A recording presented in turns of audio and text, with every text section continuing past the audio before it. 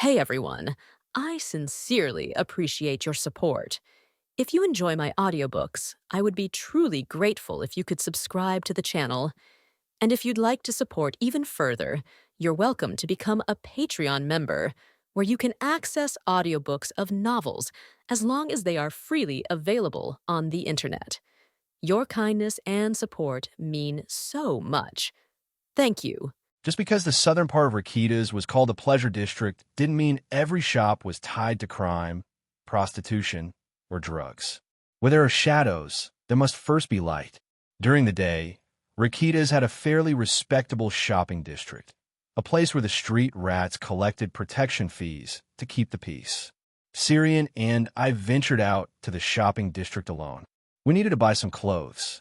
Right now, Isha was borrowing Syrian's clothes, which left Syrian short on outfits. Syrian already had to carry her holy garments, so she was always running low on spare clothes. After lending some to Isha, she didn't even have anything to wear tomorrow. We had agreed to cooperate with Isha until we found her father. We were intrigued by the information that the rats had their eyes on her, and Isha's life was in immediate danger. The rats' eyes were everywhere outside, so we needed to gather the necessary supplies for her. Fortunately, Isha's build was only slightly smaller than Syrian's. If we bought clothes that fit Syrian, they would be decent enough for Isha to wear too. Wow, there's so many clothing stores here. Why are you acting like you've never seen a shopping district before? Because I haven't? When would I have come here? You had plenty of clothes in the castle. Yeah, but why would I come to a place like this back then? They'd come to me to make my clothes. Oh, I was a loss for words. Maybe this was what you'd call the difference between commoners and the elite in modern terms. It was only natural that Syrian had a lot of clothes in Rehaim Castle. I never once questioned where all those clothes came from. During the day, I was busy training with the knights, and by the time Syrian came to visit, she'd be showing off a new outfit. So, I just assumed that clothes were something you bought at a store. But I guess for someone like Syrian, the daughter of Grand Duke, it was only natural that she wouldn't wear anything from common shops. Syrian, who had been glancing at each of the clothing stores, pointed to one. It was a store called Fairy's Thread. Let's start with that one. She grabbed my arm and led the way, a smile playing on her lips. I followed her into the store without resistance. Fairy's Thread was much larger inside than it appeared from the outside. There was a wide variety of clothes, from fancy dresses that seemed to mimic high society fashion to fairly luxurious casual wear. A stern-looking woman inside noticed us and brightened up immediately. A pretty young lady has come in. Welcome. Which of you is looking for clothes? I'm looking to buy a few casual outfits. I didn't bring many clothes with me. Would you also like to buy undergarments? Yes, for now. Syrian began to examine the clothes one by one, guided by the shopkeeper. Meanwhile, I sat in a chair that the attendant had brought over, watching Syrian pick out clothes with a newfound sense of wonder. In the Empire, the law defined adulthood at 16. But in Korea, where I was from, adulthood began at 20. If we counted by the same method as here, by international age, it was 19. In my eyes, Syrian still had the look of a girl who hadn't quite shed her youthful innocence. She was at an age where she should be focused on adorning herself. And Syrian had grown up in a place where she could have as many expensive jewels and extravagant dresses as she wanted. Yet, she had lost everything she once held in her hands. As if that wasn't enough, she'd been wandering the battlefield with me for years now. Thanks to her efforts, Hybris had managed to gather a small but growing number of believers, and we had a few comrades, or should I say companions, within our mercenary group with whom we shared our meals. But still, Syrian's hands were devoid of any decent jewelry. Lost in thought, I noticed that Syrian seemed to have made a decision. The silver-haired, red-eyed girl stood before me in a new outfit. How about this one? Does it suit me? She was dressed in a pure white dress, with a wide-brimmed hat atop her head and delicate lace trimming that fluttered at the edges of the fabric, giving her an ethereal appearance. Her flawless, fair skin and long silver hair complemented the outfit perfectly. As they say, it's the face that completes the outfit, and Syrian could pull off anything with ease. It looks good. What has always suited you? Really? Then I have to get this one. My compliment seemed to hit the mark. Syrian grinned and turned away, clearly pleased. Even from behind, I could tell she was in a good mood. Despite trying to act indifferent, Our Lady of the House had a surprisingly easy-to-read side. While Syrian went off to choose more clothes, a shop attendant happened to be waiting beside me. "Do you sell accessories here by any chance?" I asked. "Are you looking for a gift?" "Yes, for that person over there." I nodded towards Syrian. The attendant smiled knowingly. For some reason, women tend to get genuinely involved when picking out gifts, even if it's not for themselves. A bracelet might be a good choice. As it happens, we just got some new ones in. Would you like to take a look? Yes, please. Just a moment.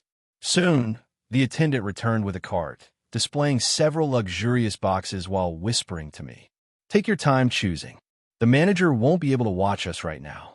She's probably brushing someone's hair as we speak. That's good. Can you recommend something that might suit her? Of course. How about this one? The bracelet I was recommended was interwoven with silver threads, with rubies embedded between them. Silver and red, the colors that symbolize Syrian. While using hair and eye color as a personal color might seem common, true beauty often lies in how well the obvious can be executed. Since her frame is quite slender, I think a finer thread like this one suits her better than something thicker. I'll show you a few more options, the attendant said. She showed me several other bracelets afterward, but none of them felt quite right. There were some with densely packed gemstones or intricately woven gold threads, but they didn't resonate with me. I doubted Syrian would prefer something so flashy. Rather than overwhelming the eye with a clutter of accessories, it was better to let her own presence shine. The most valuable masterpieces often exude a calm, sophisticated beauty. In the end, I decided to purchase the first bracelet I had chosen. Even though it made a significant dent in my funds, I didn't regret it at all. After all, it was money I was allowed to spend personally, and I wasn't in a situation where a few coins would make me struggle. She'll be back soon, I assume? Shall I take the card away? Thank you. Not at all. I hope you two have a wonderful relationship. Yes. We're not like that. I mean, there's nothing like that. Yet. Before I could respond, the attendant had already walked away, pushing the cart with her. After waiting a bit longer, Syrian returned, dressed much more boldly than before. This time, she wore a black evening dress that revealed her shoulders and collarbone. Her hair, neatly brushed, cascaded softly, with one side delicately braided to accentuate her look, making her appear irresistibly beautiful. Her collarbone, sculpted like a piece of art, held a soft, pale hue. Her chest rose and fell with her breaths, the contours of her body shifting subtly with each movement, radiating a sensual allure. Syrian could be seductive just by exposing her arms, shoulders, and neck. Although I'd seen her face countless times, it felt like I couldn't breathe just by seeing her dressed up a little. Her cheeks flushed a deep red as she shyly looked down. How is it? Does it look a bit too empty? With my shoulders exposed, it feels a bit bare. If you don't like it, I can change into something else right now. No, it's fine. You look beautiful. It really suits you. Yes, it suits you perfectly. Syrian suddenly became talkative, and I stuttered, my words coming out in fragments. My mind was overheating, and I couldn't think straight. There was no way I could stay calm. I tried to look away, thinking I was staring too much, but I couldn't help but glance back at her. Luckily, our eyes didn't meet. If Syrian and I had made eye contact at that moment, I might have been teased for life. Really? Then maybe I should get this one too? I actually picked out a few others earlier, but I wanted to show you this one. I also did my hair a bit differently. Normally, I just leave it down. Why, yeah, let's do that. Since we're here, you should get everything you like. Do you want me to carry that bag for you? Thanks. Syrian's expression softened. Her cheeks, blushing like apples, seemed to quiver with a faint smile. I noticed it, but didn't dare to point it out. It was a relief that Syrian was too flustered by my compliment to look at me properly. I couldn't even look at her directly, unlike usual. So, I used the excuse of paying for our purchases to turn away. Our little farce was brought to an end by the shop attendant's mischievous comment. You two haven't been dating for long, have you? You're so cute together. And no, it's not like that. Oh, my apologies. Not yet, then. You just look so perfect together. Hic dash. Syrian hiccuped. Syrian ilencia. It looks good on you. Why does always suited you well? Really? Then I definitely have to buy this. It was when I bought the pure white dress and hat. As I picked out a couple more clothes that Isha might like, the shopkeeper approached me with a subtle expression, trying to lure me in. Was she trying to make a sale because it looked like I was going to buy a lot? If she said anything bothersome, I was ready to refuse immediately. Miss, would you like me to brush your hair? Just for a moment. Why don't you sit over there? My hair. That's not really necessary. I'll take full responsibility for making you look stunning. So much so that the gentleman with you will be shocked. Raisin shocked. Don't you want to hear him say you're beautiful? Let's make it so he can't help but say it. Beautiful, you say. Before I knew it, I was following the shopkeeper to a chair. At some point, 2 clerks had already started brushing my hair. When I was young, the maids used to brush my hair every morning. Warm water, towels, and fragrant oils. When the maids styled my hair, I would wander around the castle like a knight fully prepared.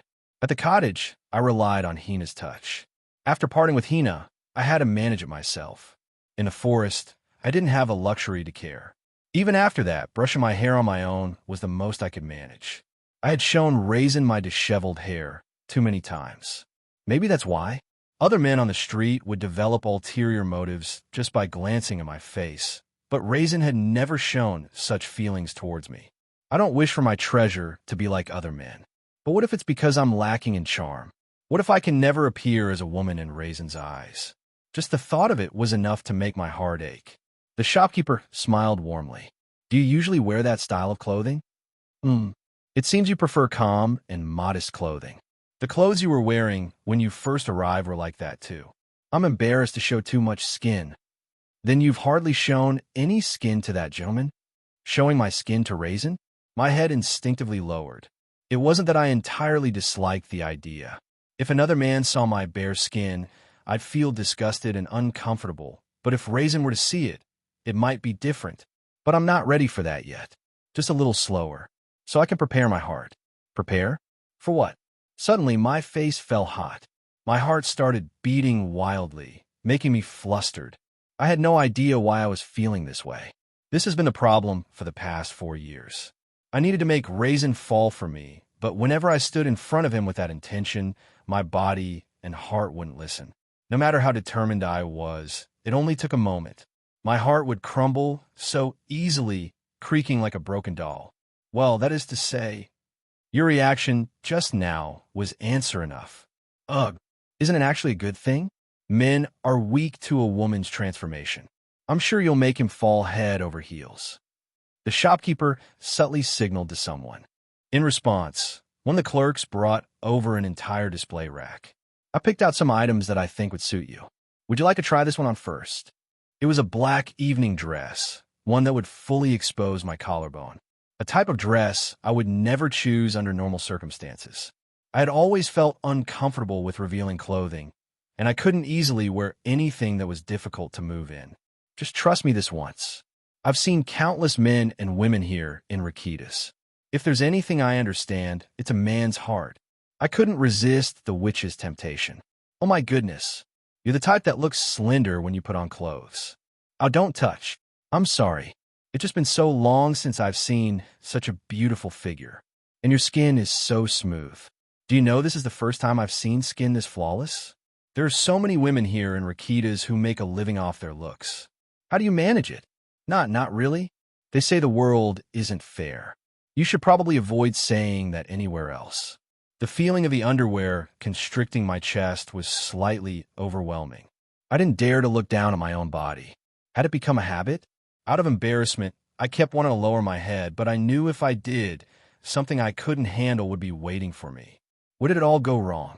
I only intended to undress briefly to try on the clothes, but the shopkeeper suggested changing my underwear as well. Since I needed to buy a few for Isha anyway, I made the mistake of agreeing to look at some. I had completely forgotten that this place turns into a pleasure district at night. So, among the underwear the shopkeeper brought, there were some that were so scandalous they made my head spin. Even the other pieces weren't exactly modest. Provocative might be a good word for them. Sensual lingerie was laid out in full display before my eyes. The shopkeeper had even picked out a few she thought would suit me well. I couldn't allow this. This was something I had to stop. Even if no one sees them, you should always pay attention to your lingerie. It's like a woman's secret weapon. A secret weapon? A face veiled in mystery is more alluring than one that's openly visible. The same goes for lingerie. It might not be today, but someday, something unexpected might happen, and you'll end up showing it. Her words brought to mind the sanctuary in the forest. That rainy day in the cave. My clothes had gotten soaked, and I had to hang them up to dry on one side of the wall. Back then, I was so young that all I felt was embarrassment. Looking back, I wanted to punch anything with my fists. Does Raisin remember that day too? He shouldn't. I'll make sure he forgets it. When that time comes, the attention you paid to your lingerie will steal a man's soul. It's a mysterious place they've never been allowed to see before. They'll be utterly captivated by you. Are all men like that? Of course. 100 out of 100. I suddenly imagined Raisin blushing. It wasn't easy to picture, but the thought inexplicably lifted my spirits. Once again, when I came to my senses, the lingerie the shopkeeper had chosen was already on me. It was a defeat, and calling it humiliating wouldn't be far from the truth. As I tugged down the hem of the black dress, I feared that the white flesh beneath might peek through. On the way to meet Raisin, I adjusted my collar countless times, worried that something might show. Would I look strange? Would he laugh at me, thinking I was being ridiculous? If Raisin reacted that way, I felt like I might cry, unable to keep my composure. How is it? Does it look a bit too revealing? With my shoulders exposed, it feels a bit bare. If you don't like it, I can change into something else right now. What am I even saying? I'm talking too much. Stop stammering and speak clearly. This isn't like me. But when Raisin spoke, I couldn't stop the smile creeping up on my lips. No, it's fine. You look beautiful. It really suits you. Yes, it suits you perfectly. Really. On the way back after buying the clothes, neither Raisin nor I said a word. But I was the one who reached out first, and, as always, Raisin took my hand. That's why it was so unexpected when Raisin suddenly stopped. We had just passed a plain bench. There had been no signs of what he was about to do. Syrian, could we sit over there for a moment? It'll just take a second. Raisin knelt on one knee before me, pulling out a small red box from his pocket. The box was wrapped elegantly, immediately making it clear that whatever was inside was a gift. No way. My heart began to race. Raisin, I realized I've never really given you a proper gift before. It's not anything too expensive, but I thought you might like it. From the box, Raisin pulled out a beautiful bracelet, silver and red. He gently took my arm, slipping the bracelet onto my wrist himself. The sparkling bracelet looked surreal to me, as if it didn't belong to this world. Am I dreaming? The happiness I felt was so overwhelming that it almost didn't seem real. Time seemed to slow down around me. The people walking by, the gentle breeze brushing through the street. Everything seemed to move in slow motion, as if to embellish my joy. The bracelet Raisin had given me sparkled in the sunlight. The rubies scattered across it looked like the most precious gems in the world to me. I've never been one to flaunt my treasures. But right now, I wanted to shout from the rooftops, anywhere, everywhere. Look at this. The most beautiful bracelet in the world is on my wrist. I wondered if I even deserved to be this happy. I was scared that I might suddenly wake up, that this was all just a dream. Please, if this is a dream, don't let me wake up. Let this moment repeat forever, just as it is in reality. I'm glad it suits you. Do you like it? Ichinen sob. Oh no, this was bad. I wasn't supposed to cry. My vision was blurring. I needed to capture every detail of this moment in my eyes, but now I was being foolish and crying uncontrollably. Before I realized it, my body moved on its own. Since it had come to this, I decided to embrace Raisin and fully savor this moment. The warmth of his body was the only thing grounding me in the reality of this moment. After giving her the bracelet, Syrian started crying, so I ended up staying with her a bit longer. At first, I wondered if I had done something wrong. I was so flustered that I even thought maybe she saw the gift as an insult rather than a present. For a brief moment, I nearly cursed the shopkeeper who sold me the bracelet. Fortunately, Syrian reassured me that she was crying out of happiness. The shopkeeper in my mind went from being a sworn enemy to a capable and kind salesperson again. Why are you crying if you like it so much? I didn't mean to cry. It just happened all of a sudden. Your face is a mess now, even though you did your hair so nicely. Shut up. Just lend me your arm again. If you make fun of me for crying, I'll hold a grudge forever. I'm not making fun of you. It didn't take long for Syrian to calm down. Once her cheek, which had been resting softly on my collar, lifted, her expression quickly changed, and a smile spread across her face. It was a smile that looked a little foolish, yet purely innocent. Just seeing such a bright smile made the bracelet worth every penny. Syrian hugged my arm, and I could hear her whisper clearly, "Thank you. I'll cherish it. If I knew you'd like it this much, I would have bought it for you sooner. There weren't many chances until now, right? But I'm so happy right now." The way she held the bracelet close to her chest was truly beautiful. Syrian reached up to the sky, making the bracelet sparkle, and then she fiddled with it in her hands, smiling bashfully. After enjoying the gift to her heart's content, it seemed like it was time to head back, so I got up. Syrian, not wanting to show her tear-streaked face, covered it with a veil, as she usually did. She must have been waiting inside for a long time. Let's go back now. Okay. On the way back, something was different from when we first arrived at this street. I started noticing women dressed provocatively and men with rough appearances. Among them, there were some who looked like sewer rats, quite a few of them, actually. We hadn't walked far, yet I felt like I had already seen 4 of them. They were hiding in places where they wouldn't be easily spotted, but they couldn't escape my eyes. It seemed like they were watching each passerby carefully. Looking at them now, their intent seemed pretty clear. They were probably searching for Isha. Especially when they glanced at Syrian, their startled reactions were obvious. Syrian had a similar build to Isha, and in this Rakita's, young girls were a rare sight. Naturally, she drew their attention. They hadn't started searching the street indiscriminately yet, but the situation might change soon. Sure enough, before long, about 4 sewer rats blocked our path. Their intentions were as clear as day. One of their filthy fingers pointed at Syrian. "Hey, sorry to bother you, but could we take a quick look at that girl's face? I'd rather not show it to you. Just once is enough. It's not like it'll wear out if we see it, right?" "No, I'm not feeling it. I don't know what you're looking for, but get lost." My words made the sewer rat's face contort in anger. This time, the stench of blood was strong on them. It was even worse than the smell of the ones I'd encountered a while ago. Back then, you could only smell it when you got close, but with these guys, the stench lingered even when they were just nearby. I really didn't like that smell. It kept bringing back unpleasant memories. 2 of them looked like they had some skill. Not extraordinary, but they seemed to have some experience in real combat. Of course, Isha's current skills were also at a decent level. They wouldn't have sent out small fry alone. After all, I did kill 3 of them yesterday. It wouldn't be strange if they were more cautious now. So, if I provoke these guys, will their higher-ups show themselves? These goons were sent out to find someone. They probably had a system in place to communicate if something happened. If I stirred things up, the stronger thugs would undoubtedly come out. Maybe then I could meet someone worth my time. But I had to be careful not to draw too much attention just yet. I glanced at Syrian, but she gave no reaction. Her silence was a form of agreement. If she didn't want to get involved in a scuffle, she could have simply removed her veil. Our saintess wasn't that fussy.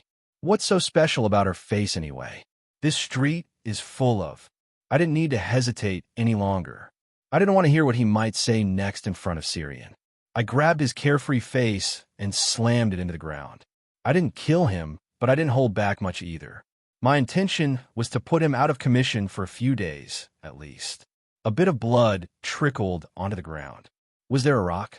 I couldn't guarantee he'd be fine when he woke up, but that wasn't my concern. He should have watched his tongue. The guy next to him didn't hesitate to draw his knife. It was a dagger he'd been carrying under his clothes. As if I wouldn't have noticed. I snatched it away and sliced his finger. It was the finger that dared to point at Syrian. "Ar, you bastard. Do you know who we are?"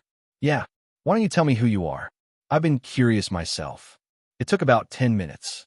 That was the time it took for me to deal with the 4 thugs and for Syrian to perform a minor trick before the rest of the sewer rats showed up.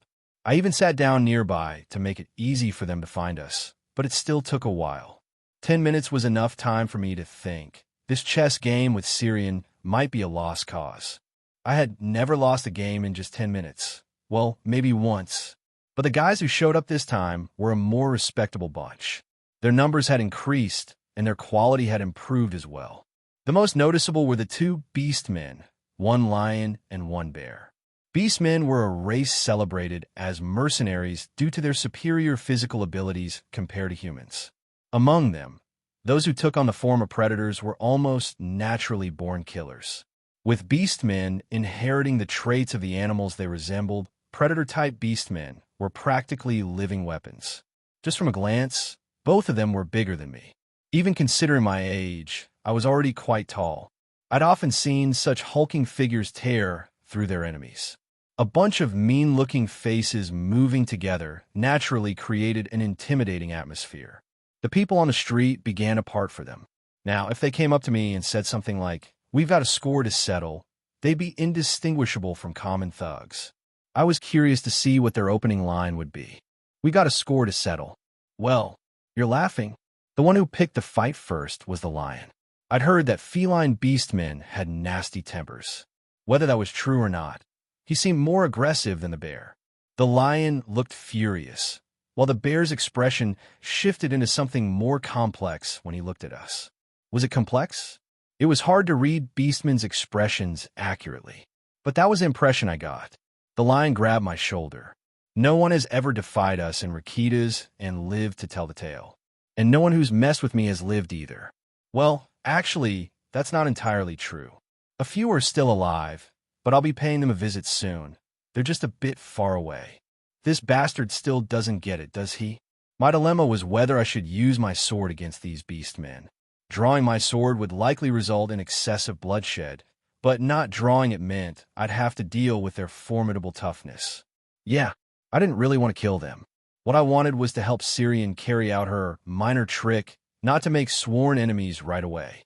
At that moment, something caught my eye, a club hanging from the bear's waist.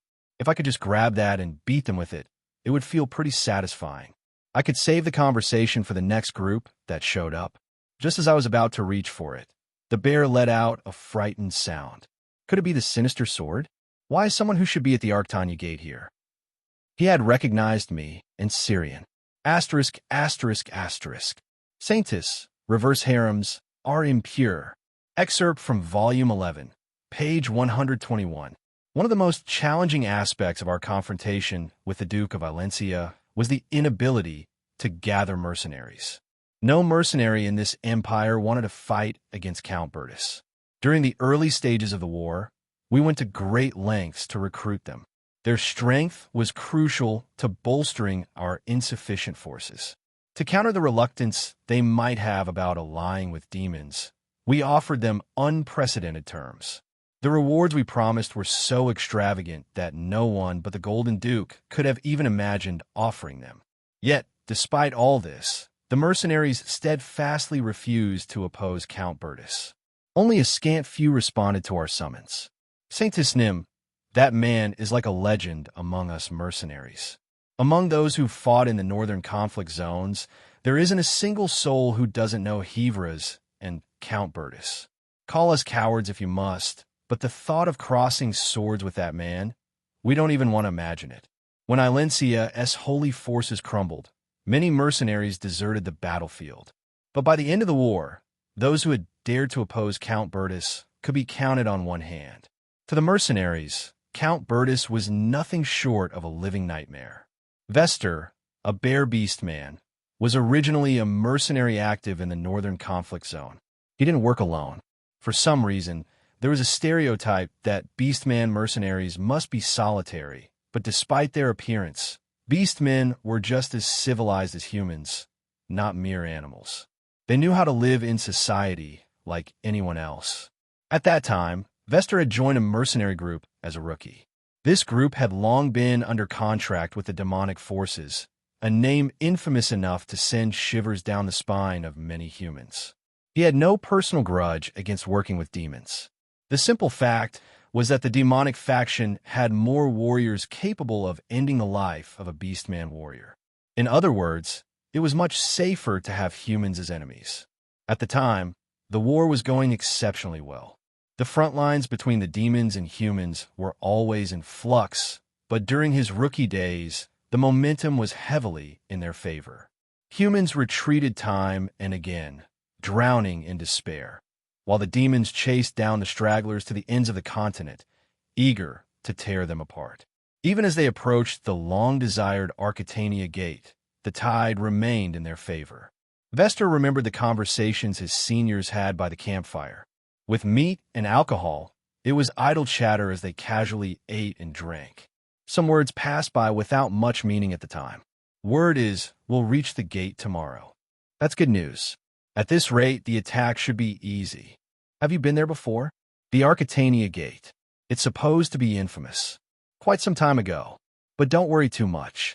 Things are going well now, so it should be fine. We've pushed this far, and there's no sign of the White Rose banner. That means Count Aloran is dragging his feet. Without those guys, the gate is nothing special. His seniors were veterans, recognized in the mercenary world. They had fought alongside the demon forces for a long time and had a pretty good understanding of the human forces as well. Though he didn't know all the details, it seemed that reinforcements that were supposed to come from the human rear hadn't arrived on time. They said that the ones waiting at the gate wouldn't be much different from before. Vester still remembered how they mocked, wondering what those who always ran away could possibly do. Oh, by the way, I heard there are some strange guys on another front. Strange guys? What?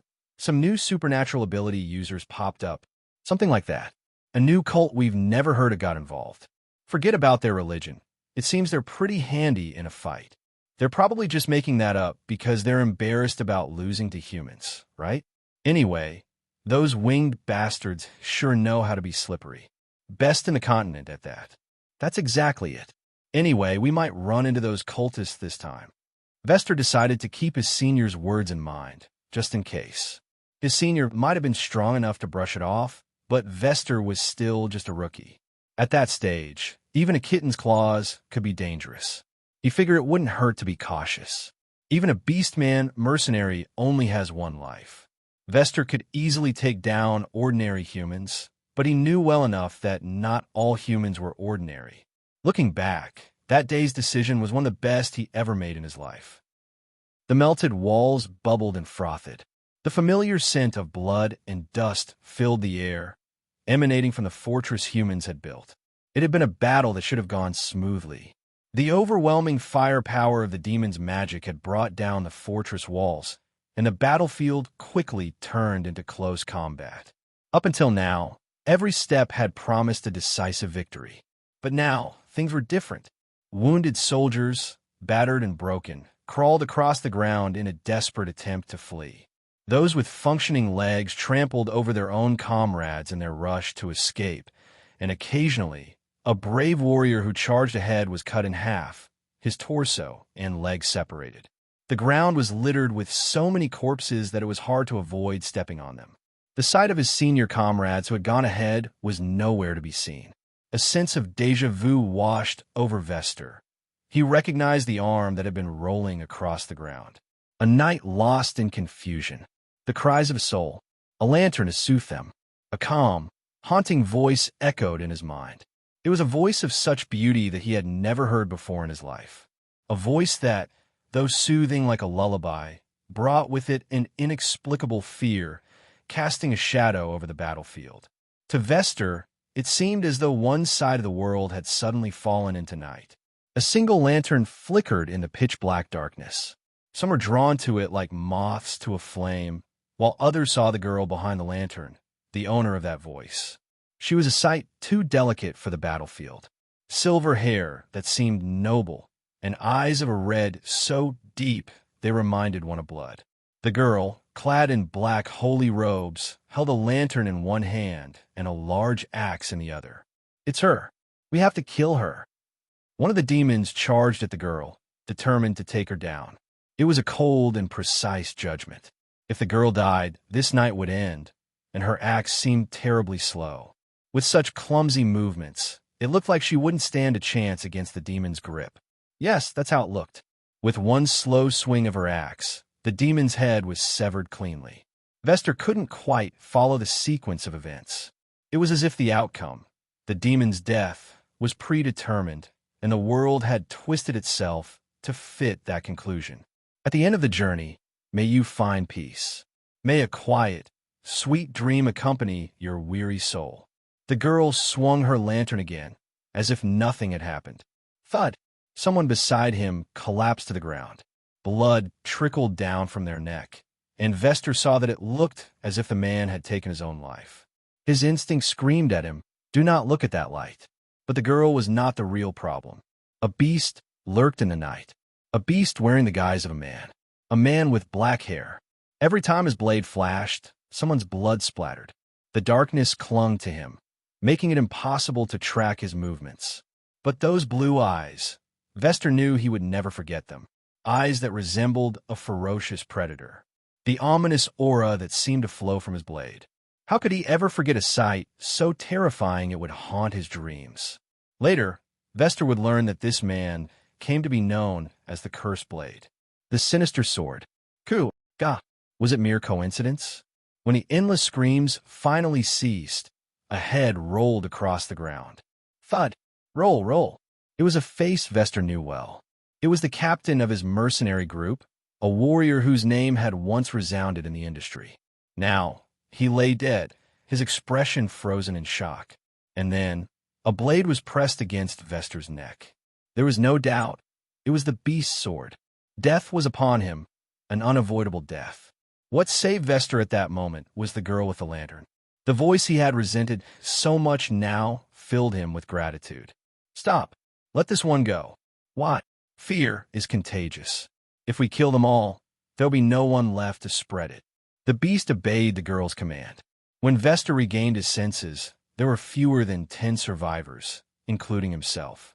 The one thing they all had in common was that they had lost the will to fight and had dropped their weapons. Using every ounce of strength he had left, Vester fled. Asterisk, asterisk, asterisk. I looked carefully at the bare beast man who seemed to recognize us, but his face didn't really ring a bell. I wasn't the type to remember every face I encountered on the battlefield. Whether they were friend or foe, it didn't matter much to me. Unless it was someone particularly important, I didn't usually pay attention. Syrian, on the other hand, had a knack for recognizing people. This time was no different. She stared at the bare beast man intently, then a smile curved on her lips. Oh, I remember now.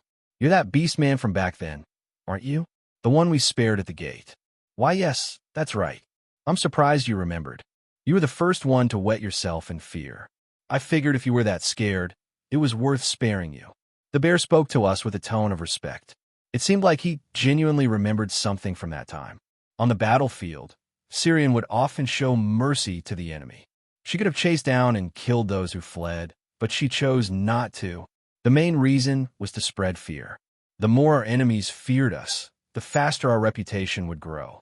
After all, they say there's a fine line between infamy and fame. So, according to Syrian, this bear survived because he would himself? It seemed like a rather dishonorable reason to have survived. Well, this makes things easier now that we've been recognized.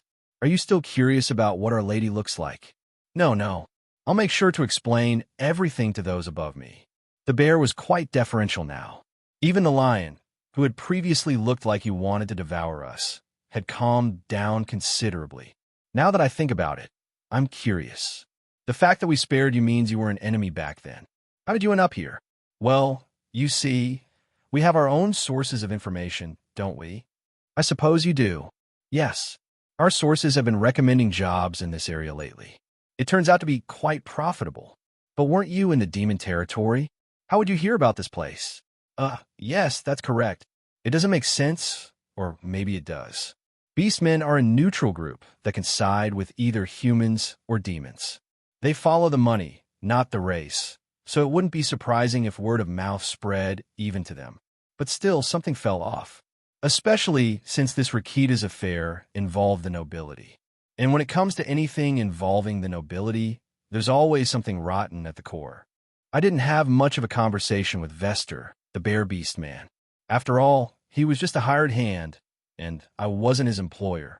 Even a rotten mercenary is still a mercenary. As cowardly as Vester might be, he wasn't stupid enough to spill everything he knew in a crowded place like this. If I had tried to force it out of him, I could have gotten some information, but that would have only caused more trouble. What I did find out was that there were several other beastmen involved in this, and the one managing them was a man named Millen. But I didn't need to dwell on that for long. The person I was curious about had just appeared before my eyes. Perhaps he was on edge from searching for Isha, because as soon as he got word, he came straight over. Millen, the bronze-skinned man, shot a sharp glare at Vester. You two seem friendly. I take it you know each other? Me, Millen, sir? I didn't expect you to come in person. I think there's been a misunderstanding here. We were just starting to talk things through. This isn't the person you're looking for. So it seems. The woman I'm after doesn't have silver hair. Millen was an imposing figure. He stood just about as tall as me, maybe a bit taller. His short, dark brown hair framed a body packed with muscles that bulged like armor in all the right places. One could tell he'd trained hard to achieve that physique. If we were to fight, he'd likely move faster than his appearance suggested. There were scars on his light brown skin, though they didn't seem to come from the battlefield. They weren't the kind of wounds caused by swords or spears, and they weren't in spots you'd expect from an arrow, either. If I had to guess, they were left by some sort of concealed weapon. It confirmed my suspicions. He must have come from the underworld. His scars stretched across his body, front and back, a testament to the dirty battles he'd survived. The blood on his hands was anything but light. Now that I was facing Millen directly, I was sure. Everything lined up with what the tavern owner and Isha had told me. This man had been one of the key players in the destruction of the Crescent Moon. I can sense the distortion of mana, and at a high level too. Though every human carries traces of mana from birth, there are rare cases where the distortion goes far beyond normal limits. These people are born with special abilities, like controlling the wind at will or spewing fire from their bodies. They're often referred to as gifted. A swordsman who uses mana needs to train their body. A priest who uses holy power must receive the blessing of a god through baptism. Magic requires rituals. Though it might seem like a limitless force, it's a science of complex theory and precise calculations. But for the gifted, none of that was necessary. They could train to wield their power more effectively, but using it was a matter of pure mana consumption, nothing more. The most irrational and mysterious power on the continent. Those with abilities were as dangerous as they were enigmatic. The strongest of them were powerful enough to rival sword masters and archmages. Millen, sir? Just a moment. Vester approached Millen and whispered something. He was trying to be discreet, but it was a futile effort. The senses of a sword master are unparalleled. At this distance, I could expand my senses just a little and easily eavesdrop. Poor Vester didn't realize this, and I had no intention of correcting his misunderstanding. That man's the Cursed Blade, a swordsman notorious in the conflict zones. The White Claw mercenaries were wiped out by him. I think I've heard of him. What about the woman next to him? I've heard she's called the Saint of Rest, but I don't know much else. She's as dangerous as the Cursed Blade. I doubt they have anything to do with the kid you're looking for. Understood. I'll get the details later. Just as I had observed Millen, he was sizing me up too. His eyes flickered over my arms, legs, and shoulders as if assessing an opponent. It didn't seem like he was about to attack recklessly. Millen didn't appear eager to fight in such a crowded place. If he had already found Isha, it might be different, but spilling blood here would only scare the patrons. Still, he was clearly ready to draw his sword at any moment. Against someone with special abilities, even a moment of carelessness would be fatal. My apologies. While we were the ones who acted rudely first, my men have taken some damage. How about we act like today never happened? Only if you apologize to the Saintess. Was there an insult?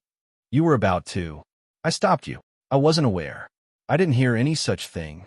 Millen's eyes narrowed slightly, glancing between me and Syrian with a cold gaze. I could sense a bit of hesitation. Was it a clash between his pride and practicality? The pause didn't last long, and his decision was to concede. Millen bowed his head slightly. It was an awkward gesture, as if an apology didn't suit him. I offer my apology, young lady. Could you forgive our discourtesy? Since it was a proper apology, I will. As you said, we'll consider today's events as if they never happened. I'm grateful for your grace. Syrian accepted the apology with ease. Since it was her decision, I had nothing more to add. Besides, a skirmish with these sewer rats could wait for another day. I had already accomplished my goal, after all. Earlier, I had left traces of divine energy on a few of the stragglers and Vester. It was a minor trick only Syrian could use. A trivial and barely noticeable blessing, like a blessing to ensure a sneeze happens in one try. If you poured an excessive amount of divinity into something as insignificant as that, the residual divine energy would linger like a stain. Think of it as leaving a special kind of paint on the rats. They would inevitably return to their hideouts, and when they did, the paint Syrian had left behind would mark those places. Later, we could track the trail and find their hideout. The method had its drawbacks, such as a limited detection range and a short duration, but it was good enough to catch rats. I was constantly amazed by how she came up with such ideas. Just memorizing holy laws for combat gave me a headache. Was it a matter of aptitude or brains? I didn't want to admit the latter. In any case, with the apology over, Millen turned his attention back to me. It seemed inevitable that we would fight one day, but for now, I decided to take a more conciliatory approach. Are we truly clear of any bad blood now? Let's say we are. Then, purely out of curiosity, may I ask why you've come to Rakitas? Purely out of curiosity, my foot. It was a blatant lie. Millen was far more interested now than he had been when mentioning his injured subordinates. His tone might be polite, but underneath it lay a cold, sharp suspicion.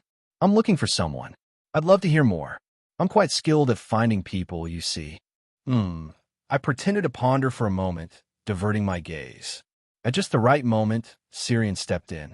There was something I needed to entrust to someone named Kiru. But I've heard he's already dead, so I'm in a bit of a bind. Then, does the Saintess plan to just return? No, I'll have to entrust it to someone else.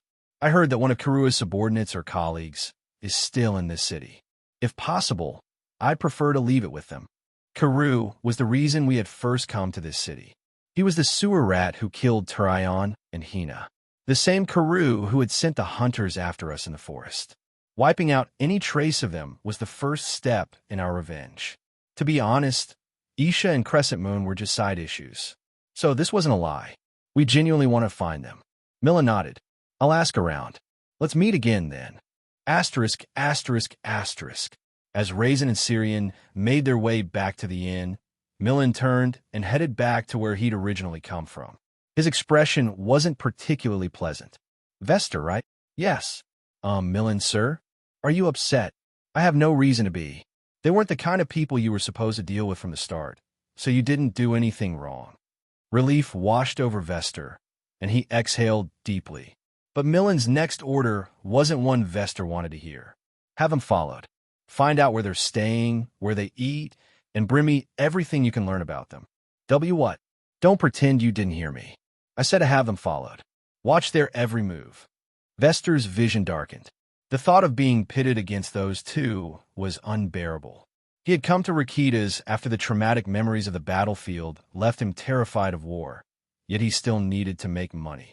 Meeting those two again was already nightmarish enough for him.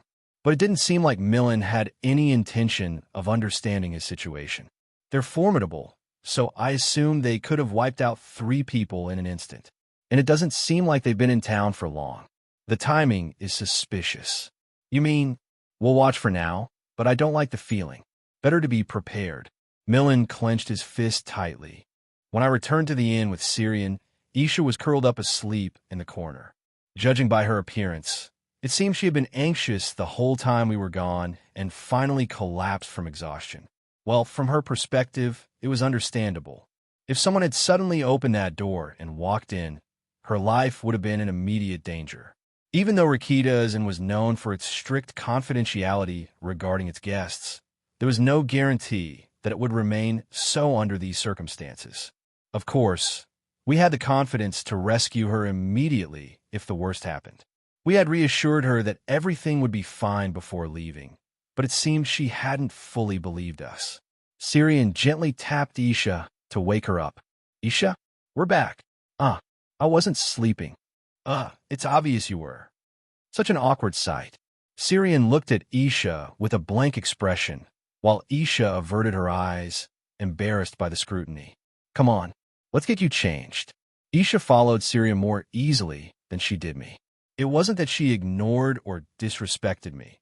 After all, I was the one who had directly rescued her, and she clearly felt gratitude and tried to be polite. But there was a subtle fear in her demeanor, as if she found me difficult to approach.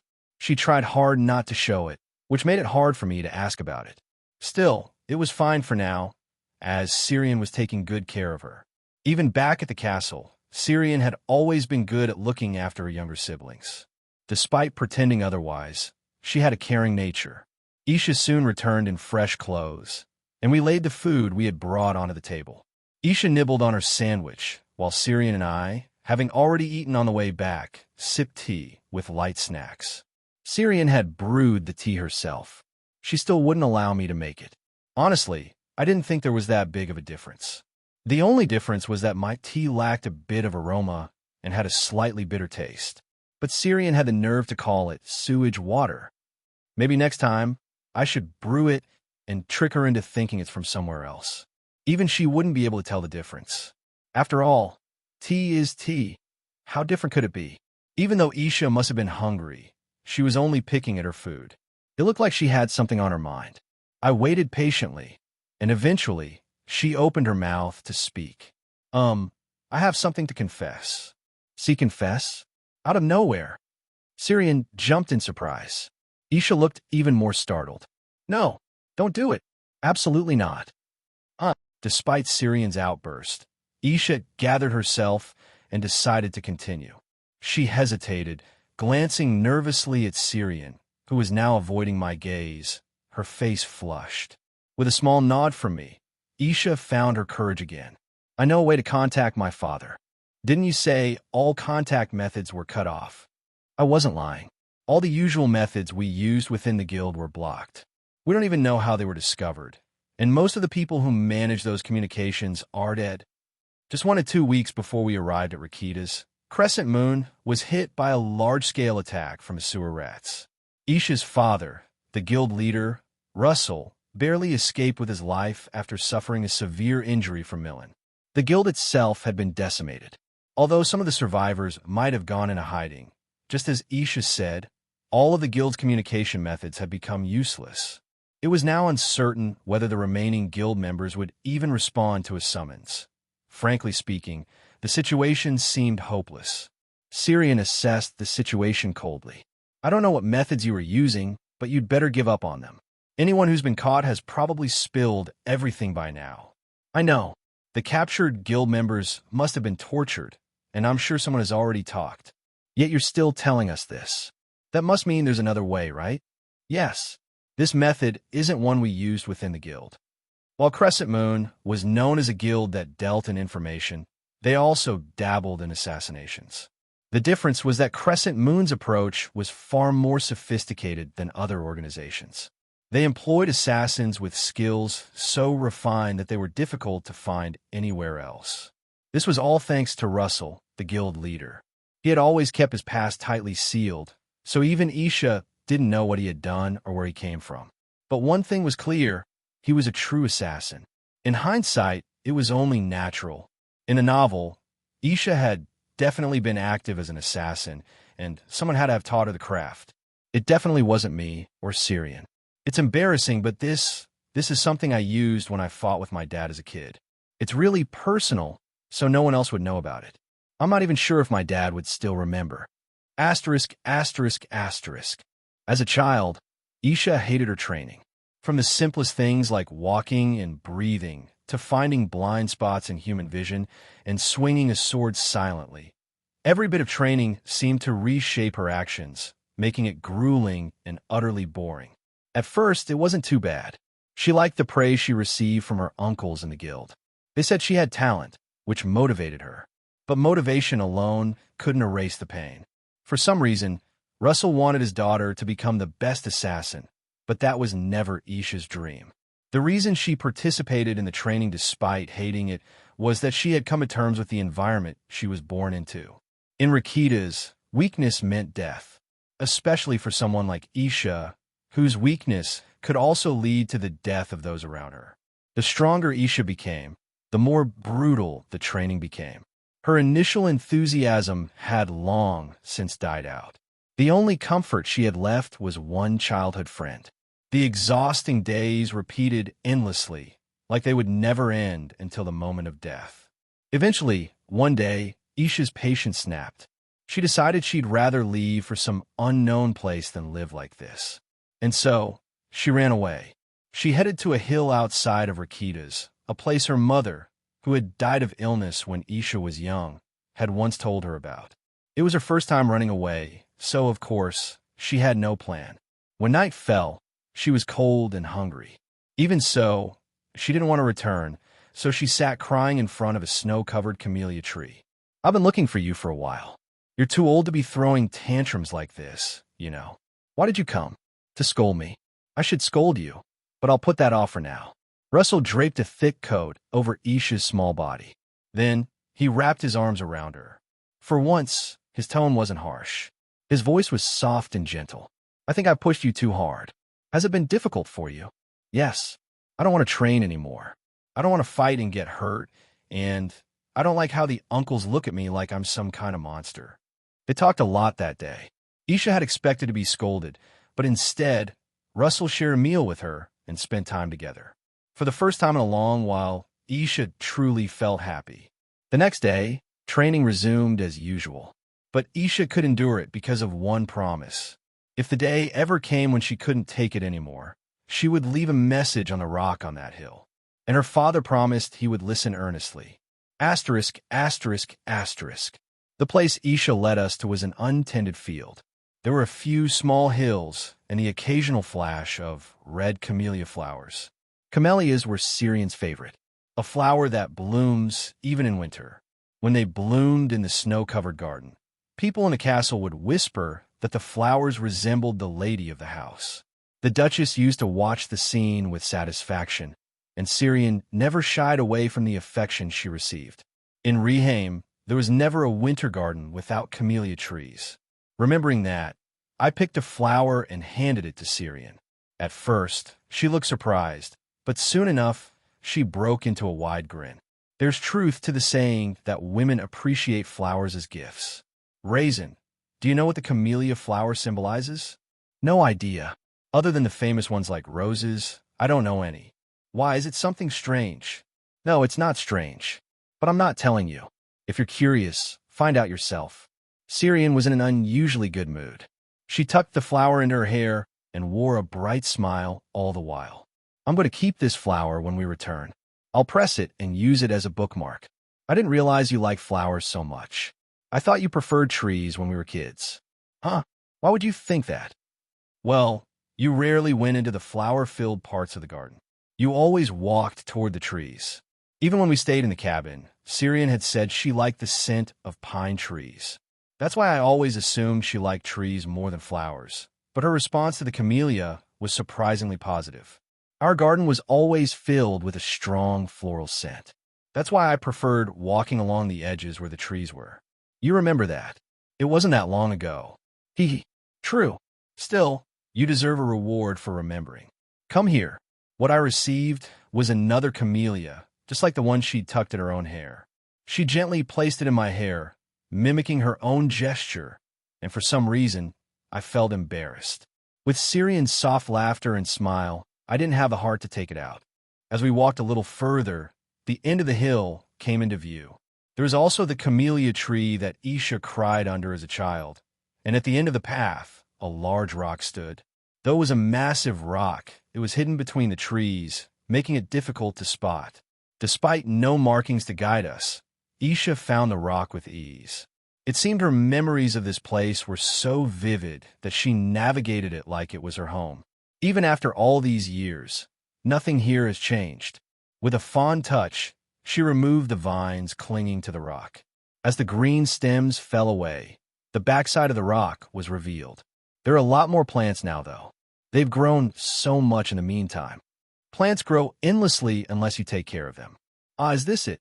Yes. It was our promise to write on the back. The rock is softer than it looks, so it's easy to carve.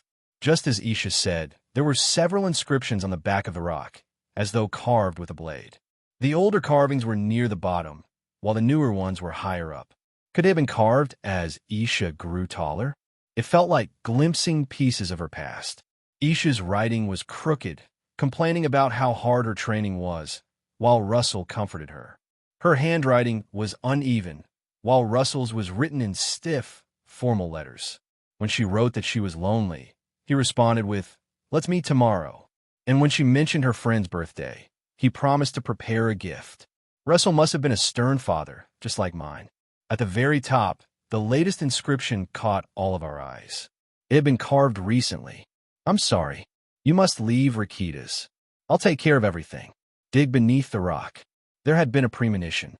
It seemed that Russell had thought of Isha's childhood memories first. We followed Russell's instructions and dug beneath the rock. There we found an old wooden box buried underneath. It didn't seem like it had been placed there recently. It had been buried for at least 5 years, if not more. It seems this was planned long ago. Dad was always a prepared man. He must have anticipated something like this. Do you want to open it?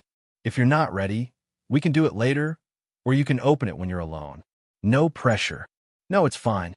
I can open it now with you. With Isha's permission, the box was opened. Inside, there was a thick leather pouch, a map, a letter, and a worn necklace. The leather pouch was filled with the finest gold coins.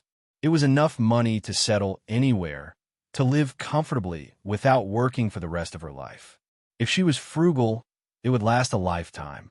The map depicted the area surrounding Rakitas, with a spot marked in red. It was far enough away that checking it out immediately wasn't possible. I wondered if it was the location where some important information was stored, but I had no desire to claim it. If she survived, she would one day rise to the rank of swordmaster, and she was someone who would never betray until the very end.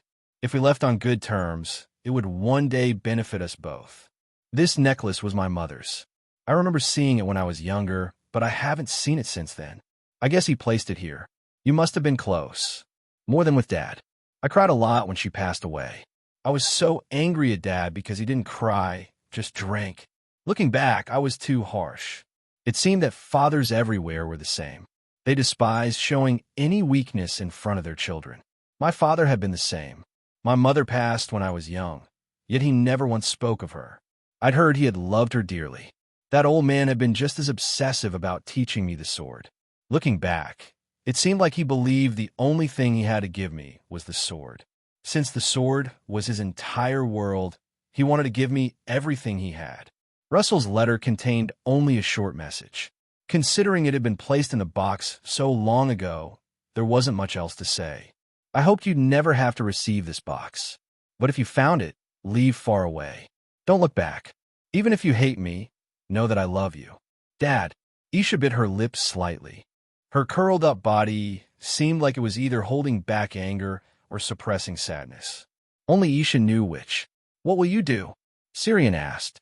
He says you should leave Rakitas. Are you going to do that? Can I even leave if I want to? If we help you, yes. It's not like they're maintaining the city walls properly. If we search, we can probably find a gap or two. The walls of Rakitas were, in reality, practically useless, though they may have been sealed up to prevent the sewer rats from finding Isha. Syrian and I could easily help her escape. Even if anyone got in our way, I was confident we could eliminate them quietly. Helping Isha escape would be the last favor we could offer her. It wasn't that I had any affection left, but I just didn't want to see her captured by the sewer rats. That's all there was to it. If I'm being honest, Isha wasn't really necessary to us anymore. Given the message left behind, it was clear that Russell didn't plan to have any further contact with Isha.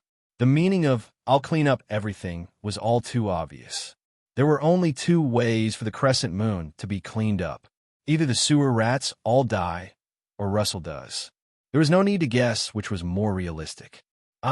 Asterisk, asterisk, asterisk. For now, we decided to return to the inn. Since the situation had changed, we started considering the option of tracking down Russell ourselves. But first, we had some business to take care of. Behind a small tree at the edge of the hill, where the moonlight barely reached, a faint shadow loomed. From the outside, the forest looked calm, with not even the wind blowing through, but I glanced over, sensing something different. From deep within, I could hear faint breathing. It had been following us since we left the inn. At first, I thought I would kill it after it reported back, but since it continued trailing us, I had ignored it. Now, as we were returning to the city, it seemed like a good time to get rid of it. Syrian, should we clean this up now? Let's. Killing it here means we won't even need to deal with the body. With her approval, I made a simple hand sign. The holy arts and abilities I possessed were far simpler compared to Syrian's. Maybe it was because my role as the protector was less complex than hers. She had to lead, while I only needed to protect her. Unlike Edwin, I couldn't teleport anywhere at will. That was a power only granted within the sanctuary. So, the abilities I received were mostly combat-related. For example, the most basic of them allowed me to temporarily create a weapon. A small amount of divine energy flowed out from my body. The divine energy gathered and solidified into a dark-colored spear in my hand. I wasted no time, throwing it without hesitation. The spear flew through the night and pierced straight through a tree. Thwack! A muffled scream was swallowed by the impact. There were two followers. The other figure, moving swiftly on the opposite side, opted to flee. Syrian took care of the other one. After years of working together, we didn't need to exchange a single word to coordinate. Her massive axe embedded itself perfectly in the back of the fleeing target's head. It was always impressive to see her accuracy. How do you throw it so well? I just throw it. TC geniuses.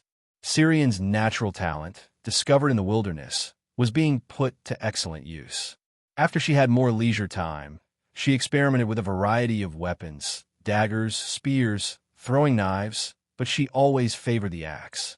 Apparently, it suited her best. Since she said so, who was I to argue? The axe Syrian used now came from a blacksmith in the barony of Esquint, where the border conflict first began. It had absorbed so much divine energy over time that it was practically a holy relic by now. The axe pulled itself free from the corpse and flew right back into Syrian's hand with a thud. The blood that had stained it was absorbed into the axe. I flinched at the sight. What the? Why is it drinking the blood? When we bought it, it had been just an ordinary axe. It was made of steel and wood, with no strange enchantments or magical properties. The only thing that had changed since then was the immense amount of divine energy it had absorbed. Watching the axe drink blood, though, was something I could not comprehend. This way, it even repairs any nicks or dullness in the blade. Pretty convenient, right? Well, yeah, but it's still kind of unsettling. Why? I think it's cute. Of course, it didn't look cute. It looked like a regular axe, a short-handled hatchet with a large, heavy blade. I was starting to worry about Syrian's taste. Maybe she had spent too much time on the battlefield. Perhaps I should try steering her toward a more girlish preference. I should start gifting her things like flowers or dolls from time to time. We checked the bodies of the spies, but, as expected, found nothing of interest. They had been following us since shortly after we met Millen. Still, I had a pretty good idea of how things were going to play out on their end. We encountered two, and we killed two. Since no one made it back, they wouldn't know if we had Isha with us or not. Even if they did find out, it didn't matter. Whether or not Millen brought more of Kirua's men, we would just track them down ourselves. I just want to make my job a little easier. It was about time we cleaned up this city and moved on. With that thought, Syrian and I returned to the inn, just the two of us. News came from that guy, Millen, first, the successor to Kiru. He said he found our old comrades and told us to meet at the appointed time. And on the day of the meeting, as the sun began to set, I decided to help Raisin put on his armor. I told you I could do it myself. I saw what happened last time when you tried alone. Your shoulder guard came off. It's better if I help you than seeing you fumble with it. That was just a mistake. Who's to say it won't happen again? Raisin, you really need to be more careful. Armor wasn't designed to be put on alone. The armor we had wasn't any different, and Raisin didn't have a squire to help him. On the battlefield, there was always someone to assist him, but now it was just me. So I had to do it. How can I ask you to do what a squire should be doing? What are you talking about? You're my knight, so it's my job to make sure you don't get hurt. Stop complaining and sit down already. Ugh, I'm sorry. I'll treat you to something later to make up for it. You better. I won't forget, you know. Yeah. It's funny how a few words like that can make you feel so motivated. I couldn't keep the grin off my face. I quickly averted my gaze, afraid Raisin might notice me smiling. But the excitement didn't last long. As I started dressing him in his armor, one piece at a time, the scars he bore began to surface in my mind. Here, give me your left foot first. Can't I at least do my feet myself? Left foot. Fine. There were burn scars on both of Raisin's feet. Once his socks came off, the reddish-brown marks would be clearly visible. I thought back to that battlefield where the enemy's magic rained down like a storm. The ground had melted and flowed like molten lava, and even just breathing felt like it would set our lungs on fire. In that searing battleground, we had to retreat. Raisin carried me on his back and ran across the inferno. By the time we successfully retreated, his boots, made from the hide of a magical beast, had melted. Of course, Raisin's feet didn't come out unscathed either. I had poured all the divine power I had into him until I collapsed from exhaustion, but the scars stubbornly remained. All those injuries should have been mine. Every wound Raisin bore should have been mine. They were either the injuries I should have sustained or ones he wouldn't have suffered if it weren't for me. If he had left me behind and flown off, Raisin's life would have been much more peaceful, more comfortable. Maybe then those hard muscles would have relaxed a bit. Although, that would be a bit of a shame. He has such an impressive body. Raisin, relaxed, and living quietly in the countryside. I can't really picture it. If he gained a little more weight on his face. That might be cute in its own way. It'd be fun to stretch out his cheeks. No matter what he looked like, to me, Raisin would always just be Raisin. Did I get something on my calf?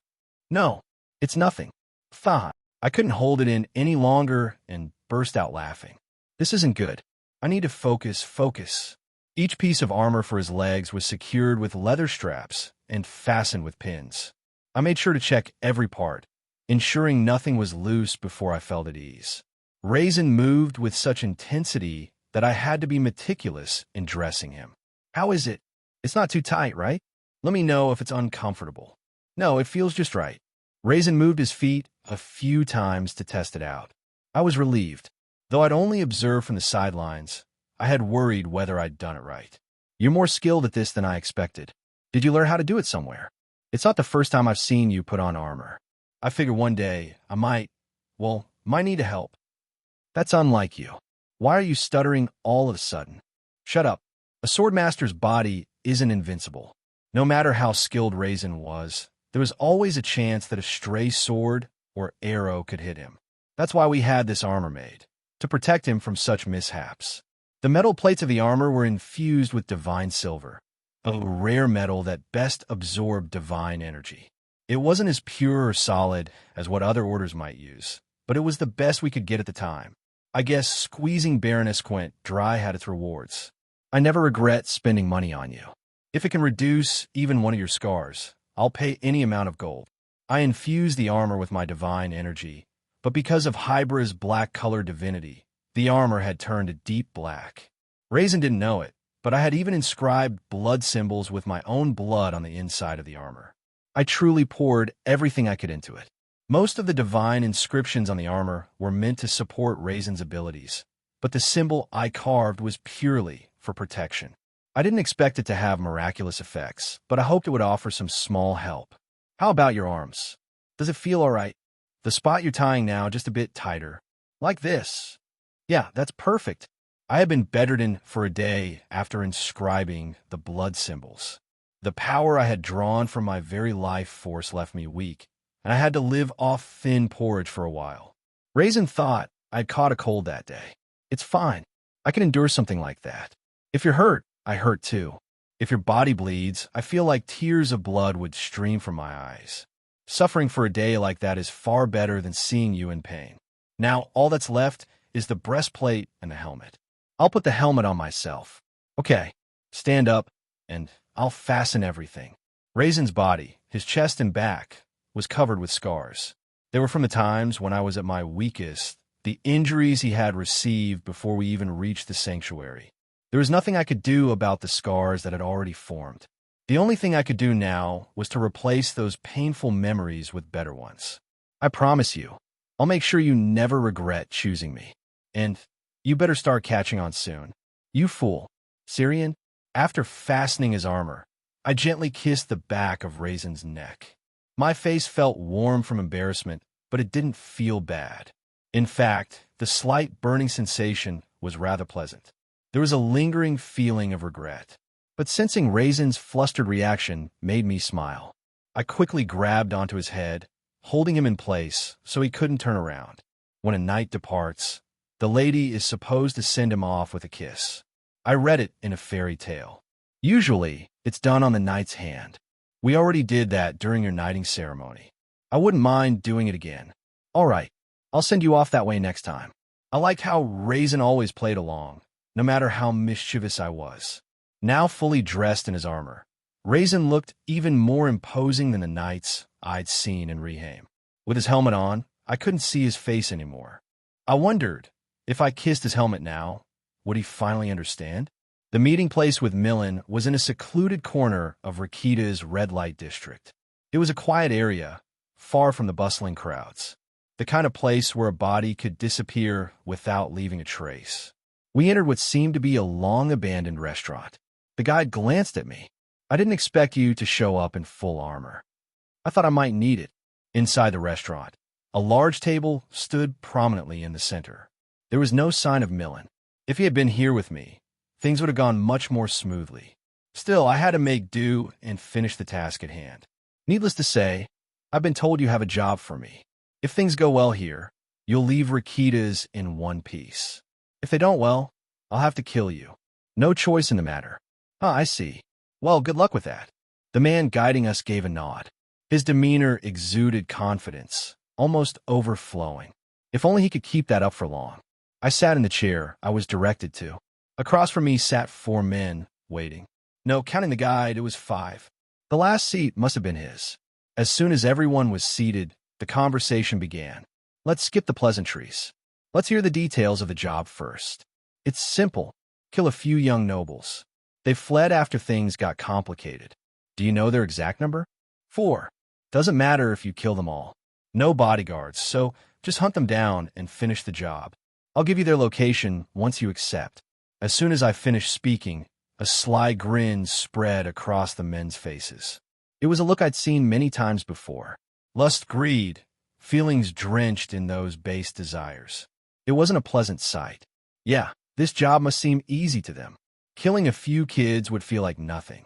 That's why they didn't hesitate to accept. Any other questions? Since you've asked us to kill unguarded children, the how of it isn't really the issue, is it? It's better we don't know too much, right? So, no questions, no reasons, and no traces. Just kill them. There's a reason. We're getting paid, aren't we? Right. I understand how this goes now. I rose from my seat. The only reason I bothered with this tiresome act was to get to the bottom of one thing. How exactly did they plan to kill us? Maybe, just maybe, something had changed? No, it was pointless to dwell on it. Syrian, the weapon, please. Instead of a verbal reply, a massive sword dropped at my side. It was mine. Syrian usually held on to it for me. Syrian vanished in a cloud of dark mist, and I gripped the sword tightly.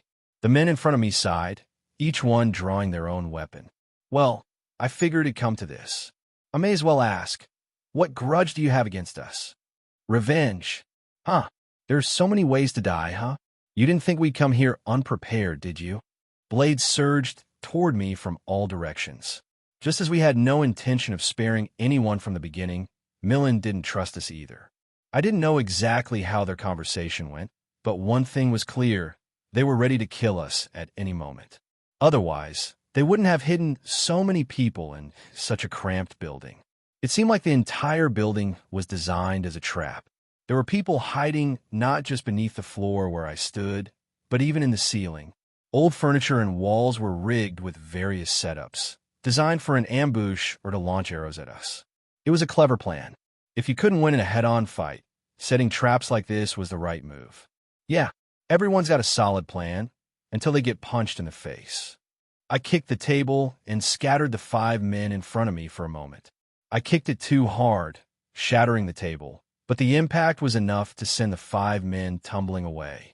I bought myself some time. First things first, let's deal with the ones hiding behind me. I glanced back and drew my greatsword. I readied myself for a wide slash. One guy hiding behind a pillar lunged at me with short sword. As I heard before, there were plenty of ways to commit suicide. You idiot! Do you think you can swing that thing in a cramped space like this? I pulled it out because I can. Big weapons usually suffer from spatial constraints. We were in a cramped, complex indoor space, and naturally, pillars and other obstacles stood in the way of my sword's path. For a normal swordsman, the moment their blade hit a pillar, it'd stop with a hard thunk, halting the attack. And once that happened, it was over. With both attack and defense stopped, only death awaited. But I wasn't an ordinary swordsman. Crayak! My blade tore through everything in its path, as if grinding them to dust, without a trace of sword energy. I could feel the resistance from the obstacles, but the sword never stopped moving. The eyes of the suicidal fool widened in shock. I granted his wish, and his bisected upper body rolled lifelessly across the floor. I won't use sword energy. There was no need for it. If I used sword energy, I could slice through everything like tofu, but for now, my holy power alone was more than enough. More importantly, it wasn't time to reveal my sword energy in front of others yet. A well-fighting mercenary and a sword master carry vastly different reputations. If word got out that a new sword master had emerged, even the imperial family wouldn't stay idle. That would throw a wrench in our plans. Besides, if they run away scared right from the start, it'll be annoying. These guys seemed like they'd put up a decent fight, especially the first 5 I encountered. Their movements were solid, and I liked the way they tried to exploit weaknesses. Even for me, slashing through obstacles slowed my sword down. A weapon as heavy as a greatsword inevitably had large, sweeping motions. If I missed, the other side would get an opening, which could turn into a vulnerability. Judging by their movements, it seemed like they were trying to guide my attacks toward the walls or pillars. Would they try to force a two-way choice, relying on their numbers? Their intentions were obvious. Then again, it was the most effective approach they could think of. I admired the effort, so I decided to play along. You're as skilled as they say. Your reputation precedes you. Do you think I'd only live up to my reputation? But do you think you're the first mercenary in Rakitas who thought they could rely on their skills and rampage? My greatsword scraped along the wall as it rushed toward them. A high slash aimed at chest level. Most of them dodged out of its trajectory, but one of them ducked underneath. He must have thought it was hard to change direction with such a heavy weapon. A sharp decision. Mana shimmered around his sword. It wasn't sword energy, but it looked like he was enhancing the sharpness and durability of his blade. For any other swordsman, this would have been a perfect chance to exploit, and even for me, that attack could have landed. It was what you'd call a perfect counterattack, but it was a fatal mistake. Once again, I wasn't an ordinary swordsman. I stopped my swinging sword with sheer force and shifted its trajectory. The man let out a short sigh, sensing his impending death. My sword came crashing down, and his body was gruesomely split apart. The impact of my greatsword cracked the wooden floor beneath it. His body, now beneath the shattered floor, found its grave in the rubble. It seemed I had taken too long to finish him off. My lengthy series of movements had left my right side vulnerable. They weren't going to let this opportunity slip.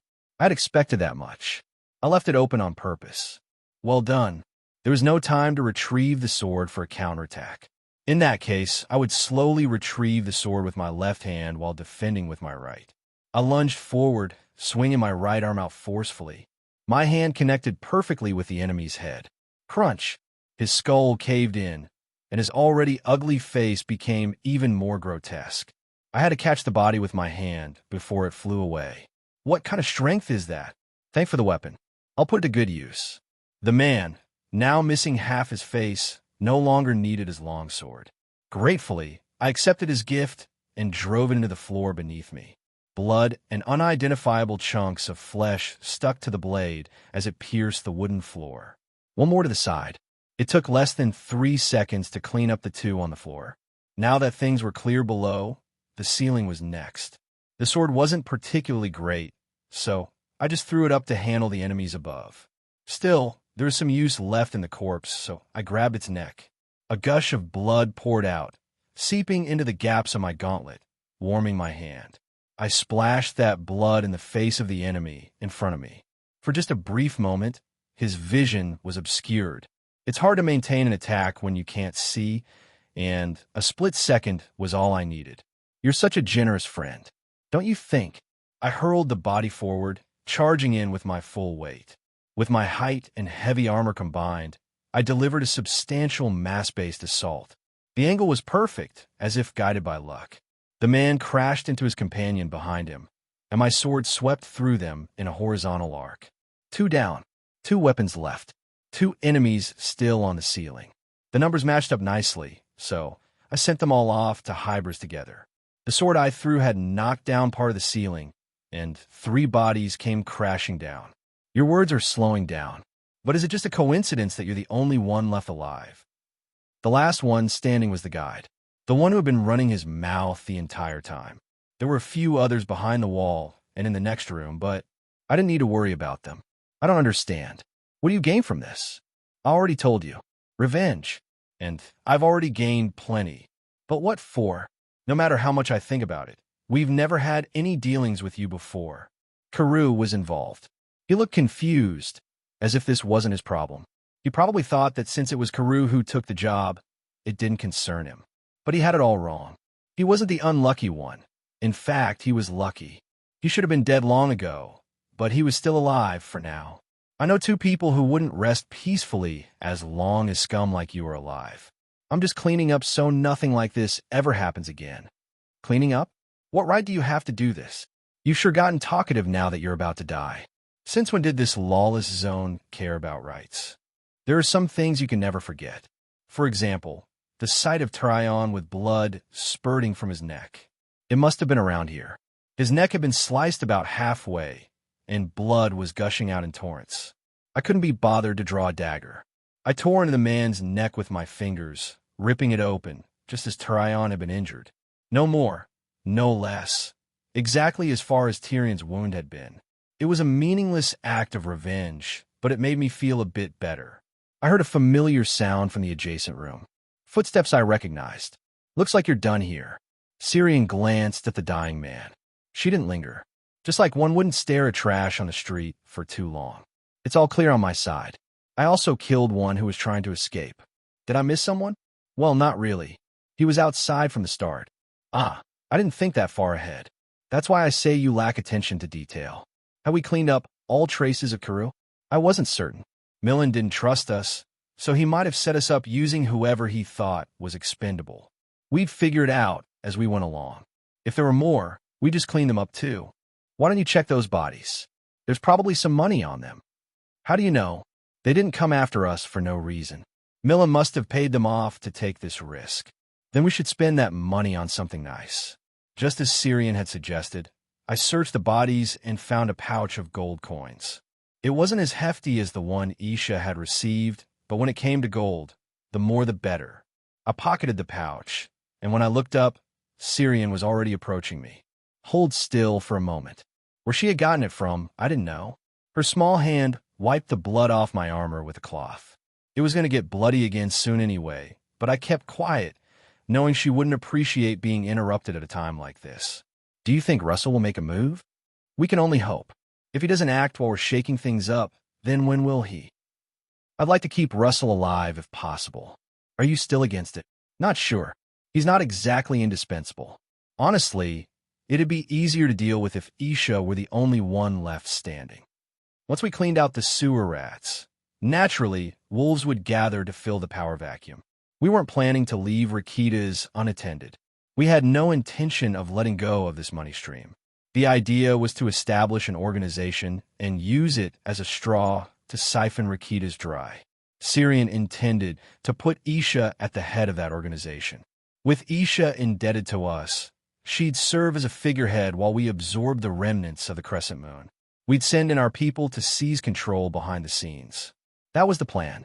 For Syrian, Russell was unnecessary. Russell was already a skilled leader. He could rebuild the crescent moon without our help. If that happened, our cut of the gold would be significantly smaller. But if you really want to save Russell, go ahead. You're much more important to me than he is. Trust me just this once. I've got a good feeling about this. When have I ever not trusted you? Syrian flashed a small smile. Up until now, I haven't been able to fully utilize the information from the original story. As someone who was reincarnated into this world, it was like I had failed in my role, but there wasn't much I could do. The events in the original novel were still years away from happening. The heroine, Elise Asterisk, hadn't even crossed over into this world yet. Right now, she was probably living somewhere in modern-day Korea, supporting her younger siblings. It was impossible to meet the characters connected to her at this point, and the path ahead of us remained uncharted. All I could do was look far into the future and make rough guesses. During that time, Syrian and I had certainly done our best. Looking back, there wasn't much more we could have done to get better results. But despite all our efforts, we seem to be following the exact plot of the original. If we had made even a small mistake, we wouldn't have been able to keep up with the original's pace. Now, to change the flow, giving our best wasn't enough. Something had to change. Russell's name had never been mentioned in the original. There was a high probability that he died this time too, just like Tryon and Hina had. But what about Isha? It was something I found out later, but Isha had become one of our closest confidants, both to me and Syrian. There was no doubt that this bond was formed during our time in Rakitas. Even so, I couldn't throw away our plans just to save Isha. No matter how we felt, the cleanup of the sewer rats had to be completed. We needed to have at least a rough idea of the location of their base. In the process, it was inevitable that we drew some attention from Millen. On the day we parted ways with Isha on the camellia-covered hill, Russell had told Isha to leave, but Isha chose to stay in Rakitas. We couldn't help her any further. By then, Millen's eyes were already on us. Even if we had shaken off the tail, it was impossible to continue looking after Isha. The danger was one thing, but we also had the goal of eliminating the remnants of Karu. Kindness had its limits, and it had to end there. But is this really enough? There were only a few years left until the story of the original began. If things didn't change soon, all that awaited us was tragedy. That was something I absolutely could not allow. I didn't want to die, and of course, I didn't want to see Syrian die either. At this point, Syrian was more precious to me than my own life. Even the smallest change in the flow could bring about a better outcome. Hadn't we suffered enough? There was no need to endure another tragedy like the one at the cabin. Then, my eyes fell on the sword hanging at my waist. It wasn't anything special, but it had been used for so long that my divine power had soaked deep into its blade. Syrian could track her own divine power. I couldn't intentionally leave traces of mine like Syrian could, but if it was power that was already imbued into the blade, couldn't I track it as well? Asterisk, asterisk, asterisk. Russell had a gut feeling.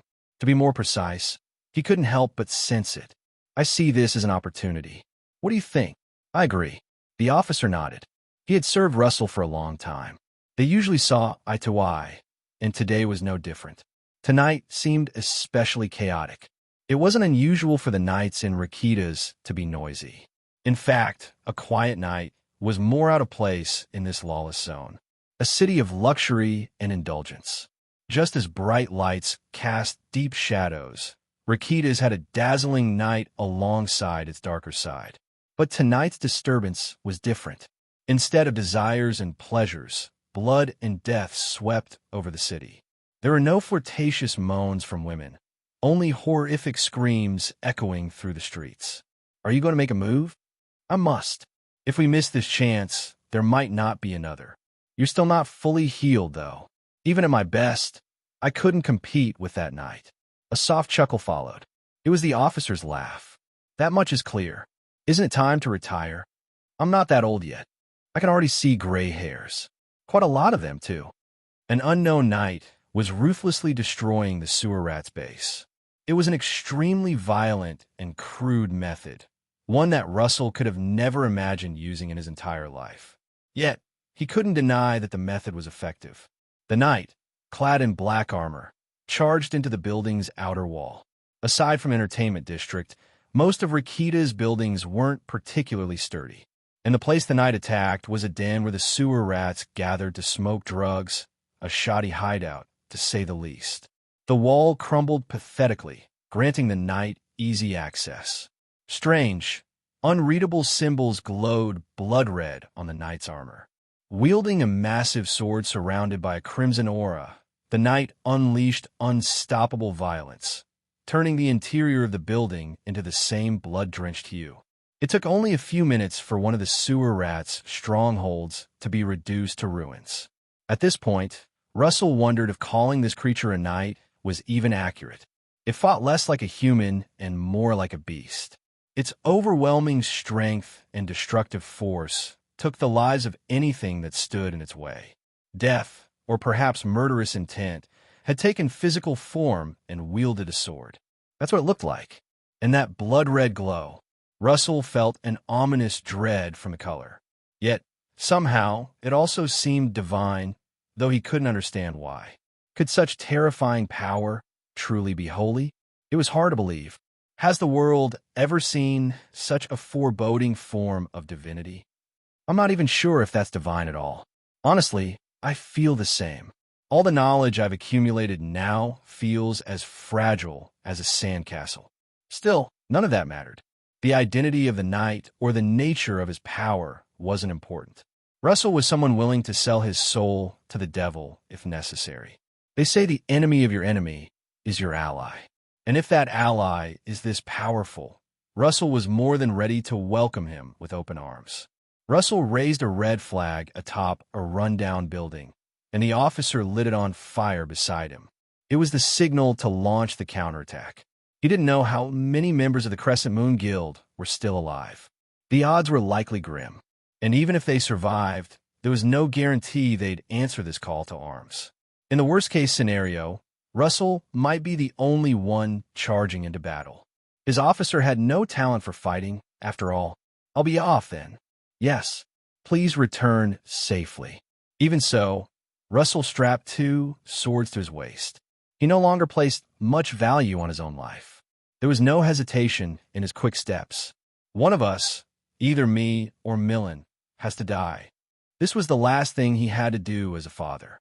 If Russell died, Millen would stop pursuing Isha. The person who held the dangerous information would be gone, and Millen would have no reason to waste money and time searching for Isha. On the other hand, if Russell killed Millen, Isha would no longer be hunted.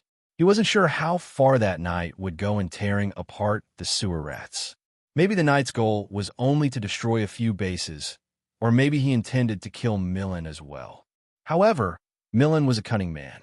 If the situation turned unfavorable, he would likely hide in a safe place to wait out the storm, just as Russell had done before. That might buy some time, but time was just that, temporary. Unless Millen left the Empire entirely, his claws would eventually reach out again. There was no real peace in that. I couldn't even love my daughter properly after all the effort of bringing her into this world. It was all because he was lacking, because he was foolish. In Russell's mind, he was a broken man, capable only of killing people and gathering bits of profitable information. Anything else seemed beyond him. He shouldn't have trusted himself. They say that a truly foolish man doesn't even know he's foolish. That fit him perfectly. Looking back, it had been a simple, misguided thought process. Even to him, Rikita's was a dangerous place. Weakness meant death, and so he had been harsh with Isha. He feared that if he showed her too much affection, his daughter's heart would grow soft. How could he have been so foolish? It was, of course, utter nonsense. All are just excuses. The truth was, he simply didn't know how to love. When his wife was alive, he thought everything would be fine. He assumed she would be the one to be a good parent. But eventually, Russell had to face the harsh truth that he had been too incompetent to even protect his own wife. After her death, it had been easier to be a strict father than a good one. It was a pathetic and cowardly escape from reality. He had sworn never to make the same mistakes again, yet here he was, repeating them. If there was one thing Russell had done right in his life, it was not turning away from his daughter's desperation. When Isha ran away, he searched for her like a madman. And when he finally saw her, crying under the camellia tree, his heart nearly stopped. He should have realized it then. He should have taken one more step toward her. Instead of waiting until she was at her breaking point, he should have told her he loved her every now and then, whenever it crossed his mind. Maybe that alone could have made a difference. Russell regretted his past deeply. TL. I'm renaming Ellis to Elise as I think that Elise would be more correct spelling. Any other suggestions are also welcome. Do share them in the comments. The dust I had swallowed made my throat itch. Even after opening my helmet and spitting, I still felt something stuck inside. This was one of the side effects of tearing down buildings. I've been roaming around in areas thick with drug smoke, with dust swirling all over the place. If I had known this would happen, I would have asked Syrian for some water before she left. By now, our dear Saintess is probably cleaning up the ruins I left behind. I should also ask her about those red symbols on the armor. When a sudden red light flared up on my armor, I was more than a little startled. I thought it might be an attack I wasn't aware of, so I hastily gathered my divine energy. Luckily, these red letters were protecting me. It was probably something Syrian had prepared. I saw her startled expression when we briefly crossed paths. Even she hadn't expected it to glow like that. Now, to everyone else, I must look more like a villain. But who cares? As long as the armor is sturdy and moves well, that's all that matters. Our run. Run for your life. Anu. As time passed, more people ran as soon as they saw me. Since our goal, mine and Syrian's, wasn't just senseless slaughter, I didn't chase them down relentlessly. But if they were too deeply intoxicated, reeking of filth, or dared to come at me, I showed no mercy. Mullet flowers are a poisonous herb by nature. If poisoned, you experience mild delirium and hallucinations. The drug the sewer rats refine from it is just as addictive as modern drugs. A swamp you can never escape from. The addicts here weren't even trying to climb out. They were sinking deeper without a care. That made them easy to distinguish. No matter how brave a warrior is, they'll retreat when the odds are clearly stacked against them. But those high on drugs, they charge in without thinking. My great sword sliced through the swamp. Bodies bloomed like flowers across the filthy ground. How many have I killed? Quite some time had passed. I had already destroyed the hideout Syrian found. I'd even tracked down those who fled, but now there was nowhere else to go. After causing this much chaos, it was strange that Millen hadn't shown himself. Could he really be hiding, planning to stay out of sight? Just when my nerves were about to get the best of me, I faintly sensed my divine energy from afar. The sword I had passed on to Isha had been drawn. The location wasn't too far, nor too close. Found you. Those sewer rats really lived up to their name. The place where my divine energy surged was near the sewage where the waters of Rakitas converged. The closer I got to the sewers, the more competent enemies appeared. Those who knew how to handle a sword, or the beast mercenaries Millen had hired, showed up. Among them was a bare beast man who recognized me. Vester. Apparently, I had earned his grudge. From my blind spot, a wolf hidden around the corner lunged with its claws out. At last we meet, you filthy human. Have we met? I don't remember you. The gate of Arctania. You dare pretend not to know my brother. Sorry. Honestly, I don't remember. I've killed my fair share of beastmen, after all. Still, I respected his right to revenge. At the very least, I was willing to give him a proper fight. Besides, even if I walked away, he'd probably chase me down to the end. I blocked the incoming claws with the blade of my sword. There wasn't an opportunity to cut through completely. Great swords, for all their power, are fairly useless in close combat. The movements are too large, leaving plenty of openings. I pushed him back with the blade I had used as a shield to create some distance. Could my armor withstand the beastman's claws? I estimated the odds, but they didn't seem favorable. His claws were too sharp to test without risking too much. The sharpened aura surged toward me again. It seemed this beast man was more skilled than the brother I had apparently killed. No matter how hard I racked my brain, I couldn't recall any wolf beast men that stood out. Grah, I am from the Forest Claw tribe. I don't need your full introduction. The only tricky part had been his first attack. Now that I knew his position and had adjusted my distance and stance, there was no reason to hold back. With a mighty swing, my greatsword cleaved the wolf beastman in two. Despite its many drawbacks, there's a reason people use heavy weapons. Most can't defend themselves against my greatsword.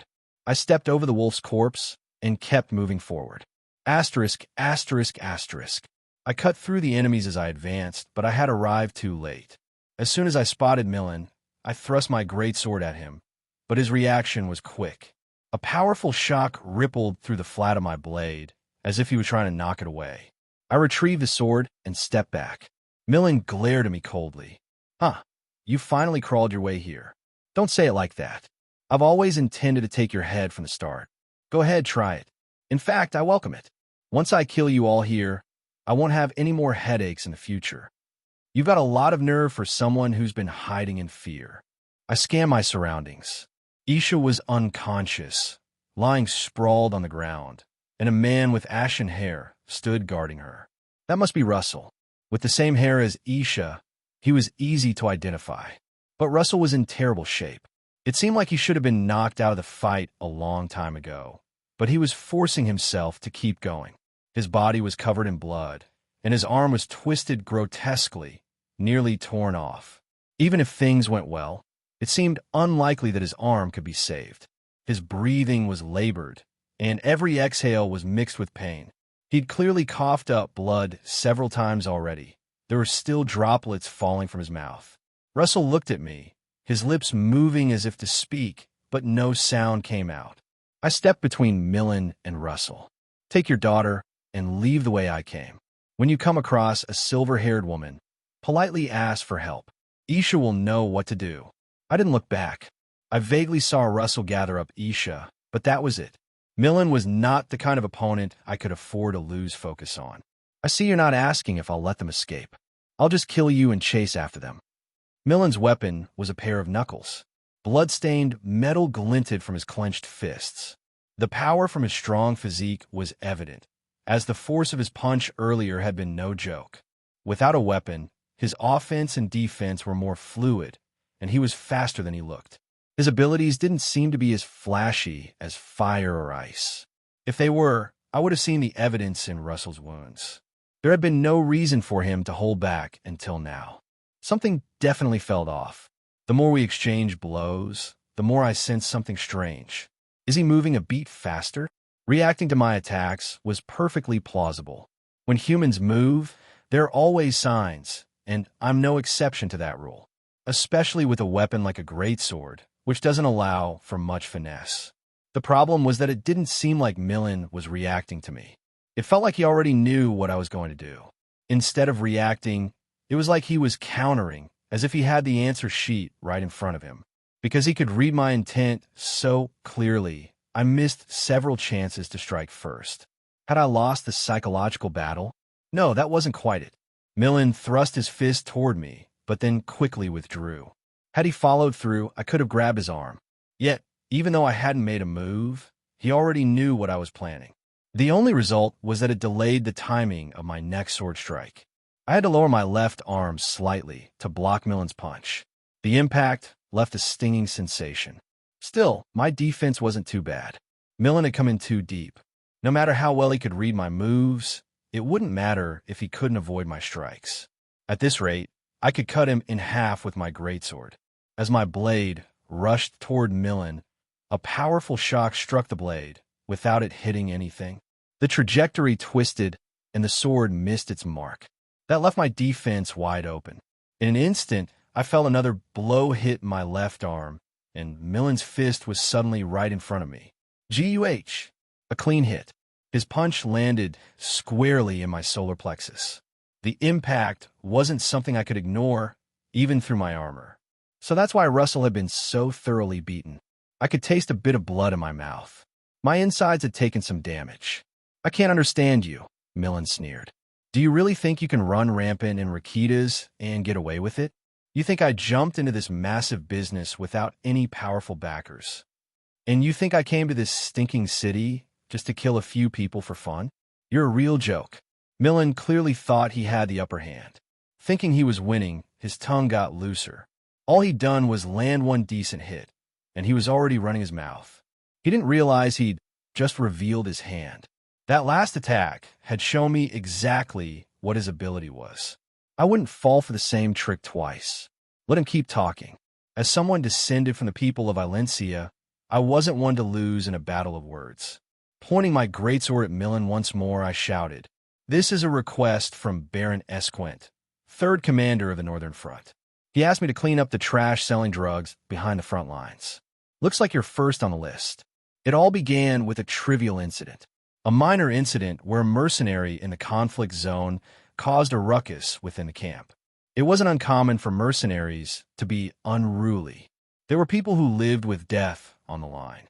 It would have been strange if they weren't rough. Fights often broke out as they tried to establish their own pecking order. So, when Baron Esquint first received the report, he simply laughed it off, thinking it was no big deal. But when that ruckus led to murder, he could no longer laugh. When Baron Esquint found out the cause of the incident was withdrawal symptoms from drugs, he deemed it a serious matter. His efforts soon bore fruit. He uncovered the culprits secretly supplying drugs within the camp. That day, the 3rd Commander of the Northern Front executed no less than 27 men. There was no mercy. All 27 heads were put on display as a warning. You idiot. You should have known your limits. Did you really think the commanders would sit idle while drugs spread all the way to the front lines? Millen glared at me as I spoke. That's how it was. Just like Crescent Moon had become a thorn in the noble side due to its excessive growth, the sewer rats had crossed a line at some point as well. It was only natural that the drugs they dealt had made their way to the front lines. Greed always leads to ruin. Just as Crescent Moon fell, the sewer rats met a similar end. It's fine for mercenaries to indulge in alcohol and women. Those two were practically considered virtues among mercenaries. Alcohol, if used well, could boost morale, and women didn't distract them during battles. But drugs were a different story. A mercenary high on drugs was useless in battle, and the mullet flower was known for its severe withdrawal symptoms.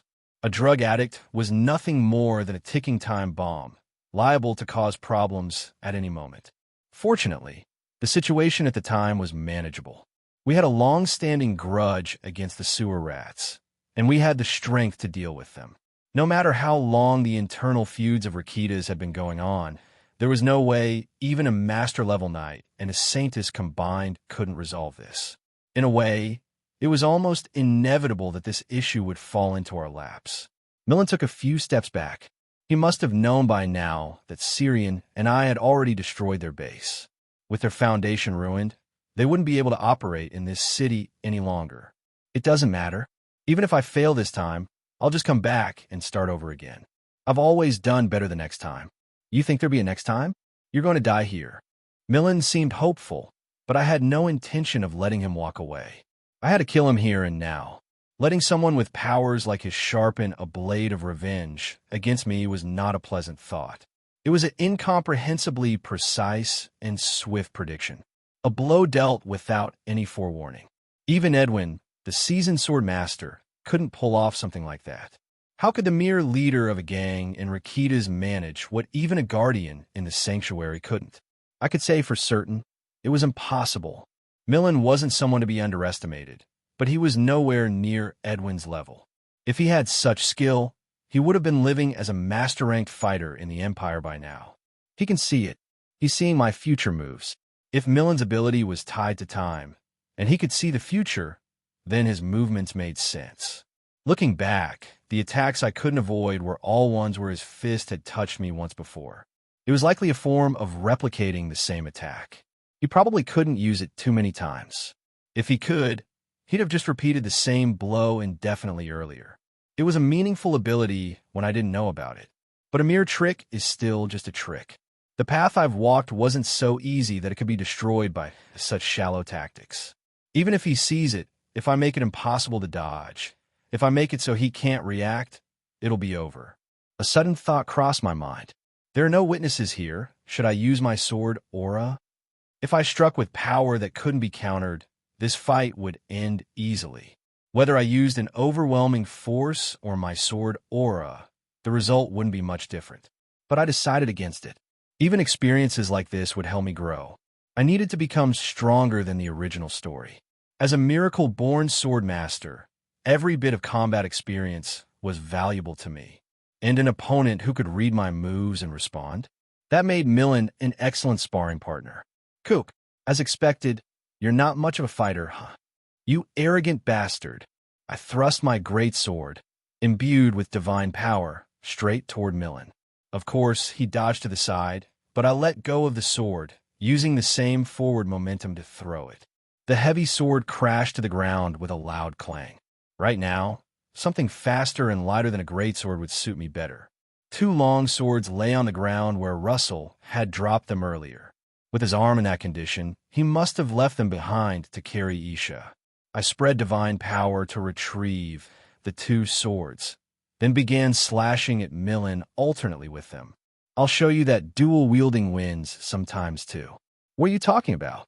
There's something like that, you idiot. If the enemy could read my intentions, then all I had to do was change my intentions. A strategy that anticipated the opponent's response from the start. A feint that could target a vital spot at any moment. A well-honed strike that would suddenly transform into a trick and vanish. Illusions of real and false moves shattered like glass. Read me all you want. There's no way you can react to every possible move out of the tens, hundreds, or even thousands of possibilities. The skills I've accumulated won't betray me. Even in the smallest movement of my feet, or the way I grip my sword, there was intention behind every action. Until now, I've focused on destructive power because it matched well with my sword aura. It wasn't because I lacked confidence in technique or strategy. I gave up on landing the first strike. Instead, if Millen dodged, I chased him down relentlessly. If he tried to counter, I twisted my sword in reverse grip to parry and launch a counterattack. The sword in my hands whirled with endless variation. This is fun. You crazy bastard. Are you enjoying this? Of course. Why wouldn't I? An enemy who could read all my moves? How could I not be thrilled?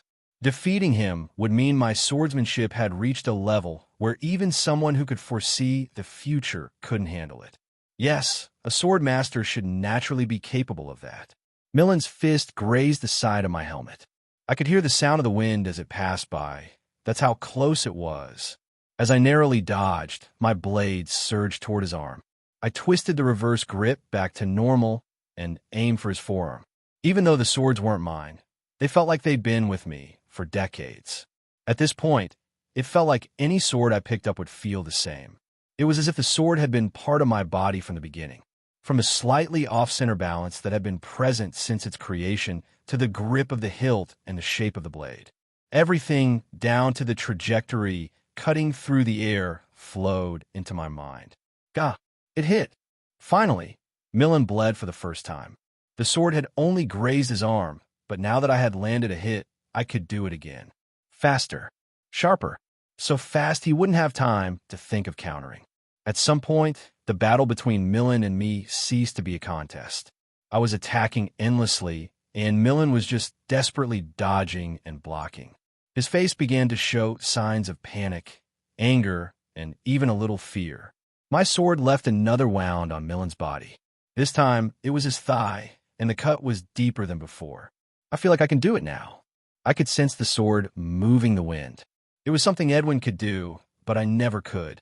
It was the most frustrating part during our training. I always used a bigger sword, but Edwin had the advantage of distance by sending blades of wind. How do you do it? You just feel the path of the sword. Once you sense it, you'll naturally figure out how. It's like pushing force into empty space. You'll understand once you try it. Back then, I thought he was spouting nonsense. But now I think I finally understand. I slightly twisted the path of the sword, tearing the air roughly. The sword's sharp aura pushed force into the empty space. Following the clean stroke, a blade of wind rushed forward sharply. So this is how it feels. What? What was that just now? Just be grateful. You've helped me quite a bit. Millen lost his right arm. The wind I sent had severed Millen's arm and continued on, carving a long scar into the wall. That was the end. With a fatal injury, Millen's movement slowed. In an instant, my sword stabbed and slashed all over his body. Once I had completely neutralized him, only the finishing blow remained. My sword, without the slightest hesitation, sliced through Millen's neck. Naturally, the dead don't utter last words. Now that this is settled, I should go back to Syrian. Russell, was it because of my age, as the officer suggested? My legs felt heavy. I hadn't walked much, yet I was already drained. I had allowed Millen too many hits. There wasn't a single part of my body that wasn't battered. I staggered as if I might collapse at any moment, and my head throbbed.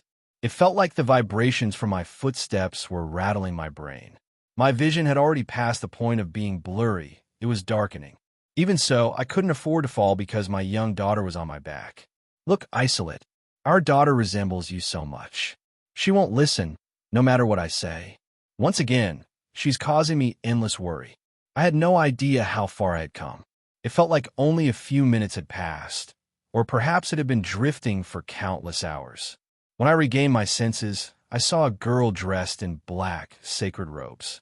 Beneath the veil covering her head, vivid silver hair caught my eye, along with blood-stained gloves and an axe in her hand. Take your daughter and leave the way I came. When you come across a silver-haired woman, politely ask for help. Isha will know what to do.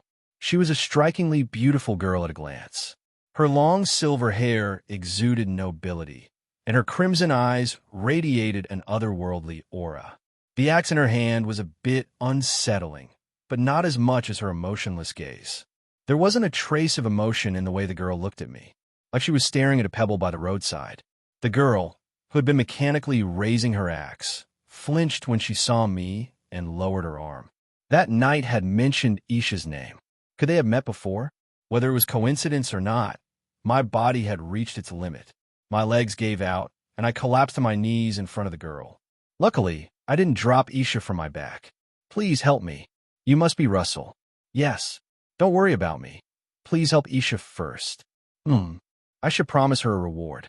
My words were stuck in my throat. What could I even offer right now? Nothing came to mind. At that moment, a wave of eerie killing intent washed over me, then vanished.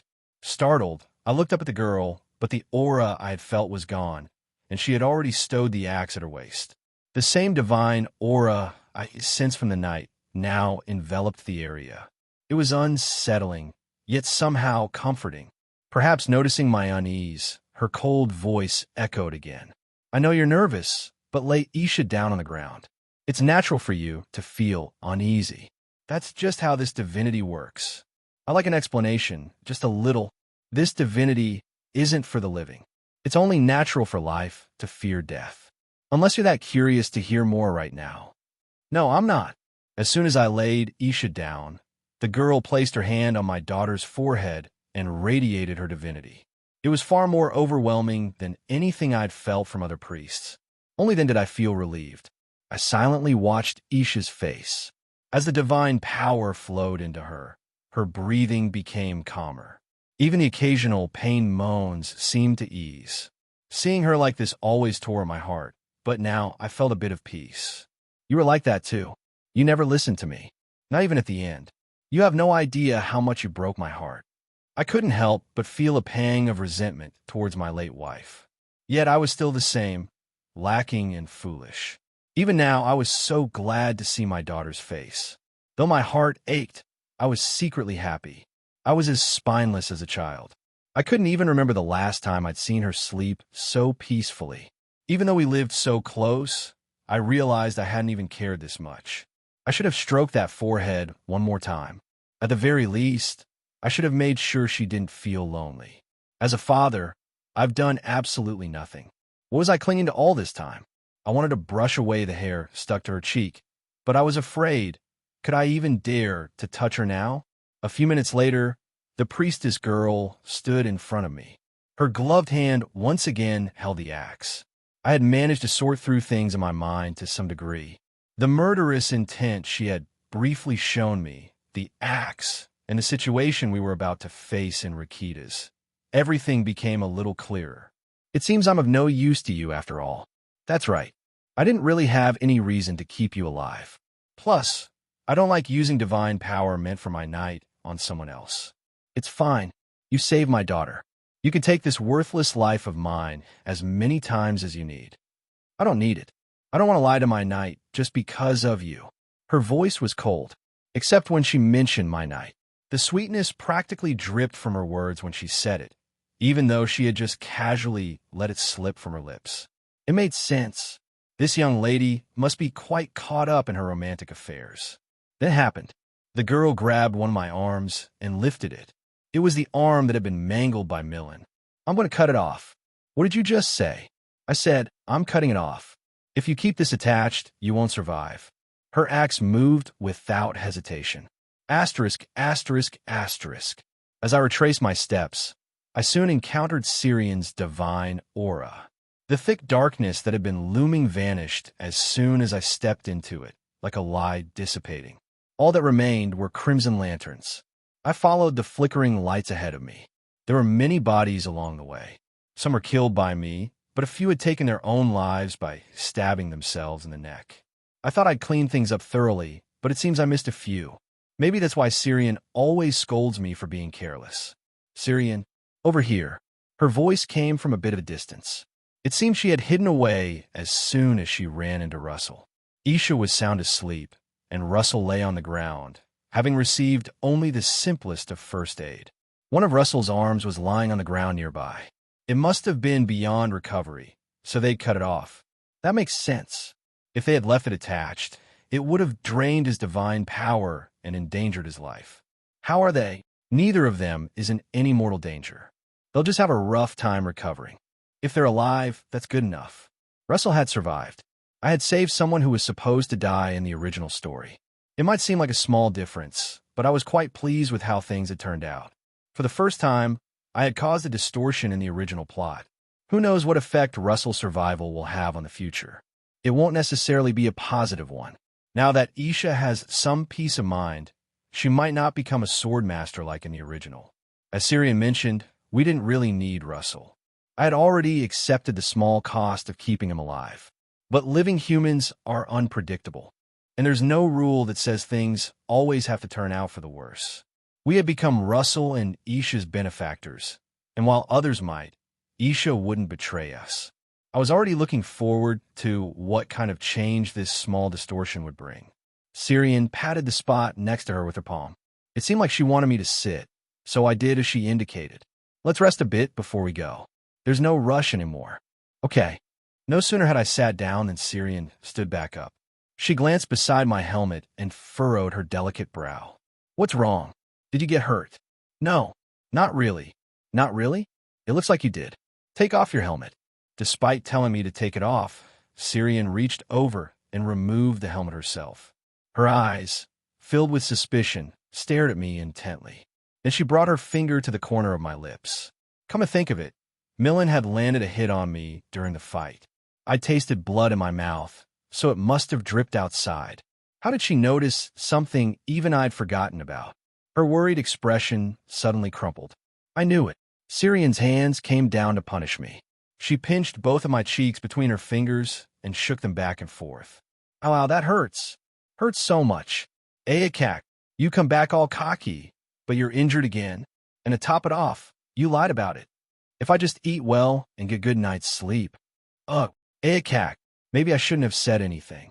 Syrian, now thoroughly angry, violently shook my head. My pinched cheeks stung. Somehow, this hurt even more than when Millen had landed a blow on me. Lately, Syrian's hands seemed to be getting harsher and harsher. Where had the delicate young lady who used to throw soft punches in the cabin gone? I really missed that version of Syrian. Only after tormenting me for a good while did Syrian finally let go. I felt divine energy flowing from her fingertips, so my body was probably healed, but oddly enough, I hurt even more now than before the healing. My cheeks were burning. Let's rest a little longer, then head back. We need to see Baron Esquent. Weren't we originally planning to rest for a few more days until someone came to clean things up? That was the plan, but I think we need to meet him as soon as possible. Did something change? You were right about saving Russell. I thought at most he'd have a few dirty secrets about the central nobles, but it turns out to be far more than that. I thought it was just a small twist in the story, but it seemed a much bigger crack had formed already. Count Aloran is colluding with demons, and Russell has the proof. Northern Front, 3rd Commander, Neola Esquent, a young man in his mid-20s with striking looks and a perpetual, charming smile. Known more commonly as Baron Esquent than by his name or title, he liked to call himself a small-minded person. He never explained why, but people speculated that it was due to his lack of ambition. Outwardly, he seemed entirely unburdened by any grand dreams or goals. A man who believed in protecting what he already possessed rather than coveting more. Though not lacking in ability, he was easily content and quick to settle. His actions were casual, and his words carried little weight. Ah, you really went through a lot. Both of you. It's worth entrusting things to people you can rely on. Thanks to you, the whole region around Rakitas is in an uproar. The rumors are flying thick and fast. Rumors? They say the god sent a demon to purify Rakitas. People swear they saw a monster from hell ripping throats out with a crunch, breaking bones as it fed. Did you really do that? Should I demonstrate right here? Let's hold off for now. Surely there are tastier things to devour than a scruffy guy like me, don't you think? In your honor, a meal is ready for you. I even hired a new chef this time, so I'm sure the Lady Saintess will be pleased. However, his true worth only became apparent when it came to protecting what he cherished. Because he valued what he had, he cared deeply for those under him. Light in words and action, he was sharp and flexible, ready to adapt at any moment. The Baron of Iron and Gold. The true face of Baron Esquent was a monster curled up in the paradise he'd built. With a beaming face, the Baron led us to his mansion. Though a commander on the front line, or more accurately, a nobleman, he was light-hearted and approachable in manner. Hey Jackson, how's business today? What did you think? As you can see, just a bunch of flies buzzing around. That won't do. Hand me an apple, would you? Here you go. The fruit seller tossed an apple, which the Baron caught smoothly with both hands, flipping a coin from his pocket. Would you like an apple? I buy from him all the time. He's got a real eye for picking fruit. Sure, just cut me half. Here you go. I'll have the other half myself. Syrian bit into the apple. The crunch echoed, and her pretty eyes widened. This is delicious. It's so sweet, isn't it? Make sure to drop by before you leave. It's too good to waste. Raise and try it. It's really good. Fruit is best enjoyed as dessert. Hurry, seems you're not listening to me. But that must mean it's that tasty. I'm glad. Eventually, I ended up accepting the apple Syrian offered. It was as sweet and flavorful as the Baron had promised. As the three of us finished our apples, we arrived at the Baron's mansion. It had no sense of strict formality, but retained a lively atmosphere. The expressions of his staff were far more relaxed than in most noble households. When the Baron passed by, rather than giving him a formal bow, the gardener simply nodded with a smile. Welcome back, my lord. The chef is waiting for you. We'll head there now. Good to see you both again. Please take care of our lord. Even as we walked down the hall, the Baron didn't stop chatting. Before we even sat down, we'd already heard his latest news. You'll be shocked by the chef's skill this time. I found him on a recent trip to the capital. His cooking was so memorable. I kept going back the whole time I was there. You were in the capital? Yes. I only returned a few days ago. I left the day after entrusting you with the task. The capital was as impressive as ever. Every time I go, the view seems to change, but of course my territory is still the best. You usually look like you're about to die when you leave the estate. Did you actually enjoy yourself this time? Oh, don't get me started. It was exhausting, as usual. The capital's packed with old men who raise hundreds of vipers in their stomachs. I thought I'd suffocate. The Baron waved his hand dismissively, but continued to shower endless praise on his territory, saying how the water outside tastes different or how it lacks the scent of life. Even if exaggerated, he never told outright lies. The meal he had meticulously prepared was so luxurious that even Syrian was left wide-eyed. An array of delicacies from mountain and sea was spread across the table. Now, please have a seat. Anything's easier to deal with over a good meal, wouldn't you say? It had been a while since I'd seen it. Syrian, smiling happily while eating. Amazing. This fish has no odor at all. It must have been a long journey to get it here. How did you manage? As expected, the Lady Saintess notices such things. That's what makes our chef remarkable. He brings out the natural flavors of every dish while removing any flaws. The roasted turkey is good, too. All I taste is butter and herbs, and the aroma is perfectly balanced. The texture is tender. That's our chef's signature. I was so taken by his cooking that I pleaded to hire him exclusively. To think someone of his talent had been hidden away until now is absurd. The two of them were fervently assessing the food. As for me, I wasn't exactly a gourmet, so I simply enjoyed it as a particularly delicious meal. It was great simply to eat as much meat as I wanted. The drink was also well-balanced, with a perfect mix of sweetness and tartness. Honestly, it might have been even better than the juice I drank in modern times. It seemed like it was made from a blend of cranberry and something else, though I couldn't be sure. I'm hardly a refined palate. After thoroughly enjoying a long and happy meal, the servants cleared away the remaining dishes, and we waited for dessert. Now that we had a moment, it was time to discuss business. Syrian spoke up first. How's the front line these days? Feels like we've been away from the gate for quite a while. It's calm. The newly appointed second commander has been working tirelessly, so things have been quiet. Thanks to him, it's been nothing but peace on our end. That's a relief. The Baron might not be able to return to the front for a while. What? That sounds unsettling. What do you mean by that? Didn't we just clean up the mess in the rear? Here, take a look at this. Syrian handed over a document written by Russell himself. It was something like a report detailing the dealings with the Count of Lauren and the activities of the Crescent Moon Group. The main focus was on the point at which they discovered the Count was colluding with demons. As soon as he read the first page, Baron Esquint's expression darkened. His ever-smiling face turned pale, and his hands holding the document began to tremble. Where did this information come from? Who's the source? How reliable is it?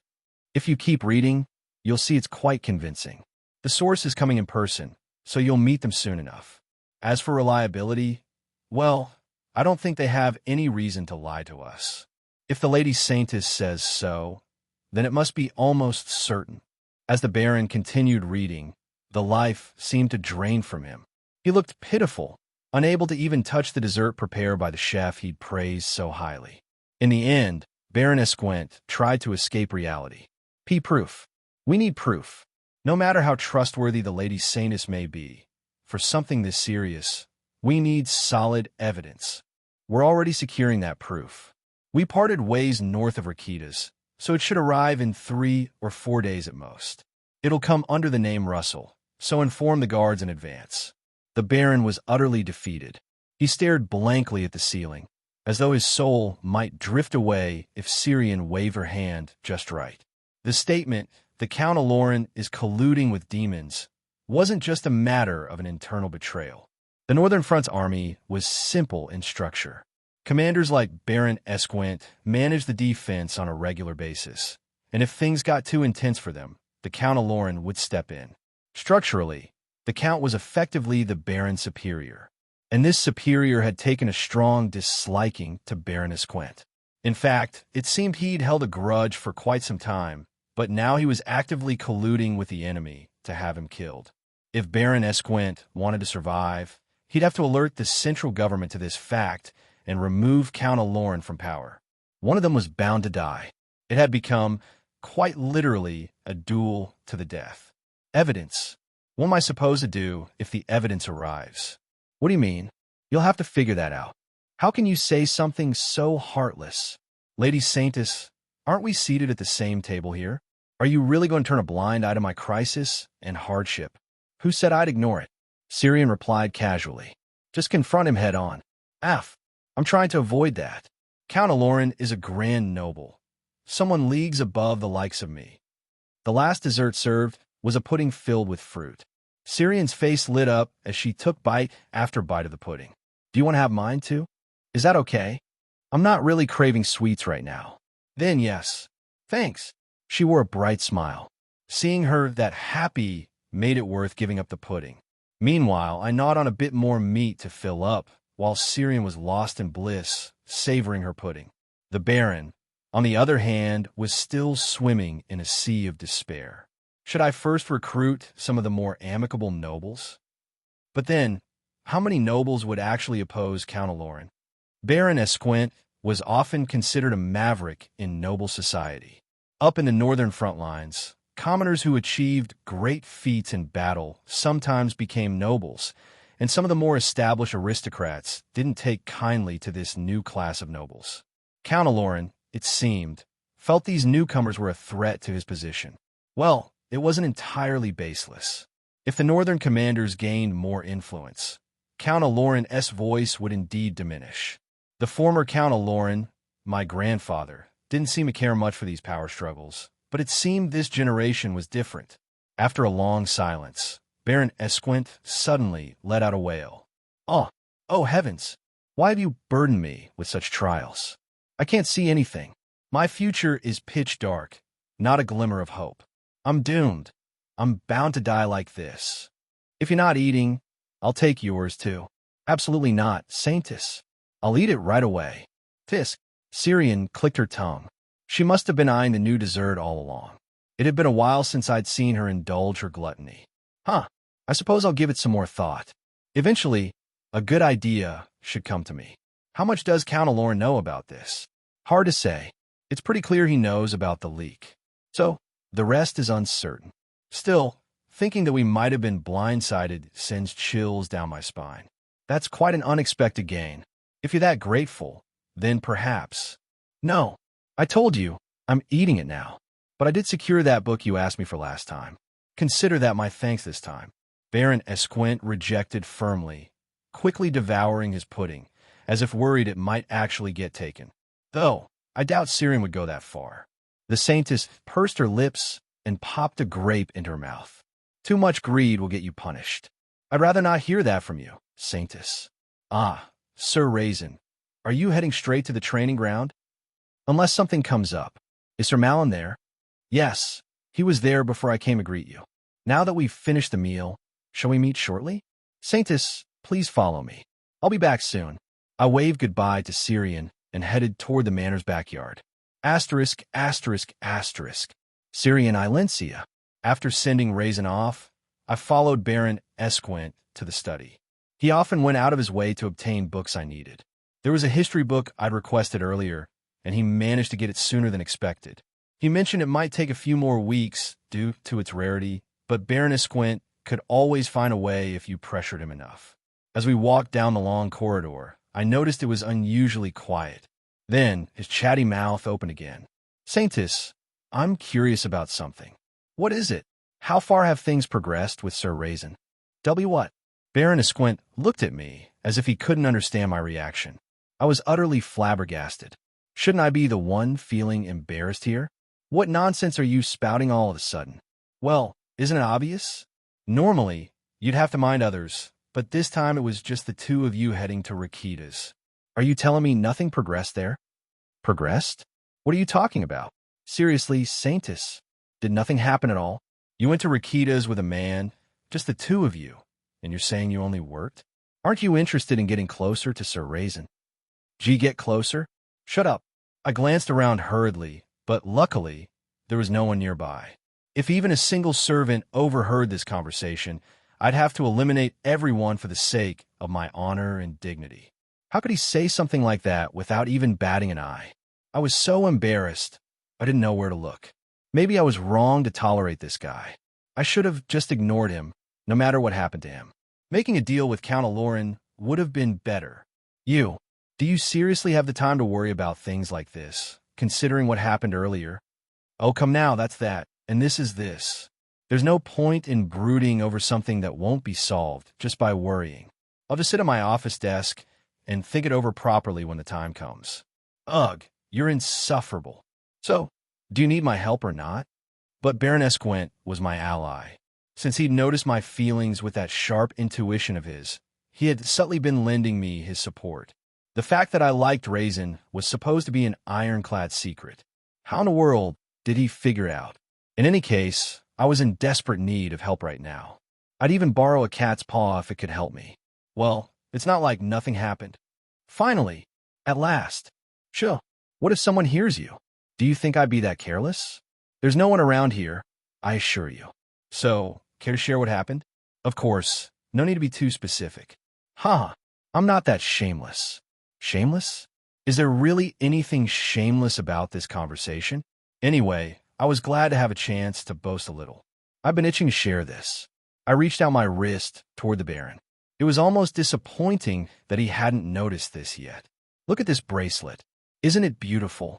Oh, yes, it's quite a lovely bracelet. Not all jewelry needs to be covered in expensive gems to be valuable. It suits you very well, doesn't it? You really have an eye for things. Raisin got it for me as a gift. I think he bought it while I was busy picking out clothes. Ah, I see. For some reason, the Baron's energy deflated visibly, but that was none of my business. Raisin's bracelet still sparkled on my wrist, and I loved the way it gleamed. Honestly, it was the perfect bracelet, something that had become my solace whenever I had a moment to myself lately. So, did you and Sir Raisin kiss? KK kiss. How improper. So, I guess he didn't. I figured as much. Not surprised at all. Raisin and I are not in that kind of shallow, vulgar relationship. It's much, much more. So you don't want to? You ugh. And just like that, I ended up imagining it.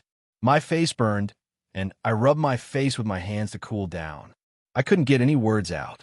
If I said anything wrong now, I might just bite my tongue and look like a fool. Even I understood the basics of relationships between men and women by now. It was impossible not to, having spent so much time among rough mercenaries. I'd even witnessed a kiss or two in real life. So would I someday kiss Raisin too? Lips meeting lips, pressing against each other as if to devour each other, glistening with a hint of slickness. And then, maybe I'd even feel his tongue. Eek! No, not yet. Whoa, what on earth were you imagining? Shut up. It's all your fault for saying those useless things. Ouch. Not the shin. That really hurts, you know. Even after hitting the Baron's shin 5 times, my anger didn't subside. Watching him hop around, clutching his leg, only irritated me further. Ow, I'm bleeding here. I was only trying to help out of pure goodwill. This is too harsh. The only thing too harsh here is that mouth of yours. Try saying something out of line one more time, and I won't let it slide. Yes, understood. I may have been a bit too hasty. I underestimated the strength of your bond.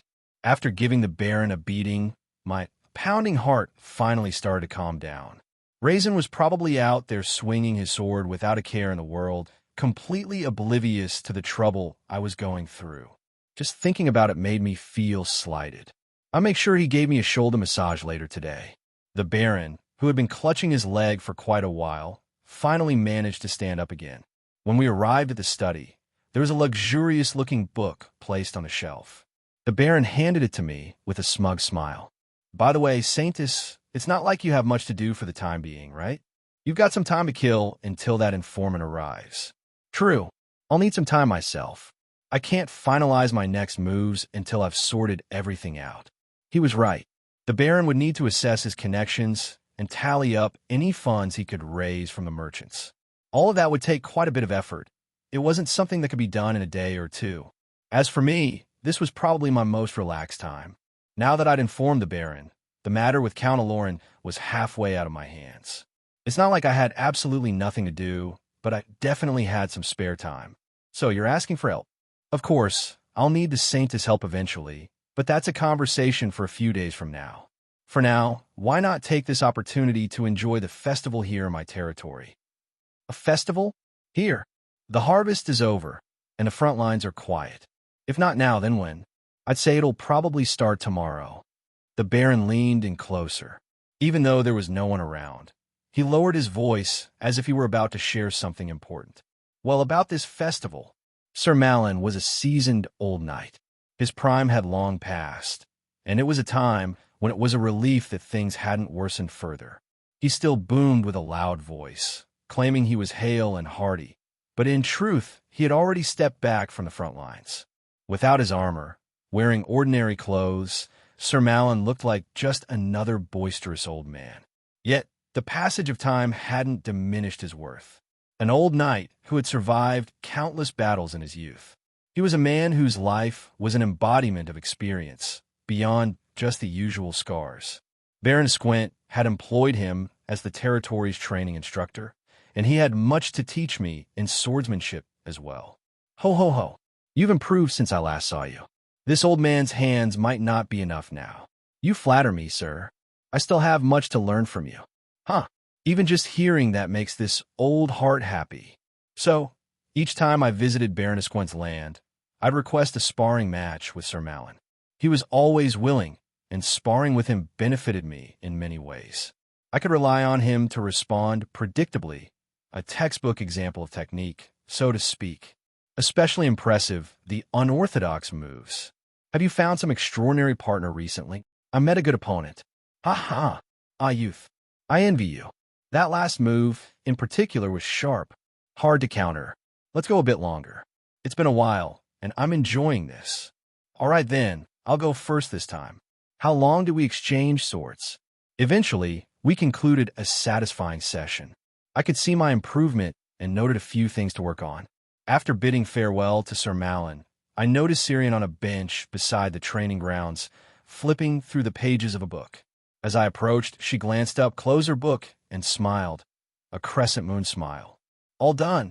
Yeah, I think that's enough for today. You worked hard. Want some water? I fetched some earlier. Sure, thanks. I'll drink it gladly. Syrian truly knew me well. Just in time, I was feeling parched, and I gratefully took the drink. Once I finished, my eyes landed on the book she had been reading. On the wine-colored leather cover, the title read, A Study on Ancient Religious History and the Paradox of Divinity. It was a title I knew I'd never have any reason to touch. Curious about the content? A little, but I don't really want to read it. It's pretty much what the title says. It's like this: if the light in the world becomes too strong, everyone would go blind, right? Then no one could see the light. That's the paradox, but it's not all that important. Syrian giggled and pushed the book aside. Her hand naturally pulled me closer, and I followed, sitting beside her. Once seated, I realized we were quite close. Our arms were touching, sharing a bit of warmth. Syrian's body was still warm. Isn't the training tiring? You never skip a day. It's something I've always done. You need to keep at it if you want to improve. To me, that's impressive. I hated studying in the castle every day. I would have rather played with you than done boring studies. And yet, you worked hard too. There wasn't much else to do. When I was younger, Syrian often visited the training grounds to watch the knights. She never got too close, just silently watched from afar before leaving. I hadn't known it then, but she'd done it because she wanted to spend time with me. I realized now how oblivious I'd been. So, that's why you always lingered near the training grounds? Oh, why yeah? You saw me back then? Of course, how could I not notice you? I just thought you came out of boredom to watch. I see. So you were watching me back then too. Syrian mumbled softly, a small smirk tugging at her lips. She suddenly seemed to be in a much better mood. Her head leaned slightly and rested on my shoulder. Her radiant silver hair brushed against me, tickling lightly, and her soft cheek settled on my arm. Her fingers traced small circles on my knee, brushing back and forth. Hey, did you hear? They're holding a festival here starting tomorrow. I heard a bit from Sir Malin. Really? There'll be lots of delicious treats and interesting sights. The Baron sounded pretty confident about it, said he invited many merchants. I glanced at her, subtly watching her expression. She wasn't looking directly at me, but I knew exactly what she was hoping for. Her flushed cheeks, her gaze averted to the side, her lips opening and closing as if unsure what to say. I wasn't oblivious enough to miss this. She was expecting me to ask. Syrian could be shy at times, so it felt right for me to suggest it. Would you like to go together tomorrow? I'm curious to check it out. Yes, let's go. I heard they have bread with plum jam. That's something I must try. Then we'll each get one. You love plums, after all. I'm already looking forward to it. It seemed I'd given the right answer. I felt her cheek move a little against my arm, twitching as if in joy. She probably thought I couldn't see her expression, but when Syrian let her guard down, she could be utterly endearing. She seemed to know quite a bit about the festival, too. Baron Esquint must have been eager to tell her all about it. He was a man overflowing with pride in his land, so he probably couldn't contain himself. Syrian, while pretending to be indifferent, must have listened carefully. Shall we take a walk? I like to look around the village.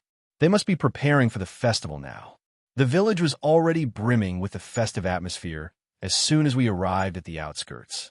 Though everything wasn't fully set up, the excitement filling the entire village was enough to make it feel as if the festivities could start any moment.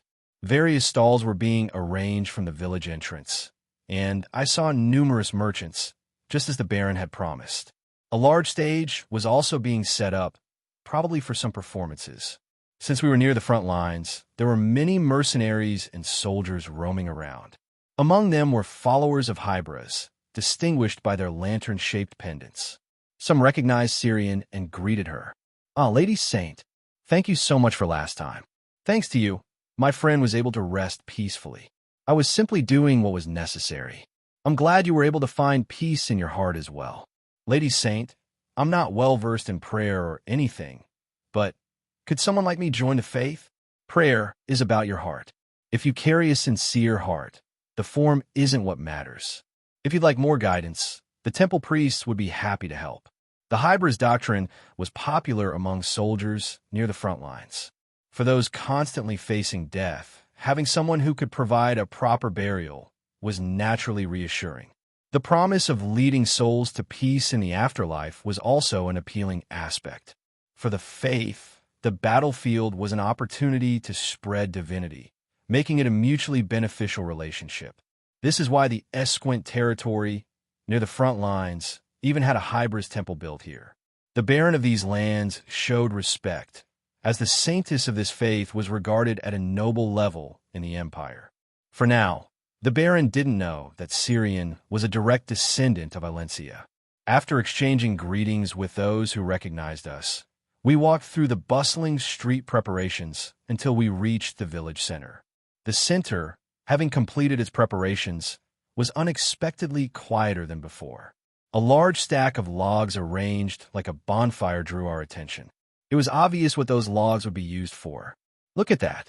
On the last night, they're going to light a huge fire. Do you remember? We used to make bonfires outside the cabin and have fun. Those were such good times. Wasn't it just because we could play outside at night? Well, to me, nighttime was like the end of the day. It was the first time I realized that quiet, empty time could be enjoyable. Yeah, I enjoyed it too. We'd shout in excitement about going home, dancing offbeat, and Tryon, who only drank orange juice, acted like he was tipsy. Yes, he did. Do you remember the promise the four of us made? How could I forget? Tryon had made a bold promise. He said that when the four of us, Syrian, Tryon, Hina, and I, met again, he would grant a wish for each of us. Caught up in the atmosphere, Syrian added her promise as well, saying she would grant a wish too. Though it seems unlikely now. When I think about it, in all my first memories, you, Raisin, were always there. We were childhood friends, and now I'm your knight. Of course, you are my knight. You have to stay by my side always. Syrian wrapped her arms around mine. The warmth from her body and her soft touch made my heart race. It felt like lately, the physical distance between us had grown closer and closer. Even though the other two aren't here, you're still the most precious person to me. Well, I feel the same way. I'm happy to hear that. Then I'll keep my promise too. With her gloved hand, she gestured toward the pile of dry logs. Come here with me on the last night, and I'll grant your wish. I couldn't sleep well that night. The face of Syrian, smiling as she promised to grant my wish, lingered in my mind. The more I tried to shake it off, the more it stirred unease within me. That dazzling smile, the sunlight streaming down as she held my hand, guiding me forward, and those eyes, as if waiting for an answer. My thoughts grew so tangled that I found myself running laps around the training ground late into the night. It was only after exhausting myself that I could finally clear my mind of such needless musings. Regardless of my restless night, time marched on, and the day of the festival arrived. The village, brimming with anticipation since the day before, was bustling with cheer. Merchants, their wagons piled high, shouted loudly to promote their goods, and the fragrant aroma of delicious food lured passers-by. The streets were festively decorated, appearing both quaint and vibrant. Just as the Baron had boasted, it felt alive with the spirit of the people, a sight that wasn't unpleasant. Raisin, let's start over there. I want to try that. Syrian couldn't hide her excitement, her voice filled with joy. It seemed I was the only one still caught up in last night's conversation. Through the crowded streets, Syrian moved ahead of me, pulling me by the arm. It felt strangely out of place to follow her lead like this. I had always thought of myself as the one standing guard in front, but at times like these, simply keeping up with Syrian felt overwhelming. I wasn't oblivious.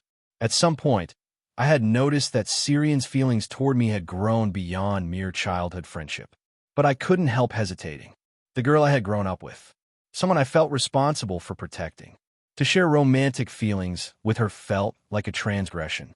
Moreover, Syrian hadn't had the chance to experience other relationships.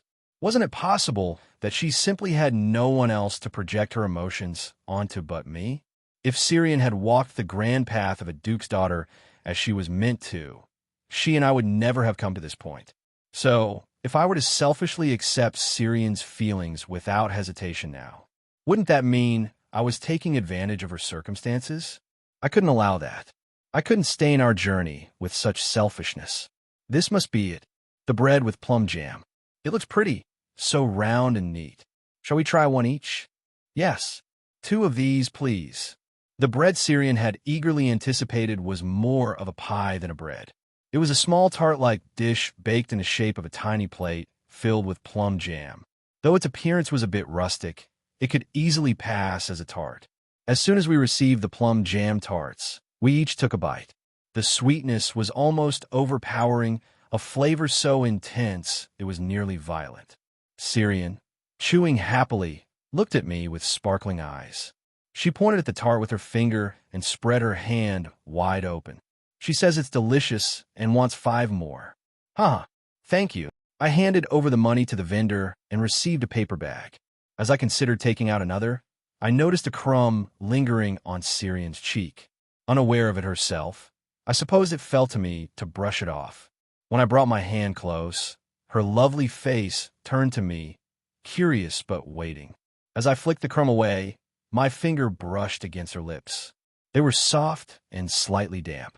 For a brief moment, Syrian blushed and averted her gaze. I, too, felt too flustered to look her way, so I took the lead and walked ahead. It was easier to carve a path through the crowd from the front, or so I told myself. We walked the streets in silence for a few minutes. Raisin, come here for a moment. Try this on. Curious about what she was up to, I turned to find a street vendor selling headbands with animal ears. Syrian picked out one with cat ears and placed it on my head, bursting into laughter. Ha ha! What's this? Why does it suit you so well? Hey, this is embarrassing. What is this? No, don't take it off. It looks great on you. Just keep it on for a bit longer. Fine, but then you have to wear one too. What? Thus, I ended up wandering the streets with cat ears on my head, while Syrian donned fox ears. Whenever one of us tried to take off the headband, the other would fiercely object, leading to a battle with no winner. Or perhaps I was the winner all along. After all, animal ears on a guy like me held no particular charm. But Syrian's fox ears? That was an entirely different story. The large, fluffy white fox ears blended perfectly with her lush silver hair. The tips of the ears drooped slightly, complementing her flushed face in a way that was downright devastating. If it meant seeing her like this, enduring my embarrassment was a small price to pay. Our playful argument continued even through lunch, only coming to an end when we commissioned portraits from street artists. Kiki, this is amazing. How can they draw it so accurately? For once, I felt grateful to the original author. After all, artists sketching portraits on the spot didn't exist in this era. It was a detail added solely for the date scene between the protagonist and the crown prince. In beta, We were simply reaping the benefits of that added world building. We waited patiently, sitting for about 30 minutes to an hour. Once completed, the artists framed the portraits in wooden frames. Syrian, brimming with excitement, tipped them generously and hugged the frame tightly to her chest. We decided to exchange the portraits. I received the one of Syrian, and she took mine. In her portrait, Syrian wore a bright smile, her gentle eyes crinkling into a soft crescent shape. Look at this. The eyes are just like yours. Especially here, this part is perfect. Really? I've heard people say they look too sharp. Who said that nonsense? They clearly lack taste. Next time someone says something like that, I'll set them straight. We stopped by the Baron's manor to drop off the portraits. After admiring the newly tended garden and napping on a bench together, we returned to the festival, which was still in full swing. As evening approached, the atmosphere seemed to grow even more lively. The scent of alcohol began wafting through the streets. At the heart of it all was a performance that had just begun. Raisin, over there where the crowd's gathering. Doesn't it look like the show's starting? Looks like it. Let's go before it gets even more crowded. The stage we'd seen the day before was indeed prepared for performances. By the time we arrived, clowns were already performing tricks atop giant balls.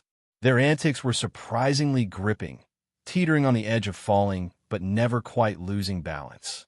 Syrian, especially, clenched her hands tightly whenever it seemed like they might fall. Which meant, at that moment, Syrian was holding my hand as we watched the performance. Her innocent eyes were fixed on the stage. At some point, I found myself watching Syrian more than the show. Her lips parted slightly, then closed again as exclamations of "oh" and "wow" slipped out repeatedly. Her smile was radiant, pure, like the one she used to wear back when we were at the castle, before heading to the cabin. She still had that smile. Somehow, it made my chest feel warm. Raisin, do I have something on my face? Huh? Oh, just a little dust. Really? I thought you were staring. Well, go ahead and brush it off for me. Hold still. I must have been staring at her without even realizing how much time had passed. Awkwardly, I brushed away some non-existent dust with a flimsy excuse. Syrian blinked a few times before pulling something out of her pocket. It was a piece of candy. Without warning, she popped it into my mouth. A burst of grape flavor spread across my tongue. That candy's really good. I figured you'd regret it if you didn't try it. Thanks. Haha, you can finish it before you talk, you know. After the clown's performance, a band took the stage. Various instruments were set up, and soon the music began. It wasn't the subdued kind of music you'd hear at a high society ball. It was fiery and lively. Some of the songs were ones I'd heard before, tunes meant to encourage listeners to dance. Clearly, this setup had been intentional. There were no chairs near the stage, just a wide open space. Before long, people around us began pairing up and dancing. Syrian had always loved music and dance. Even back at the cabin, she'd often sing to herself, and at the castle, her talents had been the subject of gossip among the maids. I remember the night we'd lit a bonfire. Syrian had danced joyfully then too. A bonfire. As my thoughts began to wander again, Syrian suddenly leaned into my view. What are you thinking about? Nothing much. Really? Then are you just going to leave me here? It's the gentleman's job to ask for a dance, you know. I'm probably rusty. It's been so long since I last danced. Since when have we cared about things like that? Syrian giggled, brushing it off easily. Yet her gaze lingered on me, expectant in a way that felt like silent urging. Ask her to dance? What should I even say? At the cabin, it was simple. We'd just grab each other's hands and move however we wanted. But we weren't children anymore. Syrian had grown into a proper lady, someone who could be addressed as such. I didn't want to treat her carelessly. No matter how much I thought about it, I couldn't come up with the right words. In the end, I found myself uttering the most cliched, overused, and embarrassingly corny line imaginable. Would you honor me with this dance, my lady? With pleasure, my knight. I never imagined it, that I would feel nervous about moving my body. It wasn't as if this was my first time dancing, nor was it my first time with Syrian as my partner. I, too, was raised in a noble household. Even as the son of a martial family, dancing was considered a basic skill. whether or not I cared for it. I had always assumed I'd attend social events at least once. And yet, every nerve in my body was on edge, afraid I might misstep, afraid I might make an embarrassing mistake. At least for this moment, I couldn't afford such blunders. I wouldn't let this moment be ruined like that. My eyes followed Syrian's every movement, the gentle rise and fall of her arms like a bird's wings, the deliberate, easily followed steps, even the playful flourishes and subtle changes in direction. Everything drew my gaze. Each time Syrian moved, the distance between us closed and widened like a tide. Our joined hands clung together, unwilling to part. I found a strange comfort in that unyielding connection. You're doing well for someone who said they were clumsy. You could have a little more confidence. I'm just trying not to mess up. I'm terrified I'll make a mistake. So what if you do? I'll cover for you. Funny, it feels like you're hoping I'll mess up. Maybe just a little? It'd be cute. A turn together, spinning as one.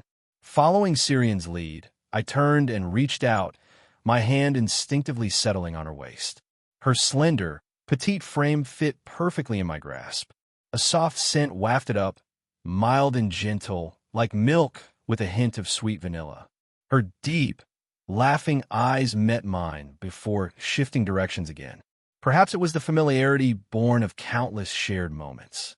Without a single word, I could sense what Syrian wanted, how she wanted me to move. Before I even thought about it, my body responded on its own. Her movements caused the edges of her dress to flutter, like the wings of an angel. Aha! You almost stepped on my foot just now. Sorry, I thought I was being careful. It's fine, I dodged in time. The purpose of a ball gown's voluminous skirt is to highlight every motion, to draw attention to each movement. From above, it resembles a blooming flower, and the way it flutters with the rhythm is mesmerizingly beautiful. But Syrian didn't need an extravagant dress to stand out. She had an innate radiance. Every finger extended toward the air seemed to exude its own charm. The delicate veil that swayed with her movements, the perfectly sculpted curves of her figure, even the smile on her face, brimming with joy, it all blurred the world around us into abstraction. In this place, there was only the two of us. Everything else dissolved into a swirl of indistinct colors. Hold me steady. If I fall, I'll cry and blame you. Wow, that's a scary kind of threat. I supported her sensuous, arched waist with my arm. Syrian braced herself by holding onto my back, and her face appeared in the space between our arms. A familiar face, yet it felt strangely new. It was as beautiful as ever, perhaps even more so than usual. My heart thudded, sending waves of dizziness to my ears. See, you didn't let me fall. I'd hate to hear your complaints if you had. Idiot. Like I'd ever blame you for something like that. This time, it was Syrian who pulled me closer. The distance between us narrowed. As our arms overlapped, the space between our bodies became no more than the width of a fist. My breath mingled with hers, tangling in the small space we shared. The heat between us seemed to rise all at once. Was this what they meant by fleeting joy? How had so much time passed already? The music was nearing its end. As the crescendo peaked, I lifted Syrian and spun her once before gently, setting her down. Her ruby-red eyes widened momentarily before curving into a crescent. And with Syrian's radiant smile, as the finale, the music came to an end. Asterisk, asterisk, asterisk. The original novel, Saintess, Reverse Harem is Impural, was a run-of-the-mill romance fantasy. I couldn't quite recall the author's pen name, but one thing was clear. They certainly wrote to match the title. A vague and overly simplistic reverse harem. The original work of this world revolved around the protagonist, Ellis, the Saintess of Light, basking in the endless love of her many male leads. There was no need for detailed cause and effect when it came to that love. Instead, the author prioritized writing as many romantic advances from the male leads as possible, overcrafting the plot, which meant, for the sake of the protagonist's romantic escapades, this world was filled with all kinds of intricate settings and devices. The painters who worked tirelessly during the day to draw portraits were one such device, as was the prop now displayed on stage. After one song concluded, A man in flamboyant attire stepped onto the stage. He was the host of the event. Captivating the crowd with witty jokes, he skillfully guided the festival forward. First, he briefly introduced the orchestra, then transitioned to the main event by announcing a prepared activity.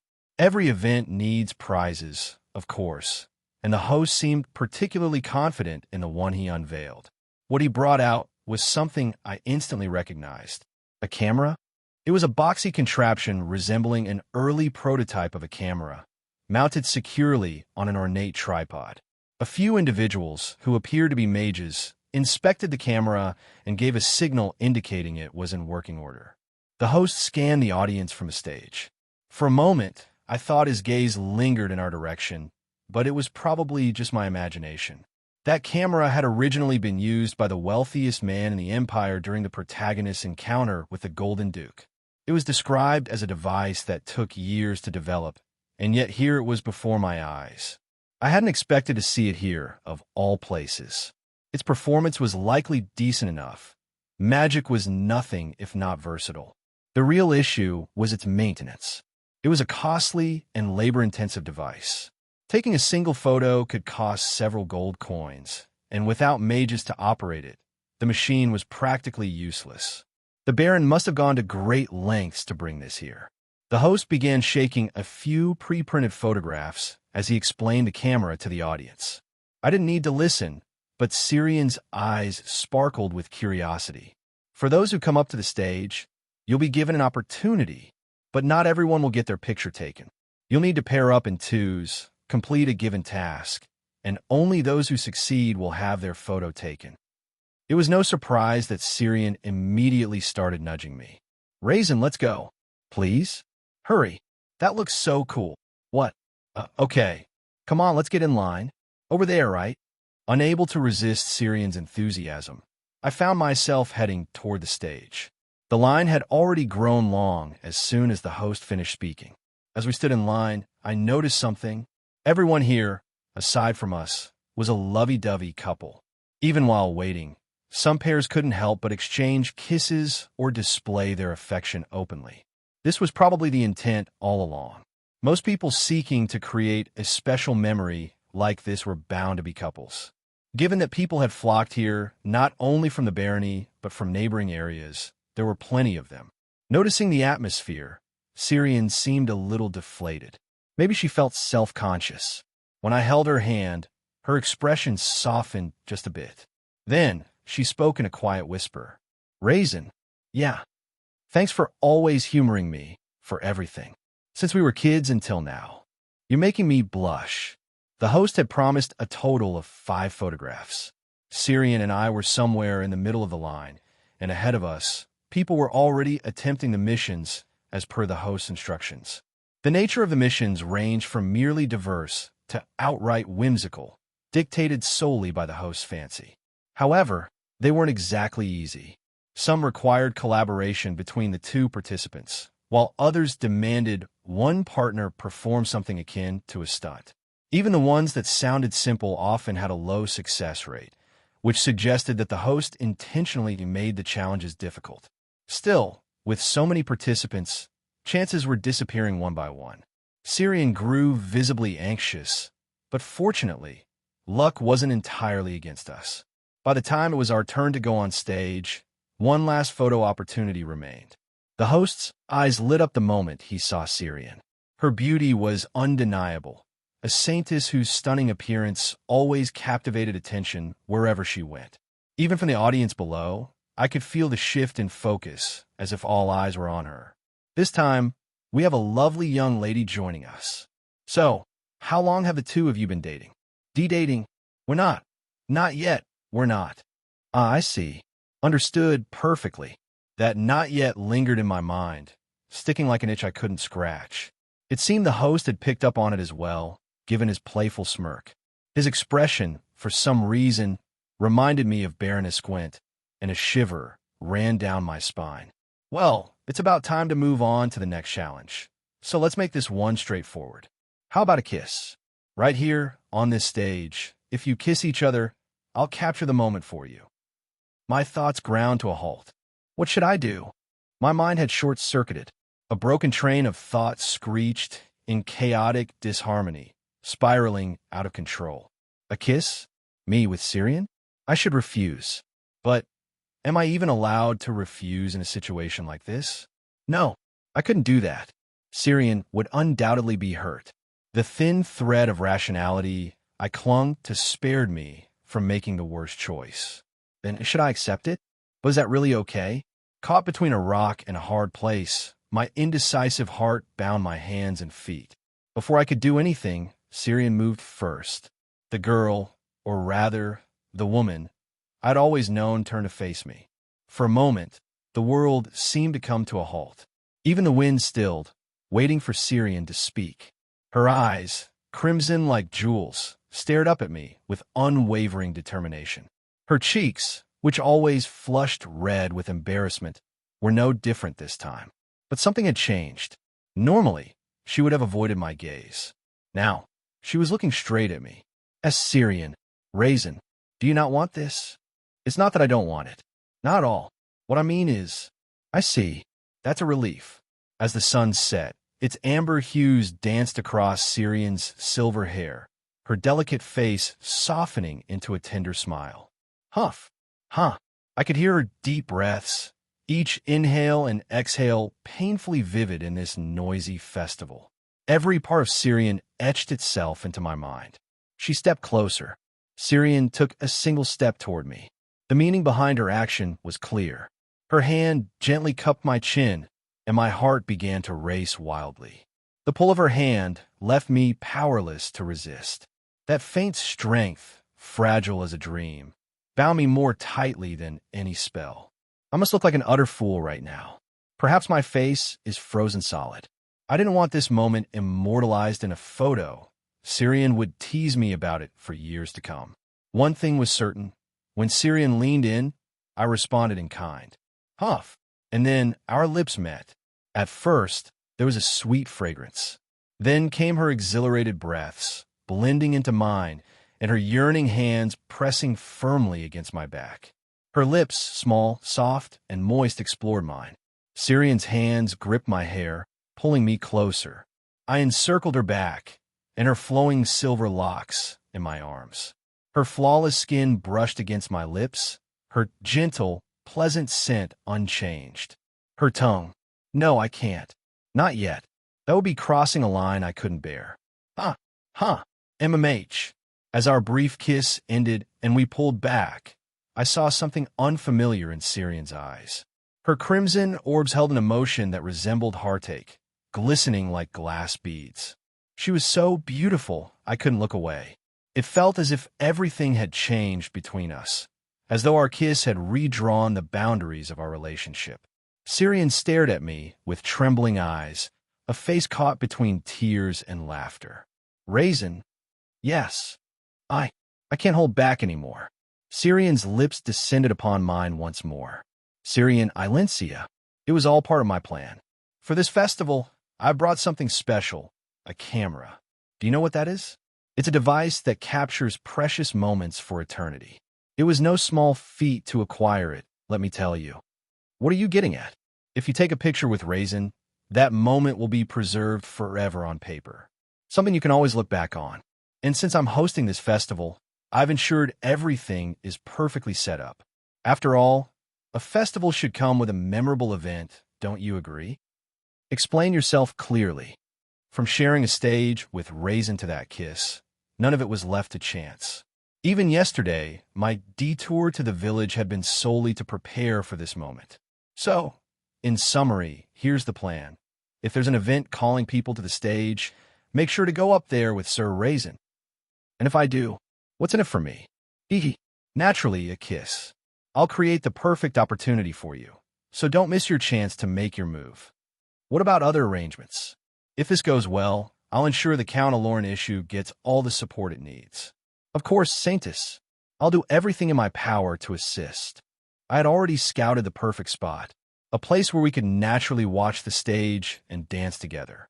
There was no room for coincidence in how I ended up here, next to Raisin, watching the performance unfold. And so, the first step bore fruit. Each time our lips intertwined, An electrifying thrill coursed through my body, carried by my blood. My fingers and toes tingled. I knew I'd never forget the joy of this moment. I once said, didn't I, that I had claimed you as my knight. So taking all of you completely wouldn't be that hard. See, even now, I've taken your lips. It won't be long until I claim your heart as well. I can't hold back anymore. Though, truth be told, I hadn't planned for this much. Originally, I was content with just a light kiss. I thought even that would bring me immense happiness, and that I wasn't yet ready for something deeper. But as soon as my lips met Raisin's, a fiery heat surged through me. A blazing sensation roared within my chest, almost unbearable. Preparedness? It turned out I didn't need that at all. When our lips parted, Raisin was looking at me, as a woman. His expression mirrored my own, his chest rising and falling with rapid, nervous breaths. How could I stay still after seeing that? So I dove in again, capturing his lips once more. Humph. This time, it was more passionate, far more fervent. I let go of all restraint and followed my heart's desires. The dam of patience I'd built up over years finally collapsed. Everything that had held me back, my pride, my reason, crumbled into nothing. An uncontrollable torrent of emotion drove my body. I couldn't stop myself anymore. I slipped my tongue into Raisin's mouth first. Caught off guard, his stiff tongue hesitated before tangling shyly with mine. It was sweet, so sweet. No dessert I'd ever tasted could compare to this moment. How unfair of you, hiding something this soft inside that firm, muscular body. As our saliva mingled, it became impossible to tell whose was whose. It felt like rain in a drought, and my chest swelled with overwhelming contentment. Syrian, MMPH. Just a little longer. This hadn't been a short wait. I had waited for today far longer than Raisin could ever imagine. When did I start waiting for you? Was it when I realized my feelings in the sanctuary of Hybris? No, that wasn't it. Was it when I felt possessive of you in the cave? Still no. It wasn't during our aimless wanderings through the forest or the days spent locked in that shabby hut. No, I've been waiting for this moment far earlier than that. Perhaps it was from the day I first met you. When the adults introduced you as a friend I would one day grow close to. My first friend, my first knight, and my first love. You have no idea, do you? Even at the castle, my eyes were always on you. After boring lessons, I would wait for your training to end. And when I couldn't bear waiting anymore, my feet would instinctively lead me to you. Every moment spent walking through the gardens with you was pure bliss for me. Knowing you were looking at me, too, filled me with a joy so boundless it felt like flying. How could I not fall in love with you? Everything I have ultimately revolves around you. You were the beginning of all my experiences, and you risked your life for me countless times. I want to give you everything: my life, my past, my future, my heart, and my body. So no, this wasn't just 4 years of waiting. I've waited more than 10 years for this moment. Perhaps I've been waiting for my entire life. I pressed against Raisin's lips for as long as my heart refused to calm down. Our kiss grew so prolonged that even the people around us seemed to hold their breath, watching. I didn't care.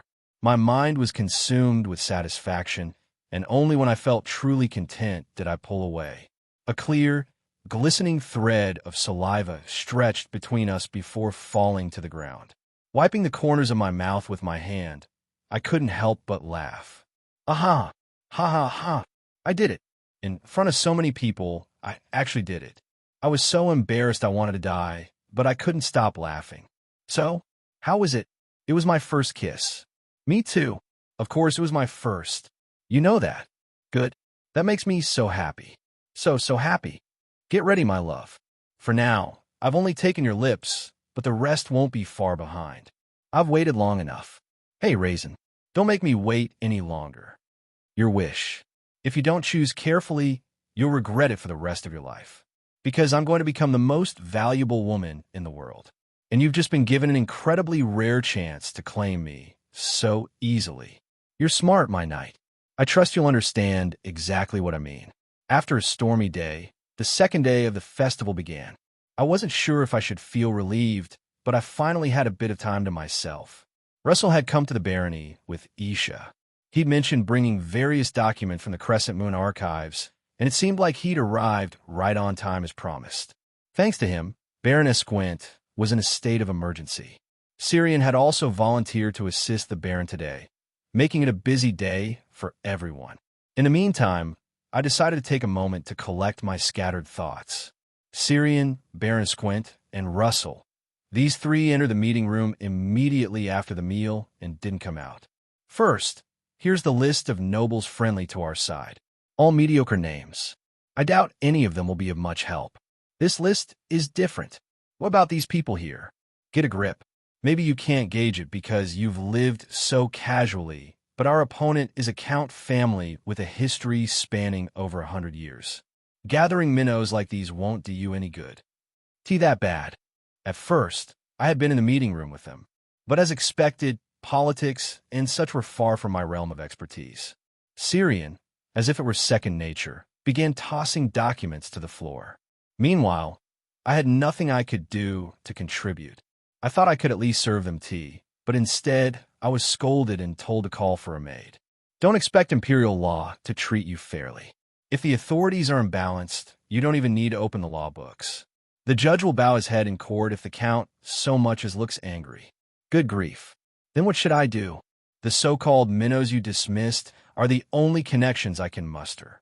If you lack connections, then make new ones. Start by investigating the grudges against the Alorn County. There's bound to be something if you look to the eastern region. Oh, and scratch this name off. They're tied up in the ironworks business and will never side with you. I'll handle that part. Eventually, I made my escape. Even listening in, I couldn't keep up with the flow of conversation. Staying there would be useless. I didn't want to embarrass myself by chiming in with some uninformed remark. Syrian would undoubtedly reach a much better conclusion than I could ever devise with my fumbling. I trusted her judgment completely. Not that I left because I felt awkward facing her after yesterday's incident. Luckily, I wasn't the only one who couldn't follow their discussion. Hi, thwack. Isha's attack landed, but was deflected. Her wooden sword flew weakly across the training yard, rolling on the sandy ground. That wasn't bad, but you should have hidden your intent a little better. Where did I give it away? Your eyes. Adding a feint was smart, but you were staring right at your target. Seriously? You can notice even that? Let me try again. There's nothing quite like swinging a sword to clear your mind. This time, I was sparring with Isha, my equally useless companion, as she honed her skills. Though my assessment had been a bit harsh just now, I couldn't deny her potential. Her growth was astonishing, not just grasping one concept when taught, but constantly adapting and improving as if rewriting her own approach entirely. It was as if she had a natural fluidity in transforming herself. Especially her silent sword technique. It was a style so unique it felt like a realm of its own. Even I couldn't replicate it. I could mimic the moves to an extent, but I couldn't erase the faint sound of wind entirely. Her current abilities might not be remarkable, but with a little push, her growth could be explosive. Good. You've improved since earlier. You say that, yet you haven't taken a single step back. Well, you'll need more practice before you get to that point. My skills didn't come from slacking, you know. Thwack, thud, thwack. The sound of wooden swords rang clear, stirring my thoughts. I was looking forward to the festival, but it seems my father has no intention of attending. I wanted to go so badly. Sir Raisin, have you been? The festival? Yes, I've been. I had too good a time, to be honest. Tomorrow would be the final day of the festival. When the sun set and the night fell, the bonfires I'd seen before would be lit ablaze. In front of the roaring flames, Syrian would ask me to make a wish. What should I wish for? I already knew. Even someone as dense as me couldn't go through yesterday without understanding. Though my internal struggle hadn't been resolved, it was impossible to keep hesitating when Syrian was waiting so earnestly. I had to make a decision, one way or another. Isha, did I mess up again? What kind of gift should you prepare when confessing to a girl? What? Asterisk, asterisk, asterisk. It was such a relief to have Isha with me. Normally, in situations like this, a younger sister or a friend would help pick out a gift. Of course, I had neither, or lacked them both. The three people in the meeting room were, naturally, out of the question. As for the people I knew in this barony, most were stern men, and the few women I was acquainted with were all at the front lines. Syrian had sent a messenger this morning, but even then, it would take at least 2 days for them to reach the barony. No matter how hard I looked, the only person I could ask for help was Isha. Oh, really? Is it okay for someone like me to help with this? Don't worry. I won't blame you if it doesn't go well. I'm not that unreasonable. This is for the saintess, isn't it? Yeah, I'm trying to figure out what kind of gift would be best. Isha still seemed a bit nervous around me, but it felt like she'd relaxed compared to before. Back in Rakita's, she was terrified of me, as if I'd done something unspeakable.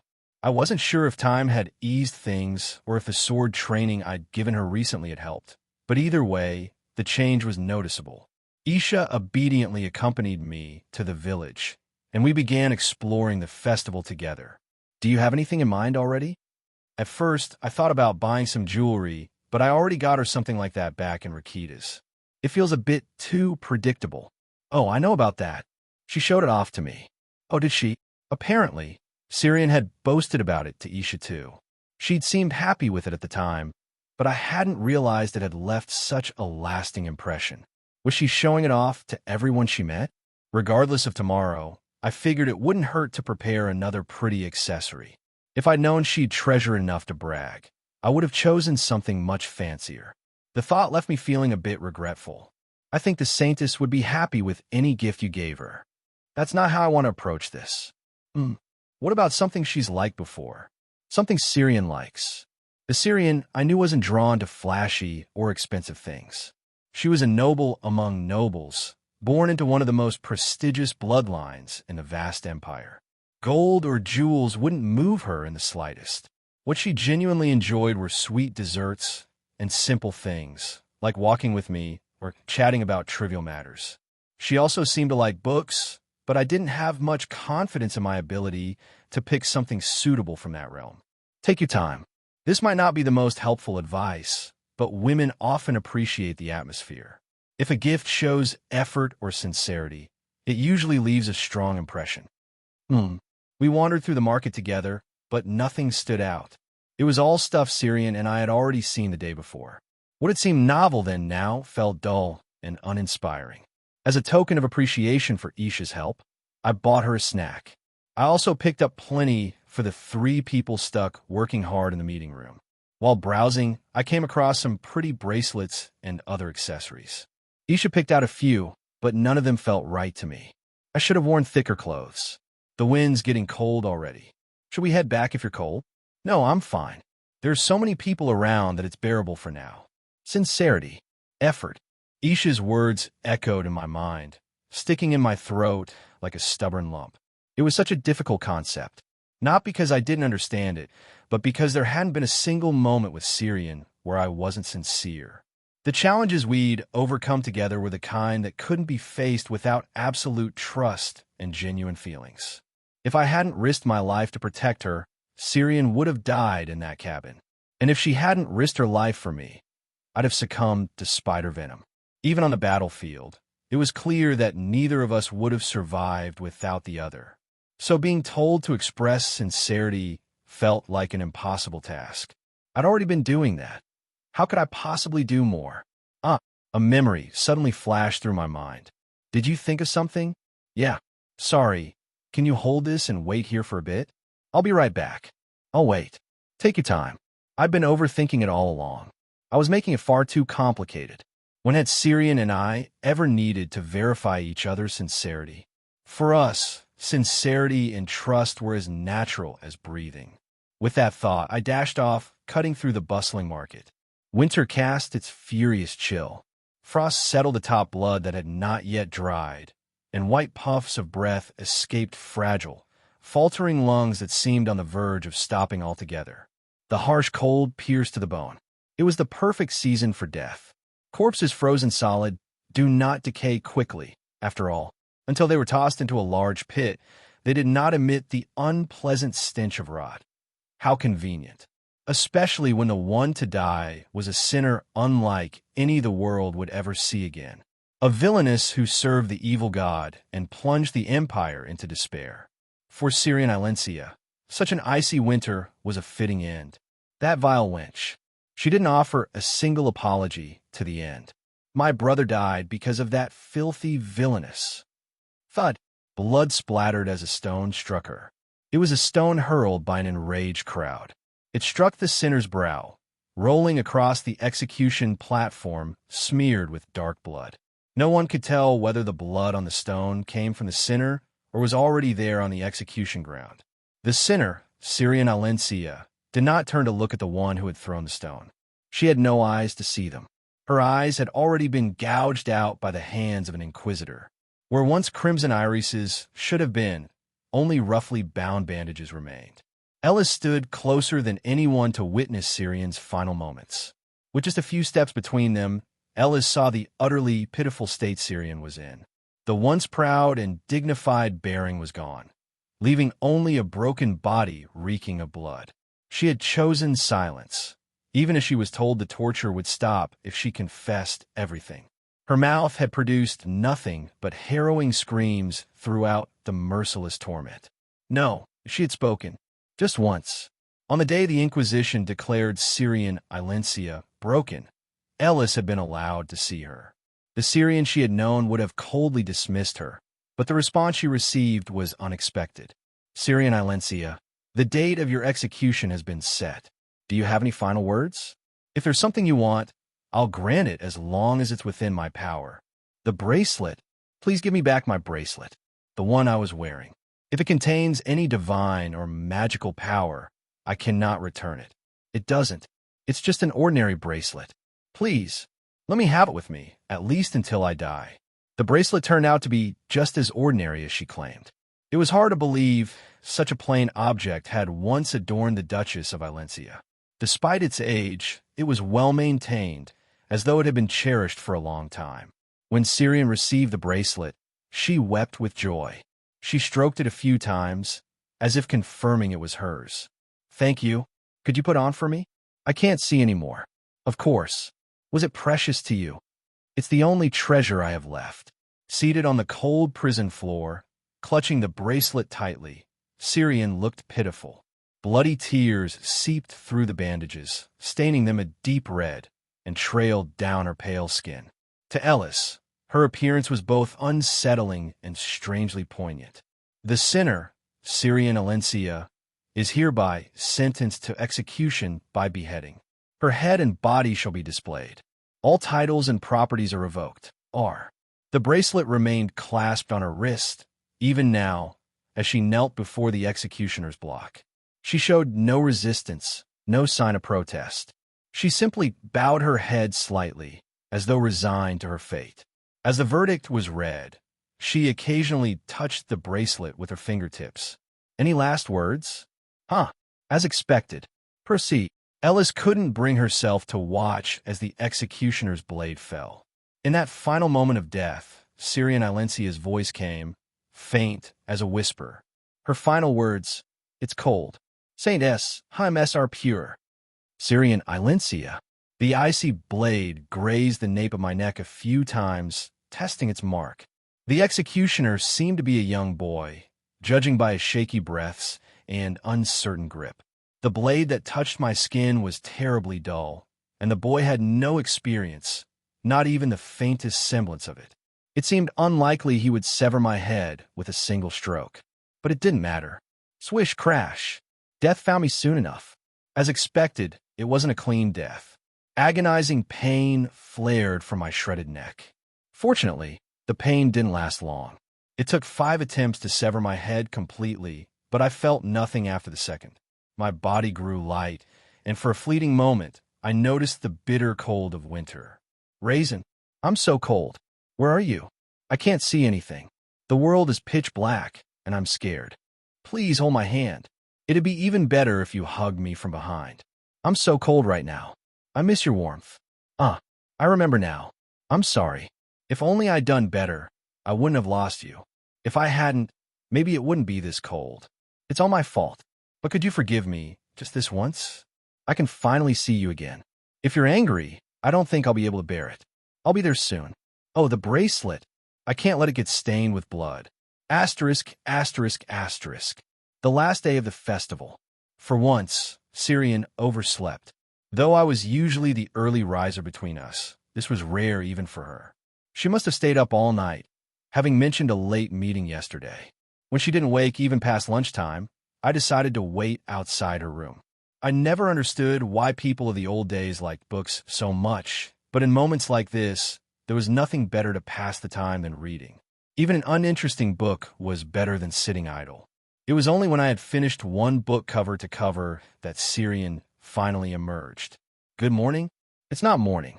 How tired were you that you ended up taking a nap during the day? Not that bad, really. I just went to bed late.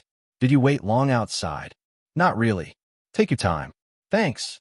Syrian rubbed her eyes, still not fully awake. Her slightly disheveled hair and the sleepy smile on her face were so endearing that I couldn't help but chuckle. Soon, the maid assigned by the Baron arrived, and Syrian returned to her room. When she came out again, all dressed and ready, she looked even more beautiful than yesterday. The cheerful smile on her face was lethal to my heart. Ever since that kiss on stage, I had been painfully aware of every little thing she did, and my heart wouldn't stop racing. You must have been bored waiting. Shall we go? Sure. Our first stop was, of course, the dining hall. No matter what, neither Syrian nor I ever skipped a meal. We'd once been so desperate for food that we had to debate eating monster meat. Throughout the meal, I felt as though I were in the eye of a storm. Eating with Syrian, spending an ordinary moment together, it all felt strangely tense. Her lips, slick with a light sheen of white from the soup, captivated me as she sipped another spoonful or chewed on a small piece of meat. The way her mouth opened slightly and then closed as she chewed was impossible to look away from. Those lips had once been on mine, not just touching, but exploring, intertwined with my own. Even though time had passed, the memory of that heat hadn't faded. In fact, it only seemed to grow stronger. Raisin, you don't seem to have much of an appetite today. You didn't eat much. No, I'm fine. I was just lost in thought. Are you feeling unwell? Should I feed you next time? Ugh, no thanks. I'm not a child. After the meal, as we walked toward the village, Syrian continued to toy with my emotions, teasing me in her own way. Why? I think I'd like it if you fed me when I'm sick. That's different. Her playful laughter. Even such a small joke made my throat feel tight. The entire way to the village, I felt as if my heart were being squeezed. I was scared, of course, but nothing good had ever come from putting off a decision. I had to muster my courage. Syrian, there's a place I want to visit before we go to the festival. Is that okay? Sure. I don't mind. Just a short walk from the village where the festival was held, there was a small forest. It was painted in shades of yellow and red. It was late autumn, and the fallen leaves formed soft mounds underfoot, crunching softly as we stepped. A gust of wind swirled some of the leaves into the air. One landed on my head, and Syrian gently plucked it off. She lightly tapped my cheek with the leaf, smiling all the while. So, what is it you want to say, bringing me all the way out here? Well, this seems like the perfect spot. Behind Syrian, the forest trail stretched wide.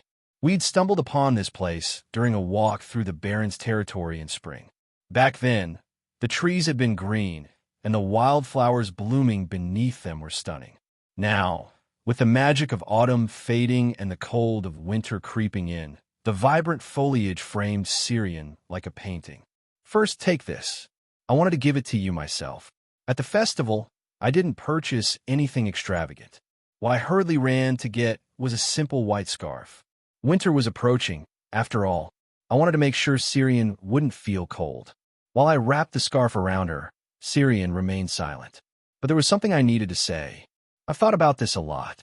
I know it's not something you took lightly, and I couldn't respond carelessly either. I'm happily waiting. I still don't know if I even deserve to do this. I think it's far too much for me.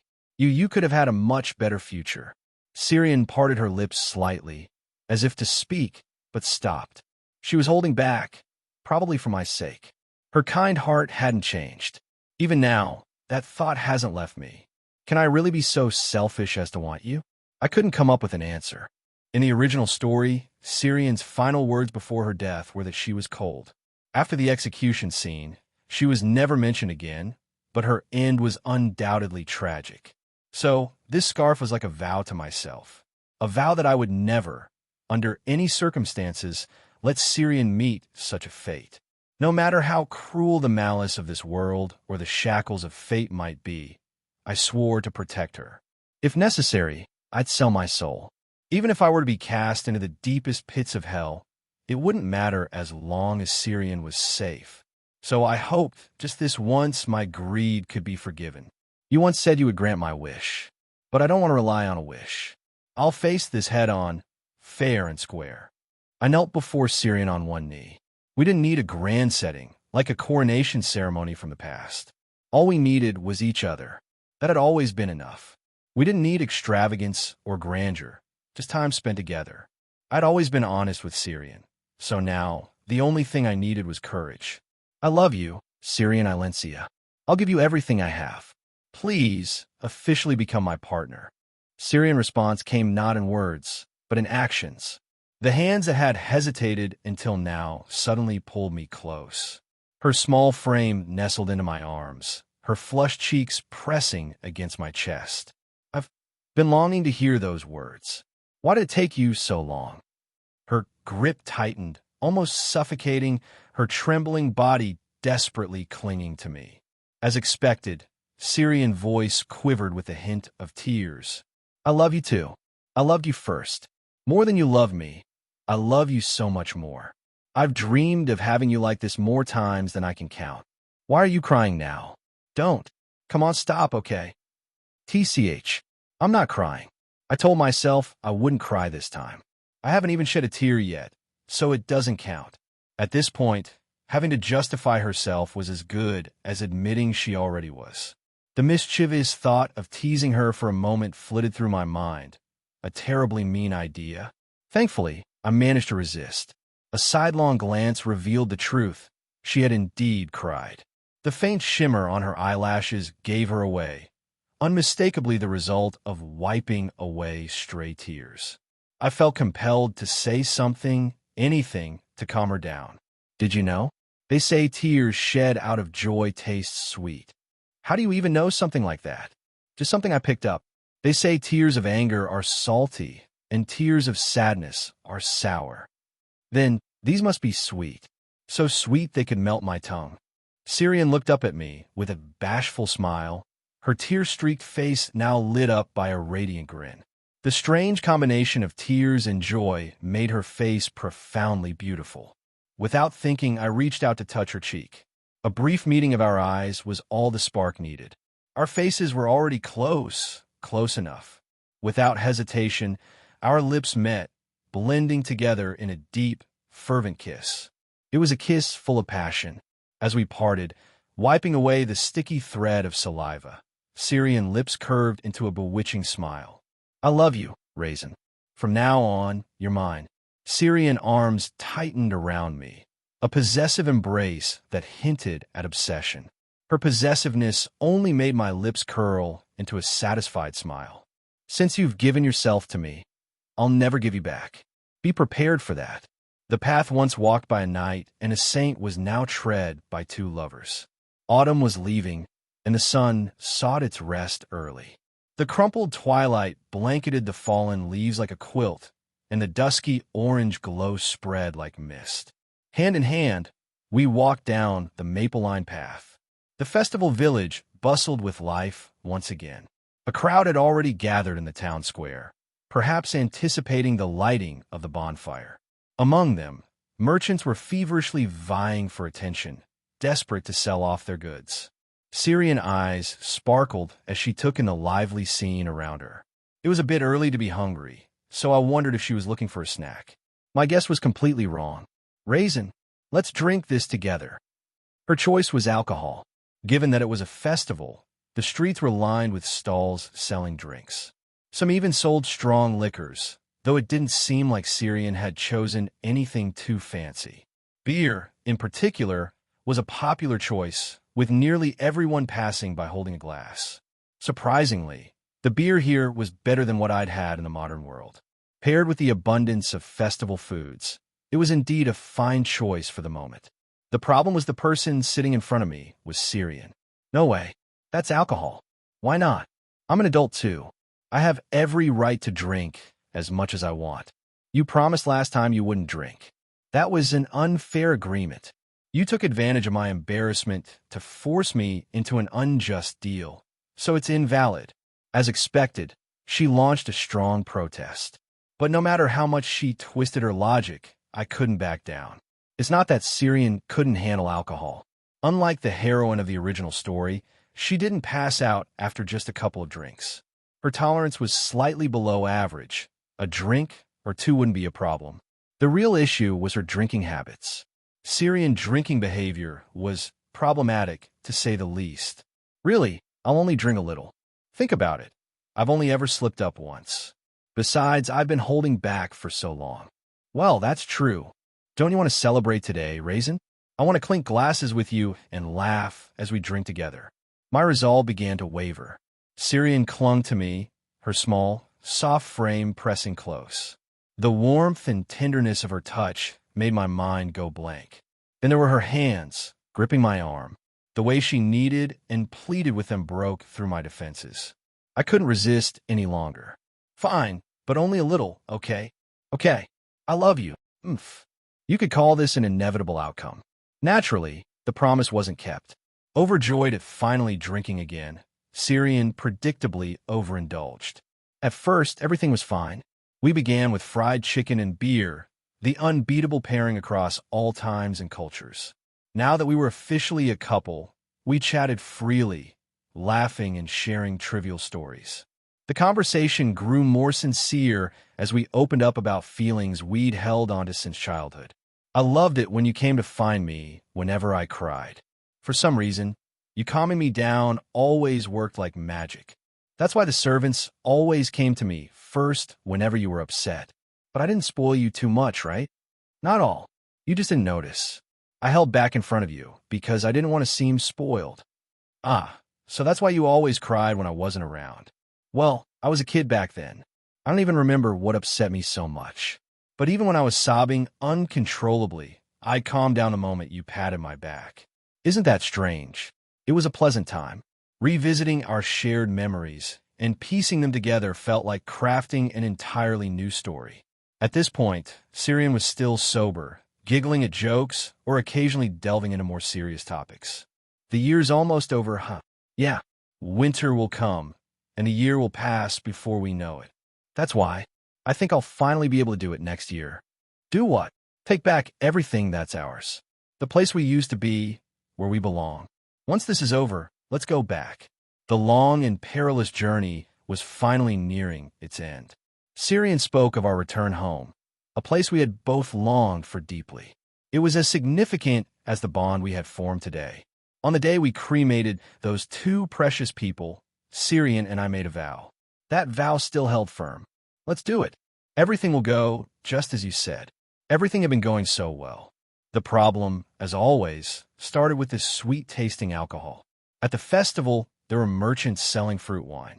The festival would end today, and any unsold wine would inevitably become leftover stock. Their enthusiastic sales pitch ultimately reached Syrian. Just as a cat can't resist a fish market, Syrian couldn't ignore the sweet aroma. She begged me to let her try the fruit wine, insisting it smelled divine. It was stronger than beer, but I figured a few glasses wouldn't hurt and agreed, a decision I would soon regret. Raisin, that one looks tasty too. Can we try it? Didn't you just get one? It's not even finished yet. CA? Sigh. Well, it's a special day. Let's get one bottle, just one. Yay! One bottle quickly became two, and before I knew it, Syrian was sipping exclusively on fruit wine, completely ignoring the beer. As we drank, I started to feel the alcohol creeping in as well. Fortunately, my unusually resilient body seemed to handle alcohol just fine. By the time we added another bottle, I couldn't help but feel concerned. Haven't you had enough?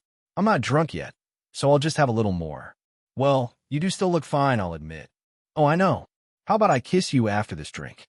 I'll have fruity breath, and I bet you'll love it. I couldn't resist Syrian temptation. Ever since we officially started dating, she had become unusually cunning. That's when I should have noticed. The fact that she could promise a kiss so easily should have tipped me off. The Syrian I knew wasn't the type to say such bold things without a second thought. If she did, she'd be blushing furiously, trapped in her own embarrassment. But I let my guard down, and the result was bittersweet. I ended up buying every wine Syrian asked for, and together we drank them all. The aftermath? Syrian was now clinging to me, her cheeks flushed, giggling uncontrollably. Hee hee. Raisin, squish my cheeks. Syrian, are you drunk? Nope, not drunk at all. But squish me, hurry.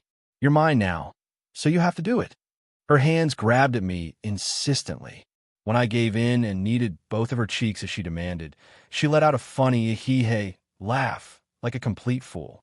It was adorable, but when Syrian reached this state, the best course of action was to put her to bed as soon as possible.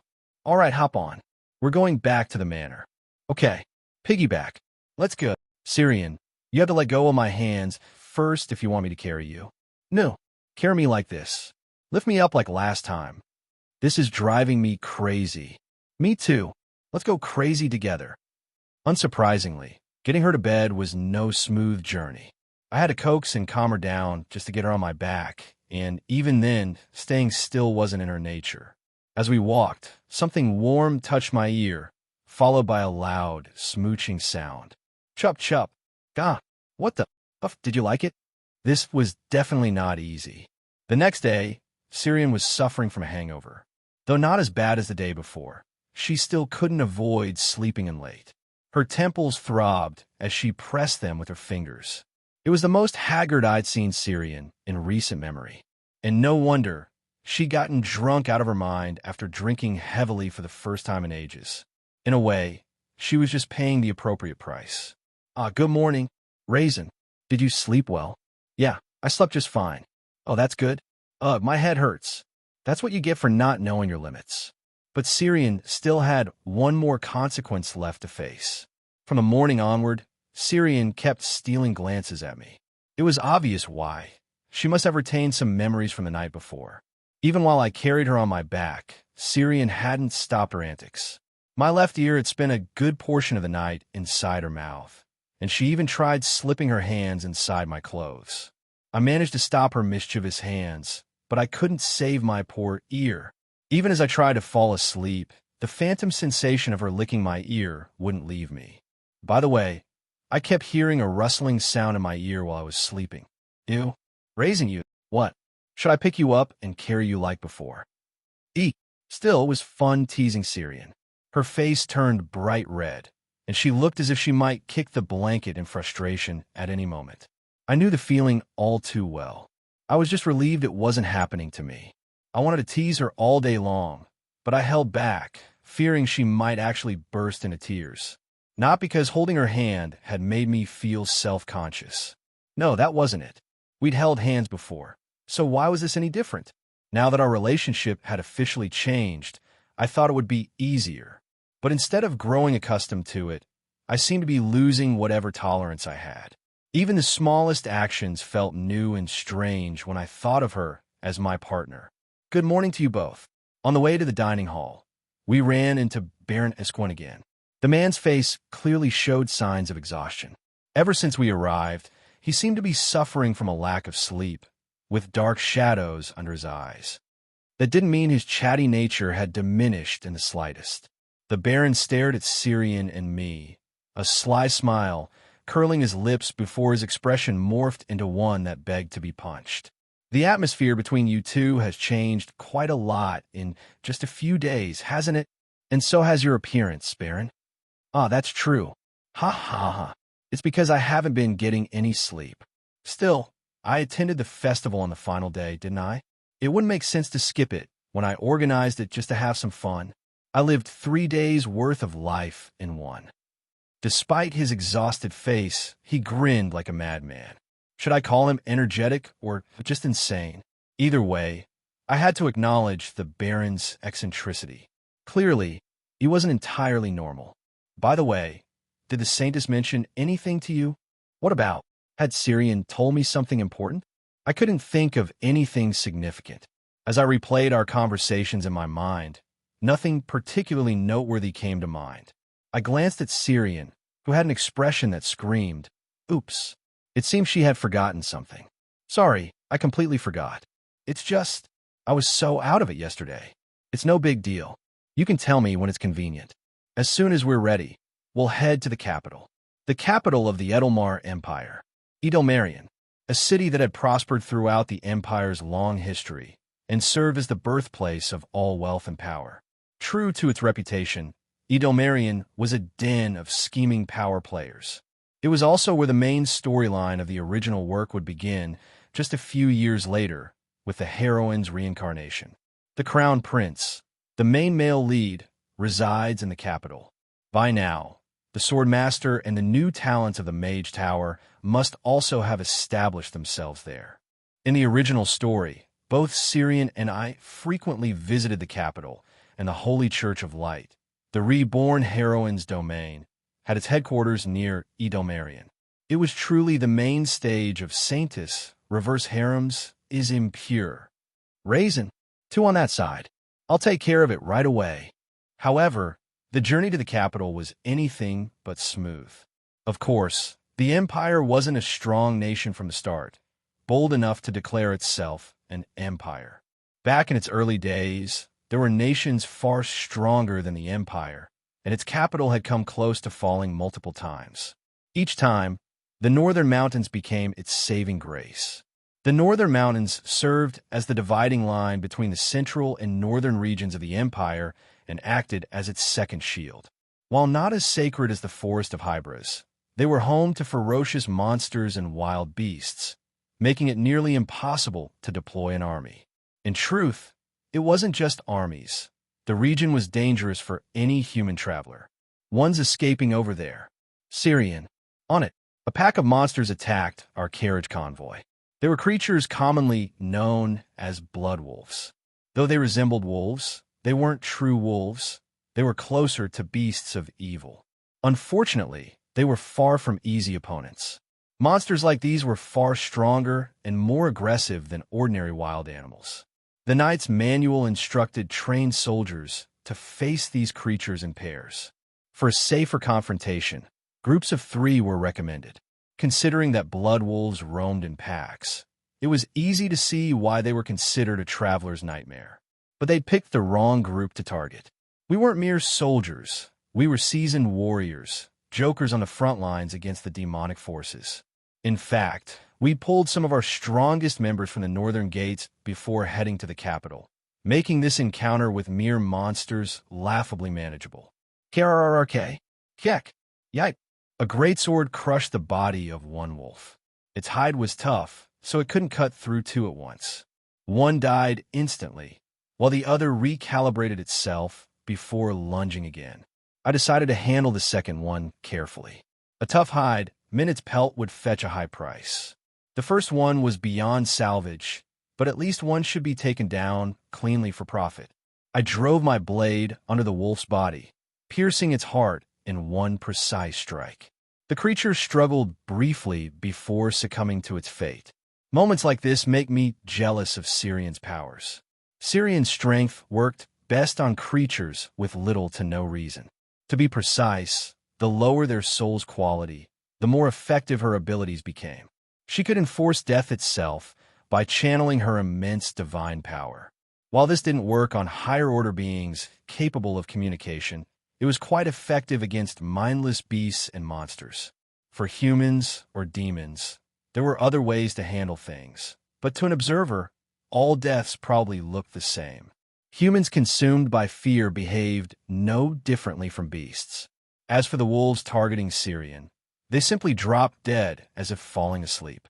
The one that tried to flee was struck by a thrown axe, which whistled through the air before returning, dripping blood. Watching the axe absorb the blood as it was gripped again was eerie, no matter how many times I saw it. Shall we take a short break here? We need to clean up the corpses and rest after the fight. That sounds good. We'll take care of the blood wolf pelts and ensure they're properly accounted for. You have my word as Nilo Esquent. You're just saying that because we'll catch you later if you try to cheat us in the records. Come now. Saintus, that makes it sound like I'm out to cheat others. I have my honor to protect. Sure. Our caravan had a 40% share in Esquent's trade group. In essence, it was a joint operation, but Syrian was meticulous in her inspections of the accounts. This made Esquent rather wary of her. No, actually, it was fair to say that the Baron was downright afraid of her. After casting a thoughtful glance at Esquent, Syrian walked over to me. Together, we moved to the back of the convoy, inspecting the aftermath of the skirmish. There doesn't seem to be any major damage. No injuries, either. Our convoy consisted of over 30 people, including guards. In addition to Syrian, myself, Russell, Isha, and Baron Esquent, there were the Baron's staff, trade employees, and 3 mercenaries we'd recruited from the Arctani Gate. Among them, our people stood out the most.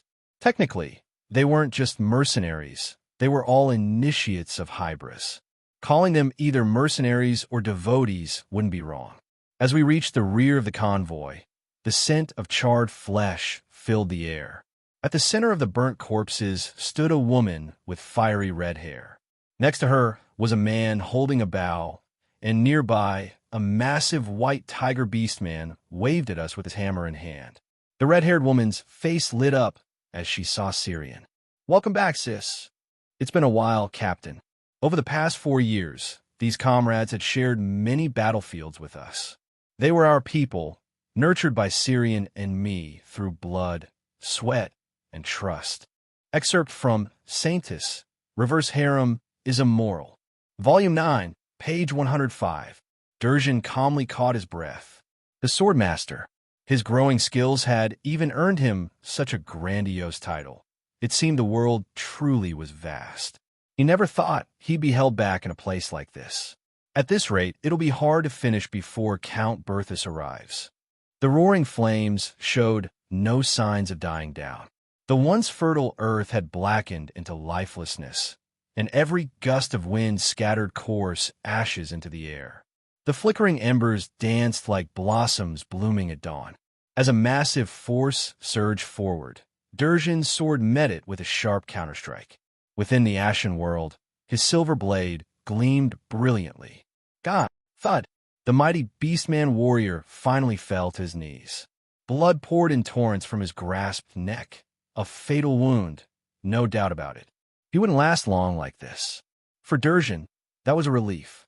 This opponent had delayed him endlessly, standing like an unyielding wall.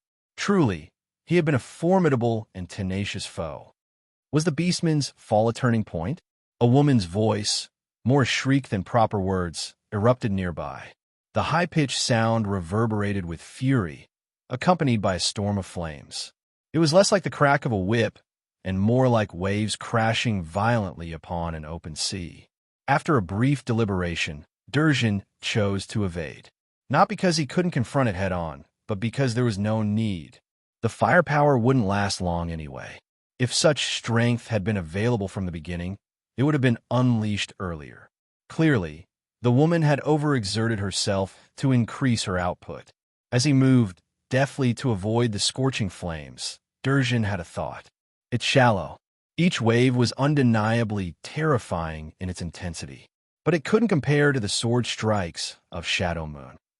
How could he ever forget the eerie silence, the almost ethereal quality of that blade? A terror so profound it felt as though 10 lives wouldn't be enough to survive it, and yet breathtakingly beautiful. That day's memory was etched deep in Durjan's mind, never to be erased. Thus, this was a risk worth taking. Compared to Shadow Moon, this was a danger he could endure. Durjan pushed through the blazing inferno. The searing winds felt as though they would melt his skin. Felt, but ultimately did not. In an instant, he closed the distance. The red-haired woman glared at him, her face contorted with rage. As Durjan moved to strike her down, 3 sharp arrows whistled through the air. Though unharmed, he had missed a golden opportunity. It seems I'll need to deal with the archer first. The arrows weren't particularly powerful, but their precision was disruptive, constantly breaking his momentum. A quick glance revealed the beastman warrior, whom he thought incapacitated slowly rising to his feet. This is troublesome. From the beast man, Durjan could sense the divine power of the dark god, Hybris. A black, sticky aura, an ominous force cloaked the white tiger beastman's body. Every instinct as a living being screamed of its danger. One of Durjan's lingering doubts was resolved. He had been skeptical when the Church of Hybris had been declared a heretical cult, but faced with such a sinister divinity, it was hard to argue otherwise. The Beastman warrior spoke in a voice that seemed on the verge of breaking. "I am not done yet. Gildin will not die." "That much seems true," Durjan replied. "But it won't be long. My children will never be touched. Those you've killed surely felt the same." Durjan steadied his stance calmly. "Huh." He flicked the blood from his sword. With the woman's final death throes, the raging flames vanished as though they had been a lie. They had been far tougher opponents than expected. The Beastman warrior, Gildin, had clung to him relentlessly until the very end, and the archer had disrupted him even at the brink of death. The supernatural flames had, albeit briefly, rivaled the spells of a grand mage. But now there were only 3 corpses left behind. Was this the strength of those beneath Ilencia? Even beyond Count Berthus, there were warriors of such caliber under their banner. To wield such power and devote it solely to war, it was horrific. Perhaps it was their might that had driven them to cry out for war in the first place. The current age is marching toward peace, yet here we are. There was no time to dwell on such thoughts. Ilencia's source of power, it was now his to confront. Durjan Esquent. A crimson aura pierced the air. A crimson-black aura slashed through the space, surging forward. The ferocity of the energy screamed like a wild beast, and the massive great sword bared its fangs. There was only one person on this continent capable of exuding such an overwhelming, killing intent. Raisin Berthus, a masterpiece crafted by the dark god. From within a helmet resembling a demon, faint crimson light seemed to gleam ominously. "Well, you finally arrived, Count Berthus. Your nemesis is here." "Nemesis? Huh, such arrogance. Do you truly consider yourself my equal?" "Even so, I'll manage to buy some time, won't I?" Silver steel clashed against the fangs of the beast-like greatsword. As expected, Durjan was already beginning to feel the strain. Now it was time to change tactics and wait for reinforcements. "Please don't take too long, Elise." The Beastman warrior galed in. The pyrokinetic ability user Mary. The sharpshooter Hacken. These 3 were individuals we had saved from the battlefield. At the time, Syrian and I were stationed near the gates, acting as the proverbial fire brigade. We were deployed after receiving an emergency request for reinforcements, but by the time we arrived, the situation was grim. A half-destroyed outpost littered with corpses. Demons rampaging unchecked. Even the survivors we managed to save were mostly beyond help. Gildin stood there, blood-soaked, shielding 2 young ones. Mary and Hacken had been boy soldiers back then, much like we once were. It was a sad yet common occurrence. Mercenary groups using children to fill their ranks. For the mercenary companies, headcount equaled payment, and the world had no shortage of abandoned children. It wasn't unusual for these boy soldiers to die alongside their older comrades. Gildin had originally been part of another mercenary group, only to find himself with just the 2 kids left after the chaos. From that day on, the 3 of them stuck together, with Gildin effectively raising the 2 as his own. He was, in practice, their adoptive father. "Why is it so hard to see you, Yuni? I missed you. I've been very busy. You've grown so much. And you're even prettier than the last time I saw you, Yuni." I am." Mary adored Syrian. Ability users like Mary often had difficulty with education and self-control, leading to frequent injuries caused by their own powers. Syrian, capable of wielding immense power while protecting Mary from harming herself, naturally became her mentor. Through this, they grew close. Gildin, on the other hand, had been a seasoned warrior from the start, so there wasn't much to teach him. Hacken was mostly trained by Gildin himself, although I occasionally stepped in when asked. Hacken, always quiet, gave a polite nod of respect. Gildin grinned and clapped Hacken on the back. This kid's improved a lot. You'll be surprised the next time you see him in action. I'll look forward to it. There was no need for an extended reunion. We hadn't been apart for long, and we'd surely see each other again soon. Galen, especially, was meticulous when it came to work. All right, we'll head out for a patrol. Mary, save the catching up for later and start by surveying the area. Yes, sir. See you later, Yuni. All right, see you. It seemed they'd prearranged their tasks, as the three headed off to scout the surroundings. I waved them off as they disappeared. In the original story, these three hadn't been given much prominence.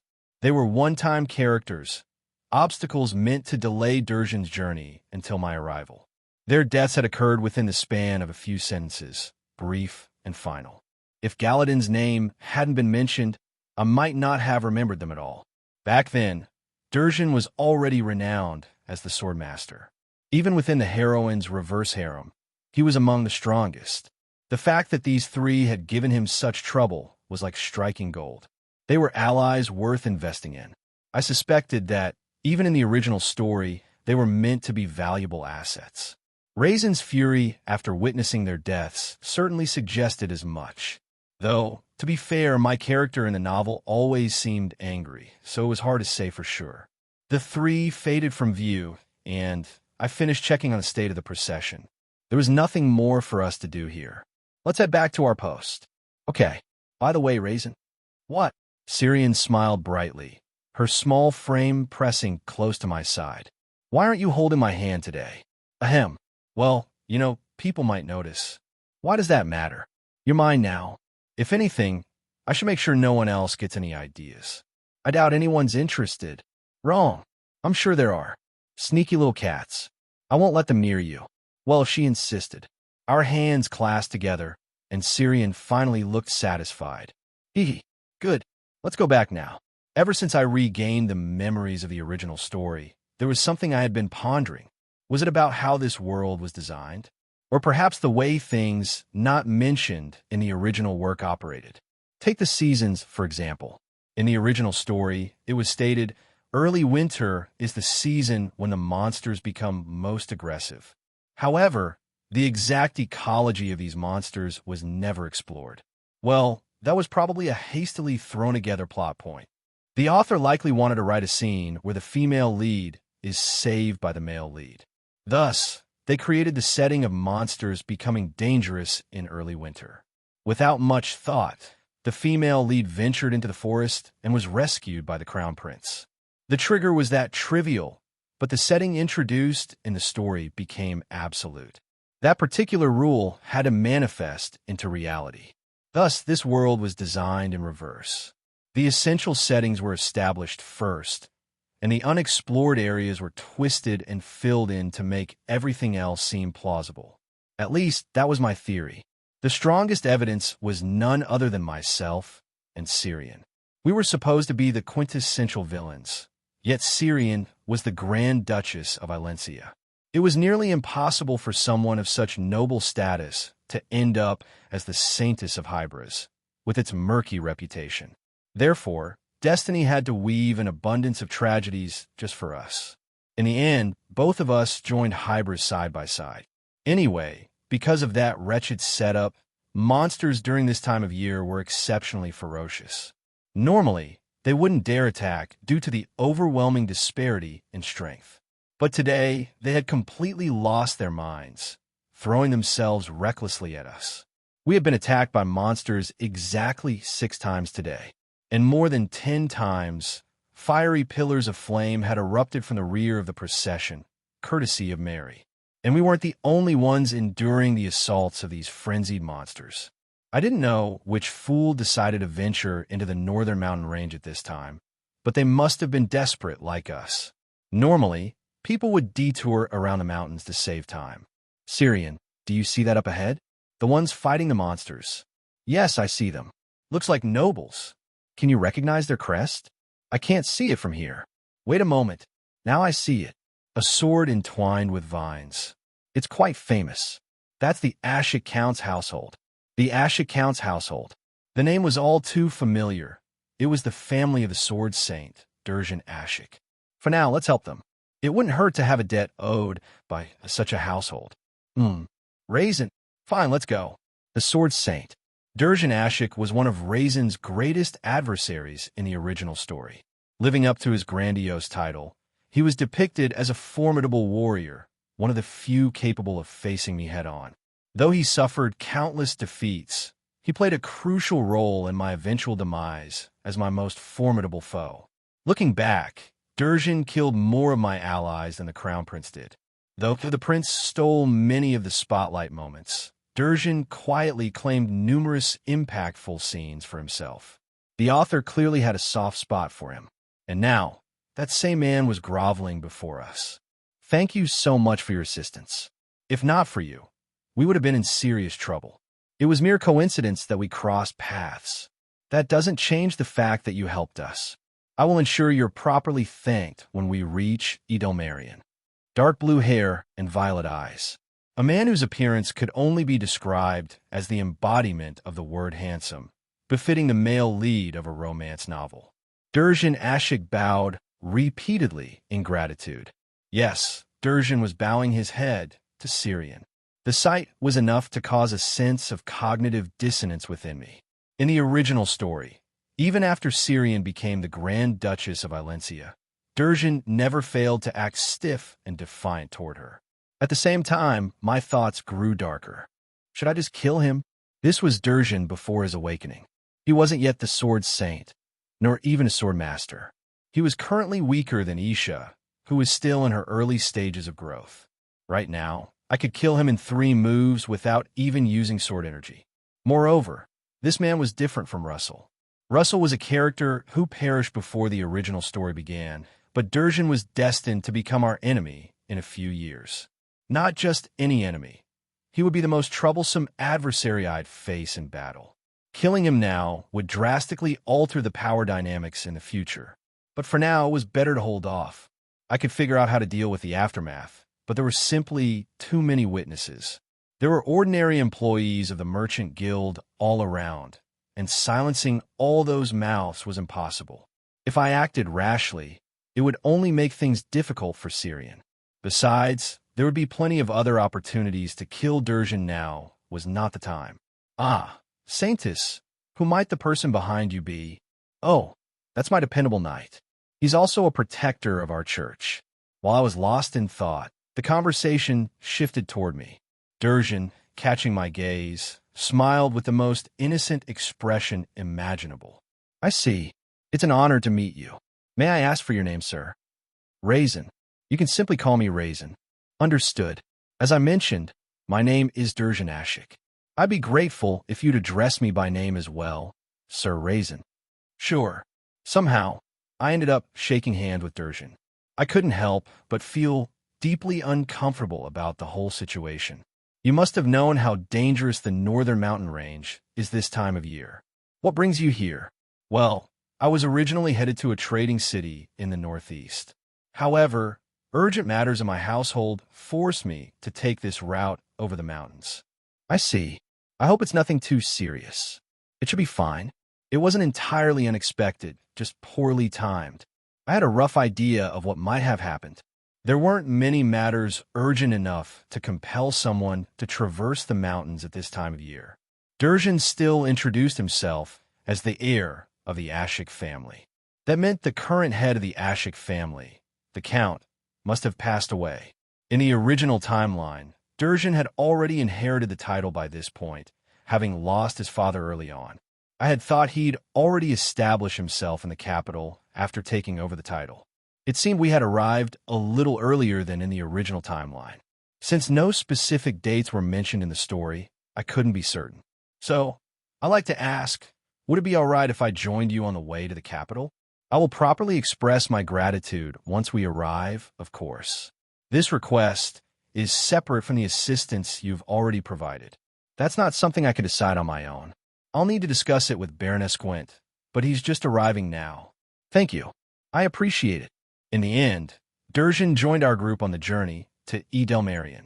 Baron Gwent seemed particularly interested in the gratitude promised by the Ashik family, and Syrian appeared to take the pragmatic approach of accepting the situation without complaint. In the original story, Durjan's personality was portrayed as upright and polite, a truly virtuous young man. His friendliness quickly won over the group, especially among the female employees of the Merchant Guild, who were particularly impressed by him. As night fell, the group stopped for dinner. Syrian and I sat side by side near a campfire, eating skewers of roasted meat. Suddenly, Syrian created a thin barrier of divine power around us. It seemed she had something she wanted to discuss. Raisin, you don't seem to like Durjan very much. I wouldn't go so far as to say I dislike him. Was it that obvious? No, no one else would have noticed. But I can tell just from looking at your face. You seem to dislike him. I don't bother hiding it from you. From what I had observed, Durjan wasn't a bad person. That much was only natural. If anything, he was meant to be on the side of justice. If he weren't destined to become my enemy, I might have thought highly of him. But I had no intention of growing attached to someone who was bound to die. Syrian chuckled softly. Maybe we should have told him not to follow us. Honestly, I don't like him much either. Why? Everyone else seems to like him. He looks too feminine for a man. And for a swordsman, he seems too feeble. I bet he's not even that skilled. Not a great first impression, huh? Syrian's head naturally leaned toward me, her warmth blending with the heat of the campfire. It felt as though the winter chill was melting away. From a distance, I noticed Durjan and Isha standing not too far apart. As always, Isha maintained her wary demeanor, though she didn't seem to be outright avoiding Durjan. Her posture was more like a cautious stray cat keeping its guard up. It was remarkable to see the two of them together without conflict. In the original story, their first meeting involved them drawing swords and trying to kill each other. One thing was clear, this encounter had never happened in the original timeline. Syrian, still leaning against me, lifted her head. The divine barrier around us dissipated like grains of sand scattering in the wind. This typically happened when someone was approaching. Looks like he's coming our way. I had been too focused on eating to notice, but sure enough, Durjan was walking toward us. He glanced at both of us. Then his expression shifted as if he had come to some sort of realization. The look on his face was one of utter clarity and relief. What was that? What exactly had he realized? A massive tremor reverberated underfoot. Staring at the distorted ground, Durjan thought to himself, strong. The destructive power was chilling. However, it was still no match for Raisin Berthus. It wasn't as fast or stealthy as Isha of the Shadow Moon. After all, Durjan could read its attacks. This was an opponent he could handle with rationality, not just raw instinct. In that case, he wouldn't lose. Durjan was confident he would never lose to an enemy weaker than the Shadow Moon. Durjan hesitated for a moment, then approached. Despite everything, he was still a high-ranking noble. With a feigned smile of courtesy, Syrian greeted him warmly. The reason for the feigned part was the artificial undertone that was impossible to ignore.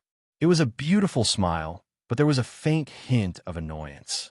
Was it because their time alone had been interrupted? It seemed even I had become adept at reading Syrian's expressions. Well, considering how much time I'd spent around Syrian, it wasn't hard to guess what was on their mind just from a glance. What brings you here, Sir Durjan? I wanted to have a brief conversation. Could you spare me a moment? Sure. I don't have anything pressing right now. He wants to talk? That must mean he wanted to speak to Syrian alone without me. The weather was cold. Syrian disliked the chill, so it would be better to keep them by the fire. It seemed I would have to step aside. Whatever they talked about, I could always hear it from Syrian later. As I was tidying up and preparing to leave, Durjan scratched his head awkwardly. I should have said this from the start. Pardon, the person I wish to speak with isn't the Saintess, but rather Sir Raisin. The Sword Saint wanted something with me? A million question marks flooded my mind. I couldn't begin to understand what was going through Durjan's head. What could he possibly have to say to me? Could it be that he overheard me bad-mouthing him? No, that was unlikely. May I ask for your understanding for a moment? I promised not to go far. After all, I wouldn't separate this Saintess from her guard. Sure. Thank you.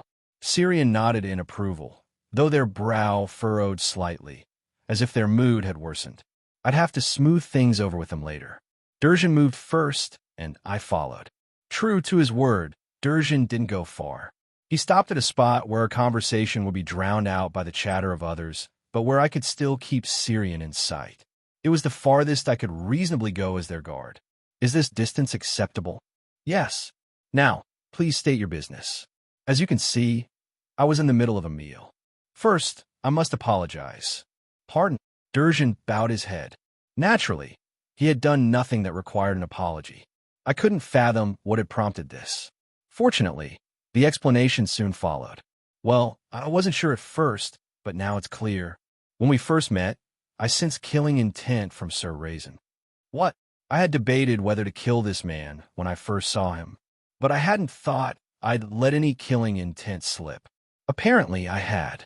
It was nothing more than a fleeting thought, a passing whim. Even Syrian hadn't noticed, yet this man, at his level, had. Was this heightened awareness a perk of being a main character? I wondered why. After all, it was our first meeting. It didn't seem like you had any personal grudge against my family. No, I hold no personal feelings. That's a relief. I was curious why someone who helped me at the forefront would act this way, but I just figured it out moments ago. Durjan had a look of sudden realization earlier, and this must have been it. It had piqued my curiosity at the time, and now I was about to find out. Though not manipulative, his thoughts were impossible to predict. At that moment, I came to a realization of my own. This man is the same type as Baroness Quent, the type whose thoughts zigzagged unpredictably. Was it because he was more mature in the original story that I hadn't noticed before? So, what conclusion did you come to? Well, I tend to get close to people without hesitation, which often leads to misunderstandings. No need to ask what kind of misunderstandings. Even as he awkwardly scratched his head, Durjan continued. Especially with women. I'm frequently misunderstood as making advances, even when it's not my intent. I stared blankly at Durjan's face. The kind of face you'd find in a romance comic. A perfect prince. Judging by the reactions of the female staff and basically every woman on Earth, it was easy to see how his looks alone could cause misunderstandings. So, you're here to explain to me that you weren't flirting with the Saintess? Exactly. I have no intention of interfering in your relationship. I'm not that kind of person. Phew. I feel relieved now that the misunderstanding is cleared up. I see. No matter how much I thought about it, I couldn't figure out a way to explain. Actually, I debated killing you because you're a future enemy. It was better to leave him with a misunderstanding. But was it really that obvious we're together? I don't recall mentioning it. At first, I wasn't sure, but the way the Saintess looks at you, it's unmistakable. Unless someone's completely oblivious, they'd notice. Is that so? Durjan truly had a great personality. To put it kindly, he was optimistic. To put it less kindly, he lacked a sense of personal boundaries. Now that he believed the misunderstanding was cleared, it seemed he thought we'd become friends. I was deeply impressed watching you face the monsters earlier. Your skills are so exceptional that I'm surprised your name isn't well known in the capital. Well, that was because Syrian and Baroness Squint had tightly controlled the flow of information. It wouldn't do for our names to reach Count Roxon. Since we were so young back then, few nobles knew of us. We hadn't gone so far as to use aliases, but we certainly didn't want our names spreading in the capital. I gave Durjan a suitably vague excuse and asked him not to casually mention my name in the city. Understood. I owe both of you my life, after all. Thank you. Then, can I consider your business here concluded? Well, actually, I do have one more thing to ask. Go on. Durjan scratched his head again. In the original story, this was described as his habit whenever he had to say something difficult. Though his thoughts were hard to predict, his emotions were easy to read. They always showed plainly on his face, which only made my feelings more complicated. Why does he act like a romance comic protagonist experiencing his first love in front of me? The discomfort in my chest made me want to run away from this conversation. I heard you've known Ishanim the longest here. Excluding Sir Russell, of course. This guy even added the honorific Nim to a commoner's name? Whatever. It wasn't an incorrect statement. I hadn't known Isha for very long, but within this group, I'd been around her the longest by a matter of days. It's not as long as you might think. But why are you asking about Isha? Well, Durjan coughed awkwardly. This is embarrassing to ask, but does Miss Isha have someone special in her life? By someone special, do you mean in the romantic sense? Yes, exactly. My mind went blank. So, what Durjan was asking me was whether Isha had a lover. Aren't you two supposed to hate each other? Shouldn't there be some kind of instinctive hostility bubbling up between you two?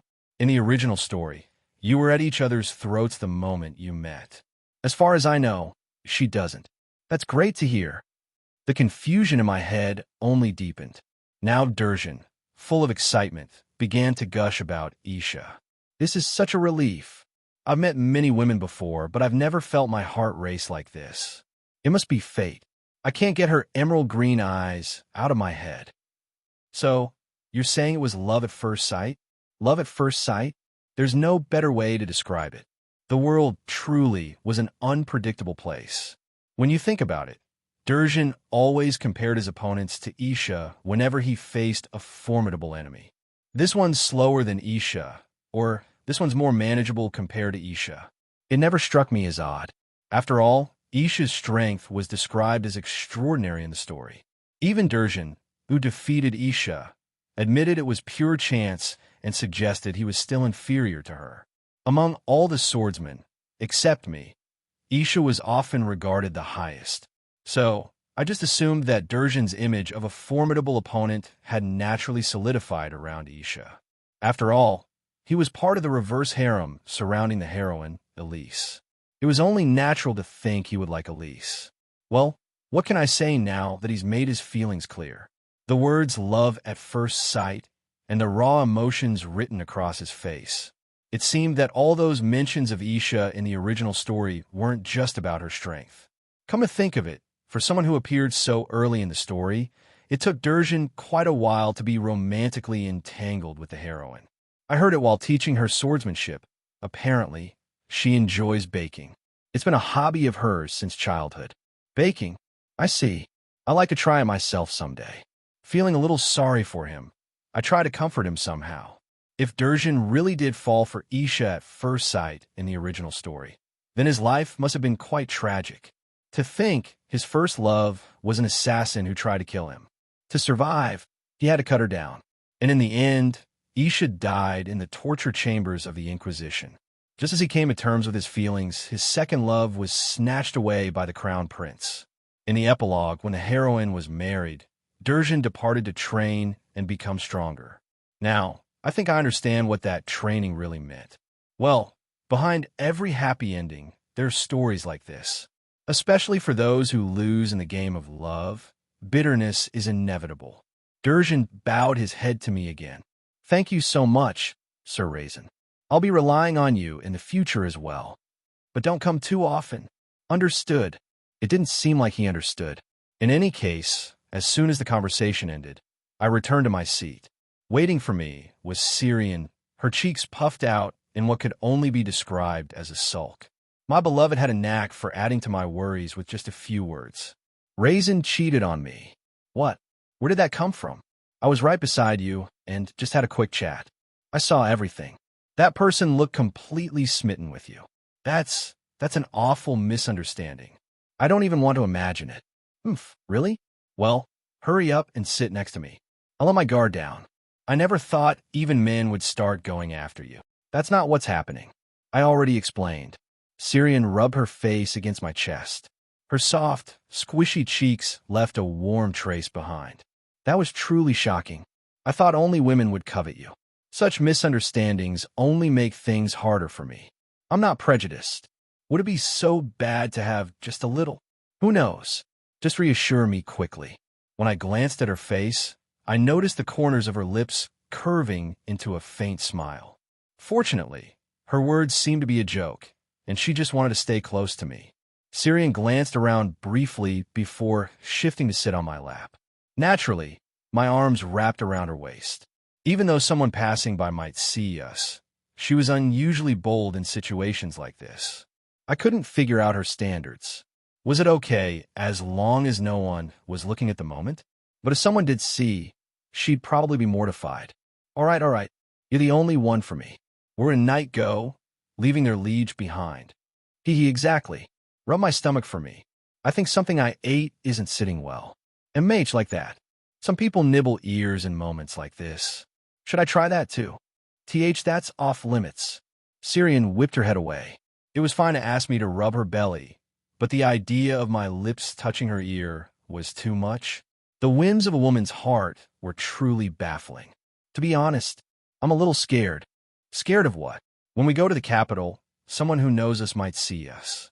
Maybe even Count Roxon. If I run into him, will I be able to stay calm? Syrian's voice trembled slightly. I don't know. I think you'll be fine. The Syrian I knew grew colder when she was angry. The day we lost Tryon and Henna, we bottled up our volcanic rage and whispered of revenge in a low, steady tone. It's me who needs to be careful about letting emotions ruin things. Even today, Durjan noticed the killing intent I'd been holding back. But for now, it was more important to comfort Syrian. I pulled her delicate frame closer to mine. I knew how to console Syrian. After all, I was the one who always comforted her when she cried loudly in the castle. From long ago, Syrian had always found comfort in my warmth. Whenever I held her hand or patted her back and whispered reassurances, she would quickly calm down and stop crying. Though she wasn't crying now, the soothing effect would be the same. It's already been 4 years. We've spent over 4 years preparing to finish this, so Roxon won't have any chance to intervene. Your revenge will be flawless. What if I make a mistake? Then I'll handle it somehow. I promised to help, didn't I? From the moment we were at that cabin. We were always two halves of a whole. If I made a mistake, Syrian would cover for me, and I would do the same for her. That's how it had always been. Our procession headed toward the capital without any issues. We had finally left the wretched northern mountains behind, and it seemed we'd reach the capital in a day or two. With some leeway in our journey, neither Syrian nor I were assigned guard duty today. It gave us time to relax together inside the comfort of a carriage. Syrian seemed intent on using this opportunity to discuss our plans for the capital. The conclusion Syrian and I reached regarding our situation was simple and straightforward. We lacked sufficient evidence and power. Listen, there are 2 ways we can bring down Count Aloran. Inside the rattling carriage, Syrian began sketching on a small piece of paper. She drew scales, representing the imperial court, and an eagle, symbolizing the royal family. One is the imperial court. The other is an imperial decree, right? Correct. If it's just circumstantial evidence, it's already enough. Even if we took it to a fair court, we'd have a good chance of winning, and the emperor isn't foolish. He likely suspects the count's betrayal. I thought court battles weren't an option. They aren't. The imperial court is corrupt. If I stood at the forefront, it might be possible, but it's too dangerous for now. Syrian drew a bold X over the scales. A court so corrupt that a duchess would openly call it rotten. This empire was hopelessly broken. In contrast, she circled the eagle. So an imperial decree would be the cleanest option? Yes. The problem is the emperor. Politics isn't about truth or justice alone. This was especially true in an ancient empire like this one. The tangled web of vested interests had rusted the empire in every corner. Think from the emperor's perspective. What does he stand to gain by following our plan? Baron Esquint and the vacant position of Count Aloran? That won't appeal to him much. Outwardly, the Marquis isn't loyal to either the emperor or the other nobles. That vacant position would have to be split between the 2 sides. The House of Aloran was a prestigious family with deep roots in the empire. Naturally, they held considerable influence in central politics. Their value couldn't compare to a mere frontier garrison commander, especially one like Baron Esquint, who came from common stock. What if the emperor quietly removed Baron Esquint and blackmailed the count with his weaknesses? Then he'd gain a strong and obedient dog. Exactly.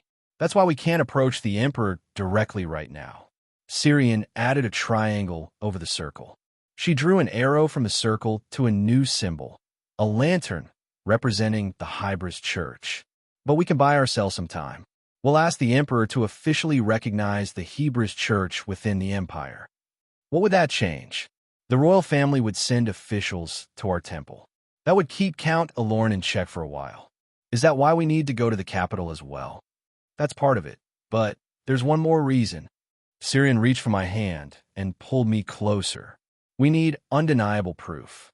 Something so incriminating that the Emperor won't be able to cover it up. We'll make the incident explode in a way that no one can ignore. As she leaned in, Syrian's fingertip playfully tapped my lips. Her mischievous smile was close, so close I could feel her breath. What do people need to communicate? Words or letters, if not that? Exactly. For secret conversations, they need to meet in person even more. So there must be a messenger. Are they operating in the capital right now? Yes. That's the luck you've uncovered. It's information only Russell knew. Syrian finally pressed her lips to mine. It was a light kiss, yet the warmth of her breath seemed to linger on my face. This is your reward. Thanks to you, everything's going more smoothly. Syrian's radiant smile was, as always, the most beautiful thing in the world. Once we passed through the northern mountain range, a peaceful journey ensued. There were no monster attacks, nor was this region infested with bandits. No matter how decayed the empire might be, it wasn't rotten enough to neglect the security of the capital's surroundings. By some stroke of luck, we encountered rangers at the mountain's base. Though they gave us the kind of look reserved for lunatics when they realized we had crossed the mountains during this season, it was a fair reaction. There was no counter-argument to their perfectly reasonable disbelief. The rangers, who were monitoring the mountains to ensure no monsters emerged, provided their escort thanks to the authority of Durjan and Baron Esquent. One of them, perhaps out of concern, shared some advice about the area. It's better to take a detour around the mountains during this season.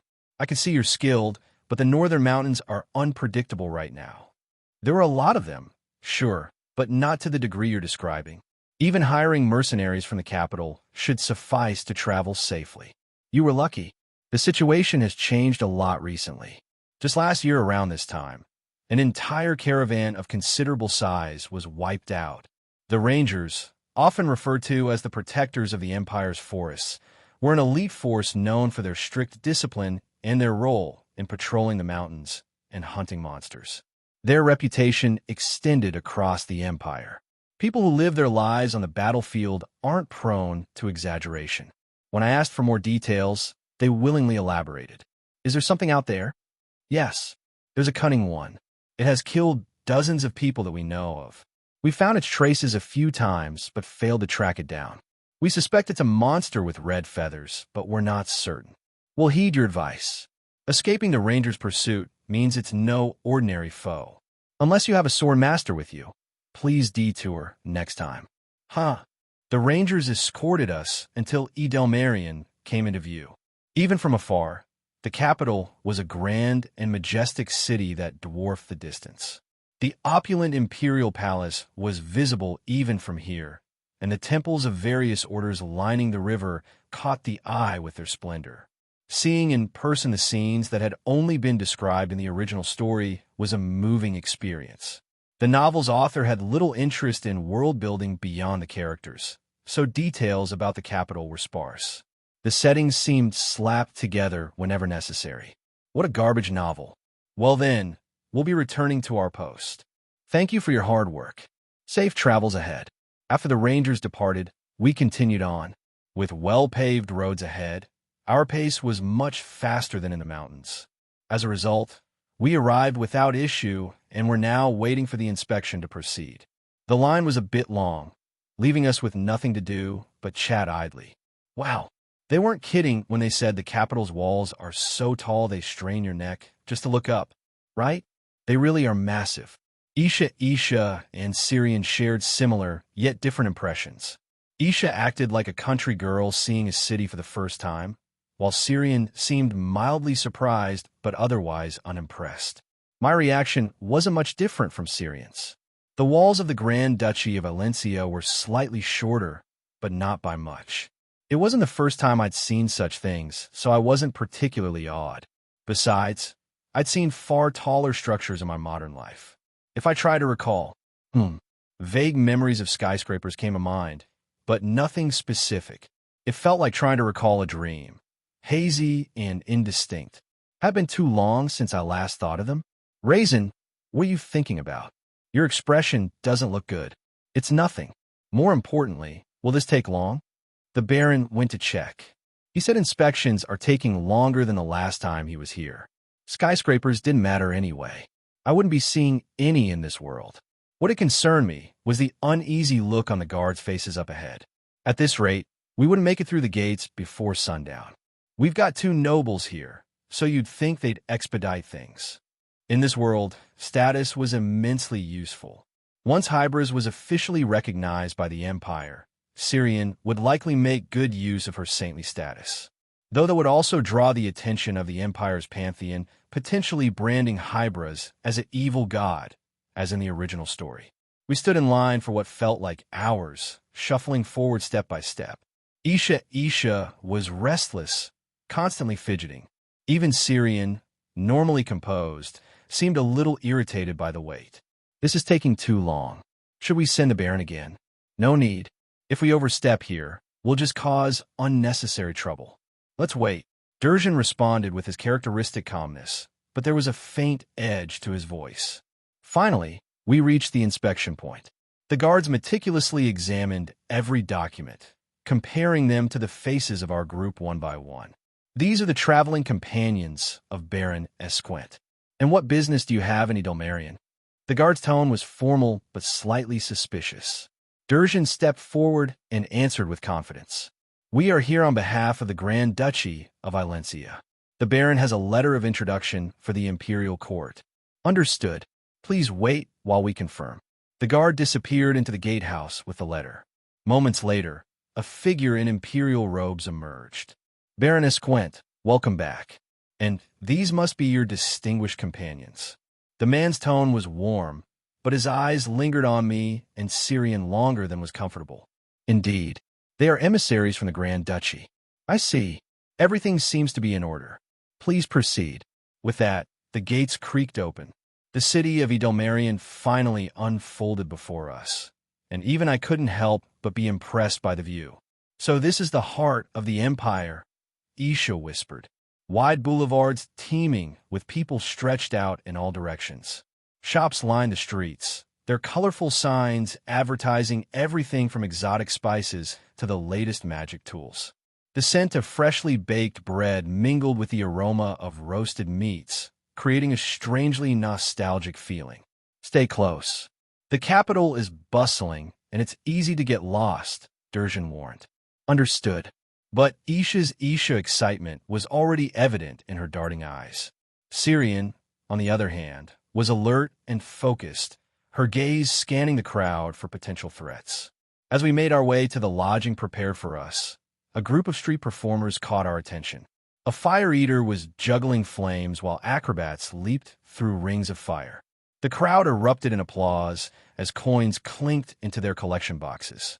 Amazing, Isha breathed, her eyes wide. It's nothing special. You'll see much grander performances if we attend a noble banquet, Durjan commented dryly. But I couldn't help but agree with Isha. The vibrant atmosphere, the energy of the performers, it was something you couldn't replicate in the sterile, polished halls of nobility. Let's keep moving, I said, pulling Isha along before she could get too distracted. As we turned a corner, a commotion broke out nearby. A man in tattered clothes was arguing with a merchant, his voice rising above the din of the crowd. You cheated me. This isn't worth the price you charged. Nonsense. You agreed to the price. Now leave before I call the guards. Syrian's hand instinctively moved toward her sword, but I stopped her with a glance. This wasn't our business, and drawing attention now wouldn't do us any favors. Let's go. We continued on, leaving the argument behind. But I couldn't shake the uneasy feeling that the capital, for all its grandeur, hid a darker side beneath the surface. By the time we reached our lodging, the sun was setting, casting a golden glow over the city. The inn was modest but well kept, with a warm fire crackling in the hearth and the scent of stew wafting from the kitchen. We'll rest here for the night and visit the Imperial Court tomorrow, Durjan announced. As we settled in, I couldn't help but reflect on the day's events. Edelmarion was everything I'd imagined and more, but it also felt overwhelming. For someone like me, Thrust into this world with knowledge of what lay ahead, the capital was both a promise and a threat. I need to stay vigilant. Tomorrow, the wheels of fate would begin to turn, and there would be no going back. It was nothing new, but this world had countless gods. Even just counting the sects actively operating in the empire exceeded double digits. If you included gods like hybras, who had been forgotten or whose faith had entirely perished, it was impossible to estimate how many gods had existed throughout history. The most renowned among them were the so-called five gods: gods of light, faith, benevolence, order, and war. The sects worshipping these gods wielded significant influence. Among them, Cyril, the god of light, boasted the largest following and would eventually choose the female protagonist, Elise, as a saintess. Countless gods and a myriad of sections. Despite their diversity, the scale of these sects varied greatly. In any other world, such differences would have likely led to devastating wars. However, in this world, religious conflicts were surprisingly rare. The reason lay in the tangible nature of miracles. People could directly witness the existence of gods. This made it impossible for anyone to claim, "Our faith is the only truth, and your God is a fake." However, the gods were reluctant to directly interfere in the mortal realm. The task of believing in gods and building sects ultimately fell to humans. Surprisingly, those who called themselves followers began to classify the gods. This concept gave rise to the imperial pantheon. Nominally, it was a religious alliance established to prevent conflicts and combat malevolent deities. In reality, it was a political faction created by the sects of the five gods to extort smaller sects. If a sect failed to gain recognition as a benevolent deity by the imperial pantheon, their missionary activities were restricted. Worse, they risked being branded as a cult and purged. In the end, the pantheon was a stage for political power plays among the sects. After explaining this, Syrian waved her hand dismissively, as if exhausted by the subject. Well, at least we're in a better position. We're not entirely unknown. We may have been buried in that forest for ages, but if you search old texts, our name does come up. Because it's a textbook example of downfall. Exactly. That's why older priests might recognize the name Hybris. At least we won't hear remarks about having no history. Syrian frowned, and I could almost hear her gritting her teeth. But it cost us quite a bit of money. Didn't you extort a good amount from Baroness Quint? I heard the Baron was practically in tears. We only got half of what we should have. That money wasn't supposed to leave my hands for a long time. Ugh, do you know how much I could have done with that? To officially register a name in the imperial pantheon, two conditions had to be met: proof of divine power and contributions to the empire and the pantheon. Divine power was a given for recognition as a religion. As for contributions, our achievements on the battlefield against demonic forces made this part relatively easy.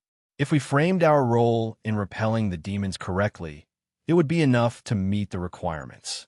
The problem was that these contributions subtly included donations. Without a generous donation, they'd nitpick over every little thing. It was an open secret, but in Hybris' case, emphasizing the god's dominion over death could lead to complications. So, begrudgingly, we had to gather a hefty sum of gold, which we had just donated. The donation was so significant that the Archbishop of Cyril, who had been guiding us, grinned so wide it seemed his face might split in two. The Archbishop promised to discuss our temple with the imperial family and conveyed that this matter would be reviewed positively. In essence, all that remained was procedural formalities. Approval was practically guaranteed. Still, it seemed there wasn't a single uncorrupted corner in Edelmarion's laws or religions. No wonder the future crown prince drew so much attention. Thinking about it makes me furious again. Just wait. I'll get back every coin I spent on this, with interest. Ow! I'll squeeze it out of them.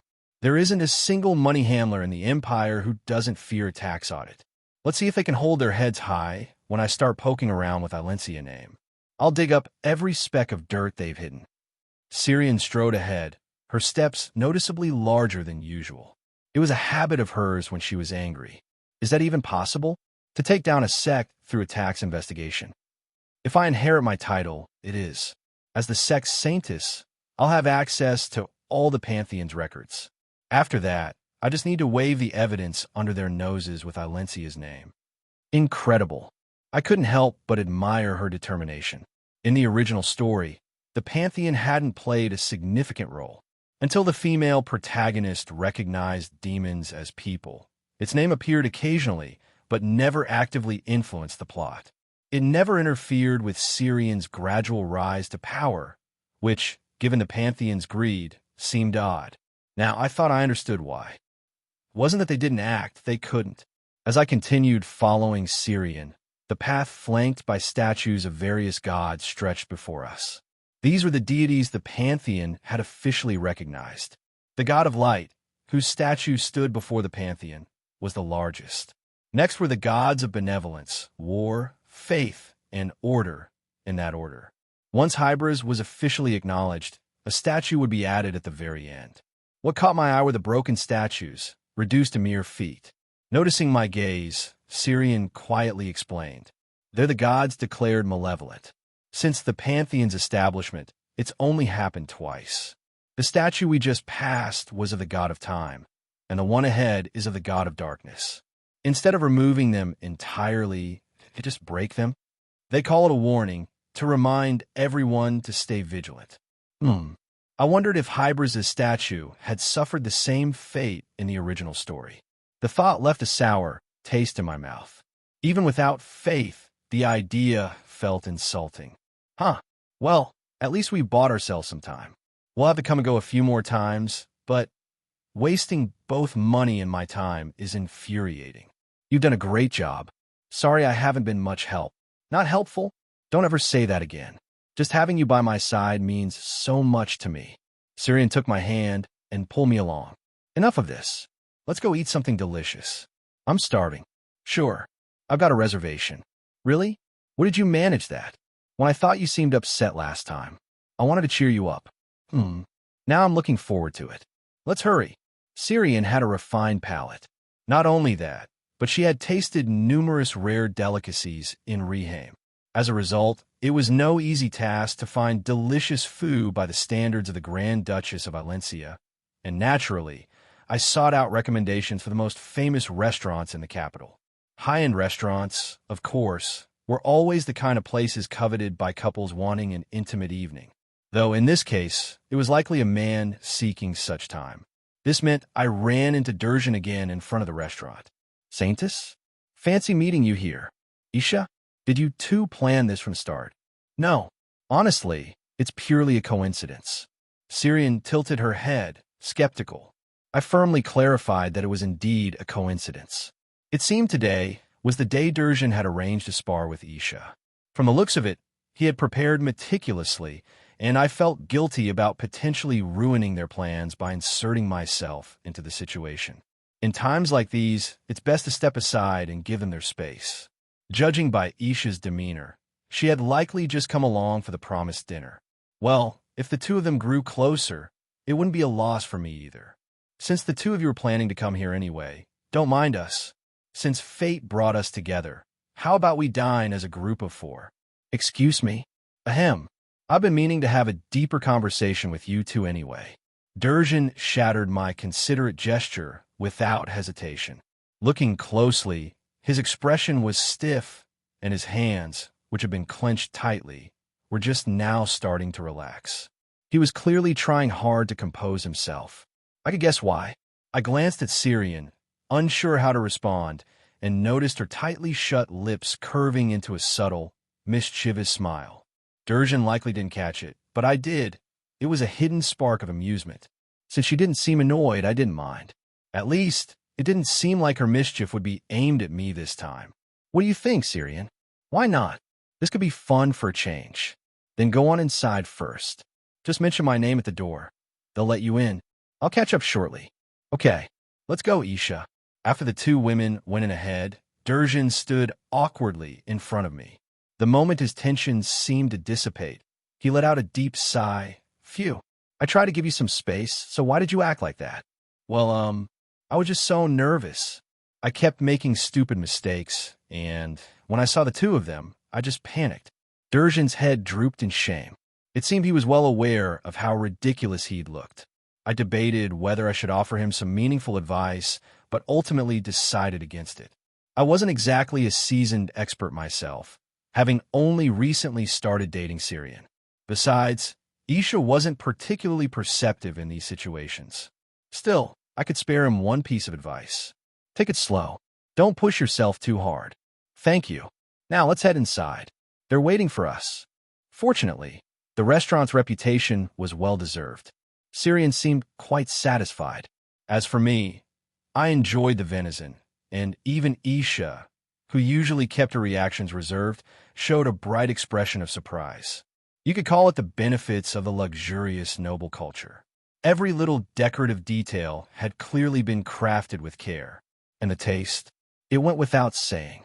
There's always a reason when something satisfies the picky palates of the upper class. The only one who couldn't enjoy the delicacies was Durjan. Judging by his blank look, he probably couldn't even tell if the bread was going into his mouth or his nose. The way he clenched and unclenched his fists, it must have been a habit when he was nervous. Surprisingly, that was him doing better than usual. Isha wasn't accustomed to the formal dining culture of nobles. Noticing this, Durjan had taken it upon himself to teach her proper utensil etiquette and the order of eating. It was a kind of small victory for him, and the confidence it gave seemed to smooth out his otherwise awkward demeanor. Come to think of it, you two are remarkably well-versed in etiquette. It's impressive, Isha commented.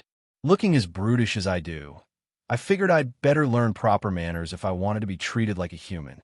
I replied, brutish? Who on earth said that to you? Syrian snapped, turning her head sharply. The cold glint in her eyes was enough to betray her rising anger. She seemed ready to hunt down whoever had said such a thing, though even Syrian wouldn't actually go that far. With a small chuckle, I responded, my father. That makes sense. He probably meant it in a good way, she said, trying to sound casual. Puffed. I couldn't hold back a laugh. Hey, cut it out. Syrian's energy deflated a little. Her gaze briefly dropped before she looked back at me with a mix of irritation and helplessness. That expression was so endearing I couldn't help but smile. Bringing up my late father in such a light tone might have seemed inappropriate, but it didn't bother me much. I'd long since come to terms with it. After all, it was Syrian who had helped me swallow my grief. Teasing her was one thing, but it didn't feel right to keep the conversation on this subject. Fanning herself, Syrian quickly changed the topic. Enough of this gloomy talk. Let's discuss something fun instead. Like what? I asked. How about ideal types? Let's start with Isha. What kind of person do you like? Wow, bold move. Durjan, sitting in front of me, swallowed hard. Just as the tension in the air was easing, it wrapped around us all again. The only one oblivious to this atmosphere was Isha. Her head tilted slightly as she fell deep into thought. Ideal type. I can't think of much, she began. Never thought about it. Like, what kind of traits you prefer or dislike? Syrian pressed. If I had to pick, maybe someone who doesn't lie. Someone who keeps promises, repays trust, Isha replied after a moment. So, someone dependable? Syrian clarified. Durjan clenched his fists tightly. What was it in the original story again? Durjan's defining trait leaned more toward refinement than dependability. Among all the characters, he was perhaps the most quintessentially noble. Ironically, his personality was strikingly open and progressive, almost to the point of being uncharacteristic for a noble. It was a fascinating contradiction, though not entirely surprising. After all, this world's source material was a typical romance fantasy. Making Durjan a rigid and stuffy noble would have been counterproductive to winning over the reader's hearts. Still, he certainly wasn't the type to go around lying. The noble demeanor he displayed naturally included keeping promises and fostering trust. I didn't think Isha had considered all that when she spoke, though. Her words seemed to be a straightforward expression of her thoughts. They don't have to be overly dependable. Just honest and trustworthy would be enough for me, she added. And anything else? Syrian asked. I prefer if they weren't too intimidating. Not that I dislike it, but scary is still scary, you know? Isha's eyes seemed to glance at me. Was it just my imagination? While I looked back at her, her gaze was focused on the foie gras. That dish was delicious. Maybe I should ask for another serving too. So what about you, Durjan? Ahem. I'm not sure yet. Really? You're really not sure? That sounds like a lie. A lady saintess. Syrian emphasized the word lie, cornering Durjan completely. Just earlier, Isha had said she preferred honest people, so it was impossible for Durjan to blurt out a lie now. I could almost hear Syrian snickering internally. Poor Durjan must have felt like he was dying inside. But for me, it was a sight to behold. I liked the serious side of Syrian, but her playful, sunny demeanor was even better. And frankly, Durjan and I weren't close enough for me to bail him out yet. Good luck handling this on your own. This isn't my problem. Ahem. Ahem. Ah, cough, cough. Oh my, are you all right? Did I ask something inappropriate? No.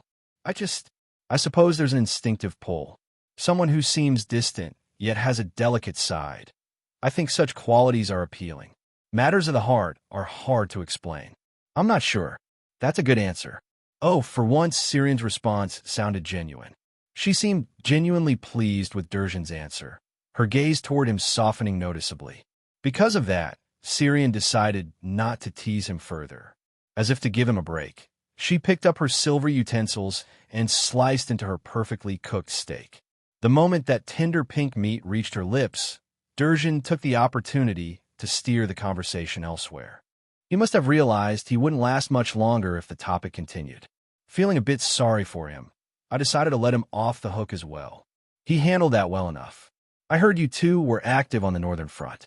So you fought demons directly? Yes. We were stationed at the Actania Gate, Durjan replied.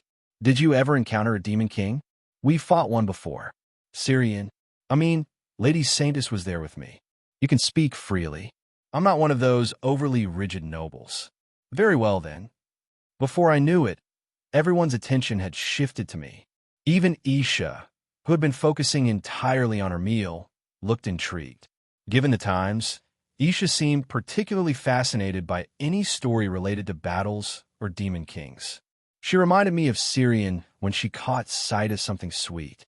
It might have been a bit much for her age, but as a fellow swordsman, I could understand. Sometimes the drive to break through walls was all that mattered. Enlightenment could come from unexpected places. But honestly, the story wasn't all that grand.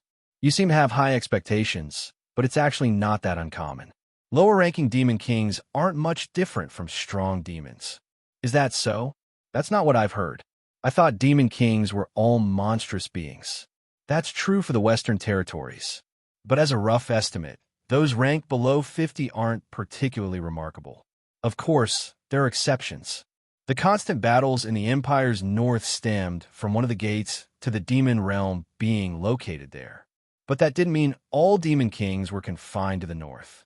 There wasn't just one gate, and high-ranking demon kings like Elijah mostly settled elsewhere on the continent. Conversely, most demon kings lingering near the gates were of lower rank. I once killed a demon who claimed to be the 70th ranked demon king, only for another to appear days later and introduce himself as the new 70th ranked king. They often killed each other off, so it wasn't surprising. What do you mean by exceptions? Isha asked. Rank 69, Decorabia. Syrian, chewing her steak, was the one to answer. As I mentioned, lower-ranking demon kings weren't particularly threatening. That was why the Empire didn't station sword masters in the north. Even I officially had yet to reveal my sword aura. However, Decorabia was a demon king who had maintained his position for an exceptionally long time. For a 69th ranked demon king, typically deemed unworthy of even recording their name, he was effectively treated as mid-tier or higher. Decorabia? I've never heard of him. Is he a particularly strong demon king? Not exactly strong, more like unique. Decorabia wasn't a demon king known for his raw power. The problem lay in his parasitic nature. Think of him as a parasite. Decorabia is a demon king that inhabits other demons. Ugh, couldn't you have picked a better time to explain this? We're eating. Sorry.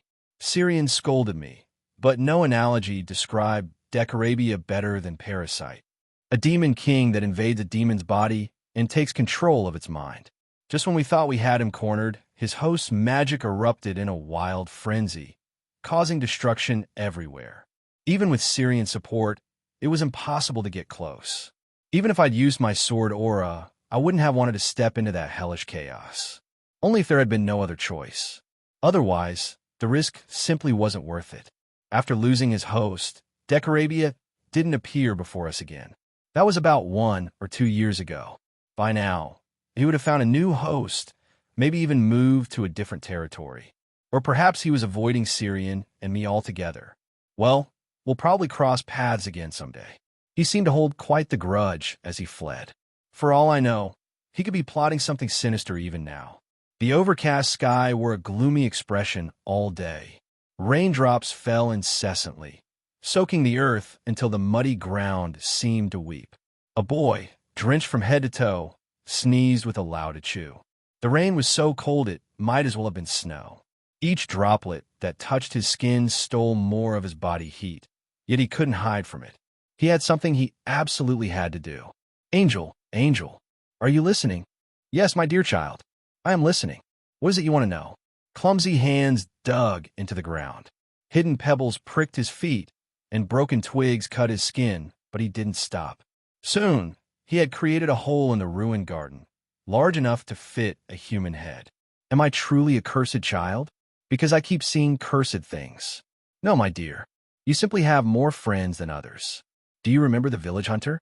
The man with the blue tattoo on his left arm? Of course. Clever boy. Do you recall how the hunter befriended a hawk? The hawk. Yes, I saw it. Its brown wings were so magnificent as it cried out, caw caw. It was amazing. When animals became the topic, the boy's face lit up with a radiant smile. To him, animals were far more familiar than humans. After all, the only kindness he'd ever received came from animals, while cruelty came solely from people. Rain kept dripping into his eyes, and he wiped his face with his arm repeatedly. What you see are unique friends, like that hawk. Others can't see them, but you can, and these friends need you to care for them. Without you, they'd surely be lonely. But my mom said I'm cursed. So did my dad. It's a sad truth, but not everyone in this world is as kind as you are. Look, see what those people have done. The boy's bright expression didn't last long. His gaze lowered, falling on the golden-furred puppy lying lifeless before him. It was his beloved dog, raised with tender care. The boy had poured all his affection into the pup, Leo, giving it the love he himself had never received. Whenever food was scarce, he shared it with Leo. The dog, as if understanding, remained loyal, greeting him with hoarse barks. But now Leo was dead. Had the poor dog cried out in terror before it died? Even a mute animal must feel fear, he thought. The grotesque angle of Leo's neck gave no answers. The boy could only guess at the painful death the dog must have endured. My dear child, do you think your puppy did something so wrong as to deserve this? No, absolutely not. Leo didn't do anything wrong. He wanted to set Leo's neck straight before burying him, but he couldn't. Whatever had broken, it had twisted it so badly that trying to fix it might have caused the head to detach entirely. Exactly. Wicked people have lied to you. The ghosts you see are simply mischievous friends. They'd never play cruel tricks on you. Thank you, Angel. Really, you're the only one I have left. Your parents and the villagers have wronged you. But remember, I will always be on your side. The boy began covering Leo with soil. As clumps of dirt buried the dog's golden fur, tears streamed down the boy's face. Or were they tears? It was raining, after all. Maybe it was just rainwater trickling down his cheeks. Even so, his eyes and chest ached with pain. Ah, it seems an unwelcome guest has arrived. The angel tapped the boy's shoulder gently, though it remained invisible. Sometimes the angel called to the boy this way. Turning slightly, the boy noticed someone crawling through the muddy ground. He looked down at the man with pity. Or rather, he pitied what was left of the man beneath him. The stones he had collected for Leo's burial were now dirted by the scene before him. Ah, Eric. Oh, it's you, Mr. Brown. What brings you here? Please, please have mercy. Spare me. Sadly, Mr. Brown's plea was something the boy couldn't grant. Breaking a toy was easy, fixing it was not. The man's body had already reached an irreparable state. If his legs had been intact, Mr. Brown wouldn't have needed to crawl, but it seemed he was unaware of his own condition. A man whose waist had been severed couldn't possibly survive. Even a child as young as the boy knew that much. Besides, the angel had told him, the people of this village were all bad people. Angel, it looks like my friends were playing and accidentally dropped him. That seems to be the case. A good child would return him to his friends, wouldn't they? It's fine. They're already coming back to get him. The boy smiled brightly. You could take him back now. No, please no. Spare me, please. What a thoughtful child. Mr. Brown retreated the way he had come. Though he had crawled slowly on his way in, he was pulled back in an instant. A long trail of handprints marked the muddy ground where he had been dragged. Human hands have 10 fingers, but the marks showed 11. Why was there an extra one? Oh, because of the head. There it was. The boy finished covering Leo with soil. He made sure to pile on a thick blanket of earth to keep Leo warm and stack stones on top so he wouldn't lose the spot later. Kneeling, the boy clasped his hands together in prayer. Dear God, please let my Leo be healthy in his next life. I'd be so happy if he could come back and be my friend again. The heavens will surely hear your prayer. I'm so glad I have you, Angel. Achoo, you've been out in the rain too long. You should head home and rest. Yeah, I should. I'll do as you say, Angel. That's a good boy. Haven't I always guided you well? A good child listens, and I care for you deeply, my kind little one. Yes, I'll be a good child. The boy trudged off, his steps slow and unsteady. The usually quiet village didn't seem so silent today. Black silhouettes flickered across the village, and the once quiet villagers were now loud. The boy's friends were having fun. A severed arm lay on the ground, its blue tattoo unmistakable.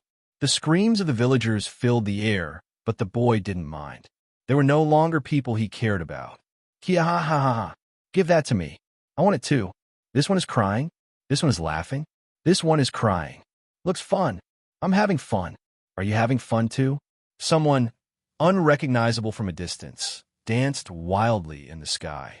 It was too far to make out their face.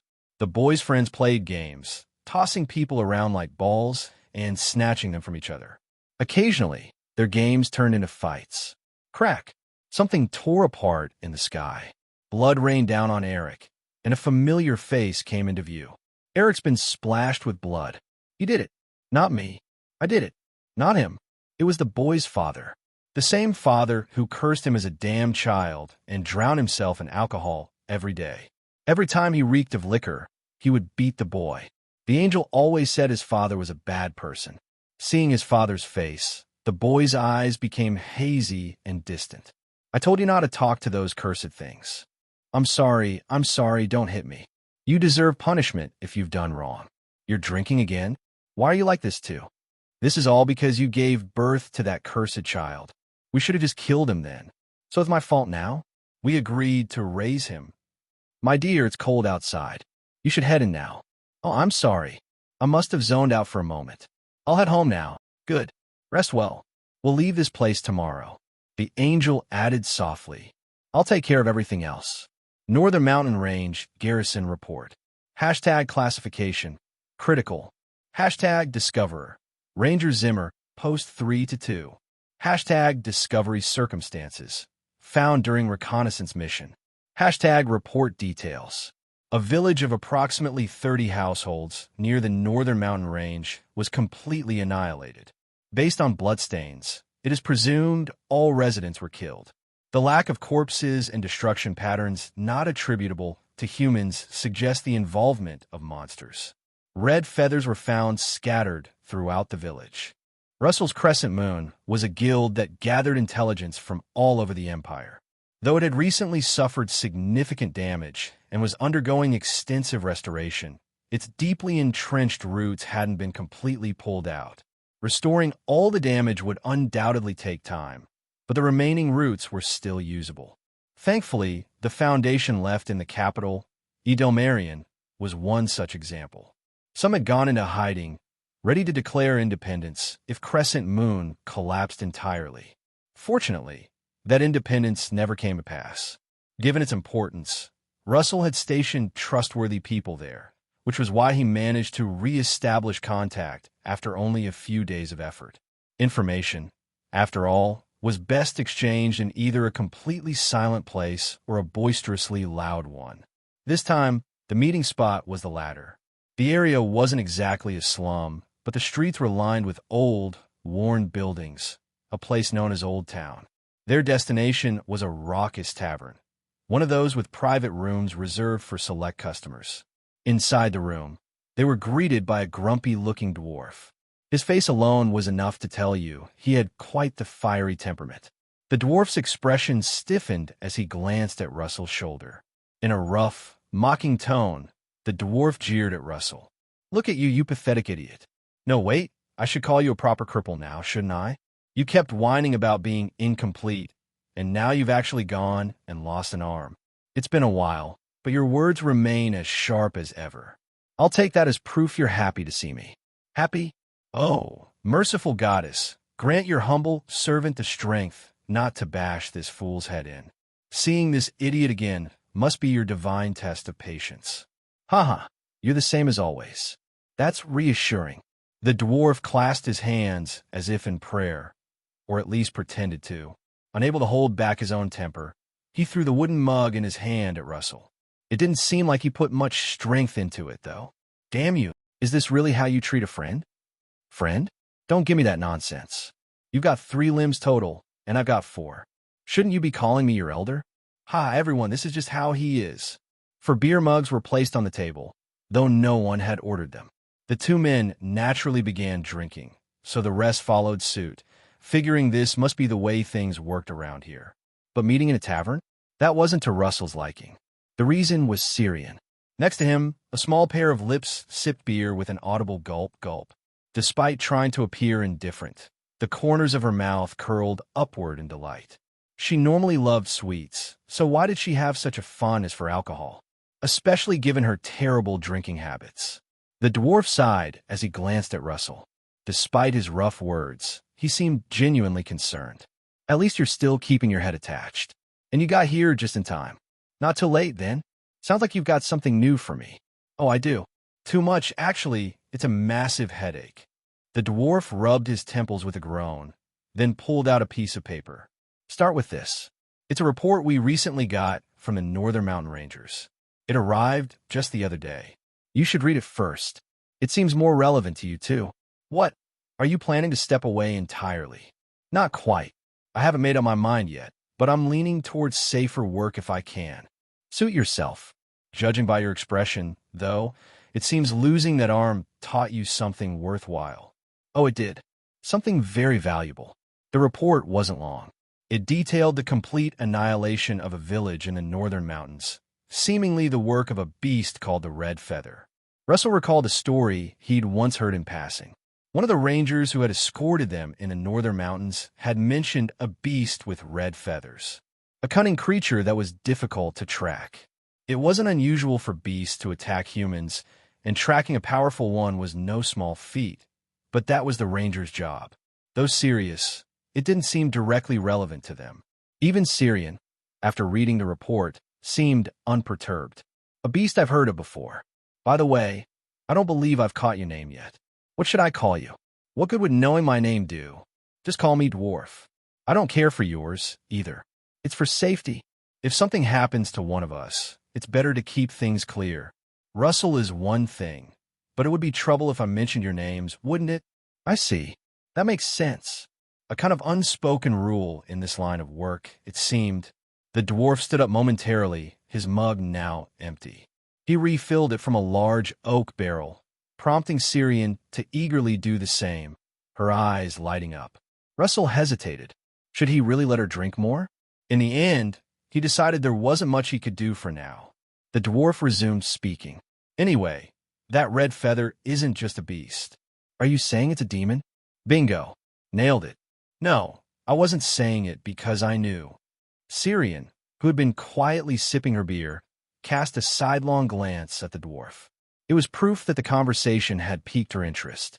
The dwarf let out a hearty laugh. "What you just seen involves demons. It's a bit of a long story, so listen carefully. Of course, Crescent Moon wasn't the only group handling what people called backdoor business in Edomarian. In any country, central politics were rife with schemes and conspiracies. To devise clever plots, one had to be willing to use dirty tools. While some noble houses trained their own tools, others simply hired such individuals with money. Though it wasn't as chaotic as a place like Rakita's, there was still a distinct industry for this kind of work.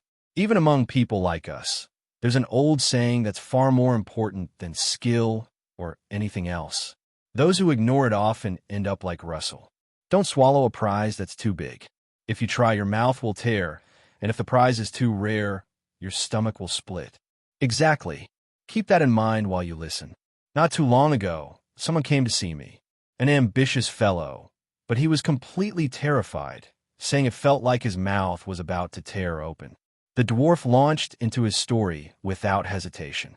Although the man he met had tried to speak in a roundabout way, there was no fooling the dwarf. Crescent Moon had been the first to uncover Count Aloran treachery, and naturally, that information had reached the dwarf as well. The gist was that the man had been tasked with smuggling demons into the northern mountains. If they traced the employer, it would undoubtedly lead to Count Aloran, but the dwarf refrained from saying so outright. The man had known it was dangerous, potentially grounds for immediate execution. But if he had taken the job anyway, it meant there had been a tempting bait. At first, everything had gone smoothly.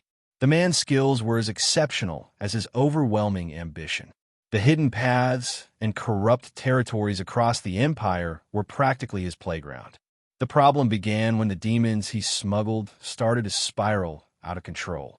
They needed to stay quiet until at least the following year, but the demons had started attacking trade caravans and even destroying civilian homes.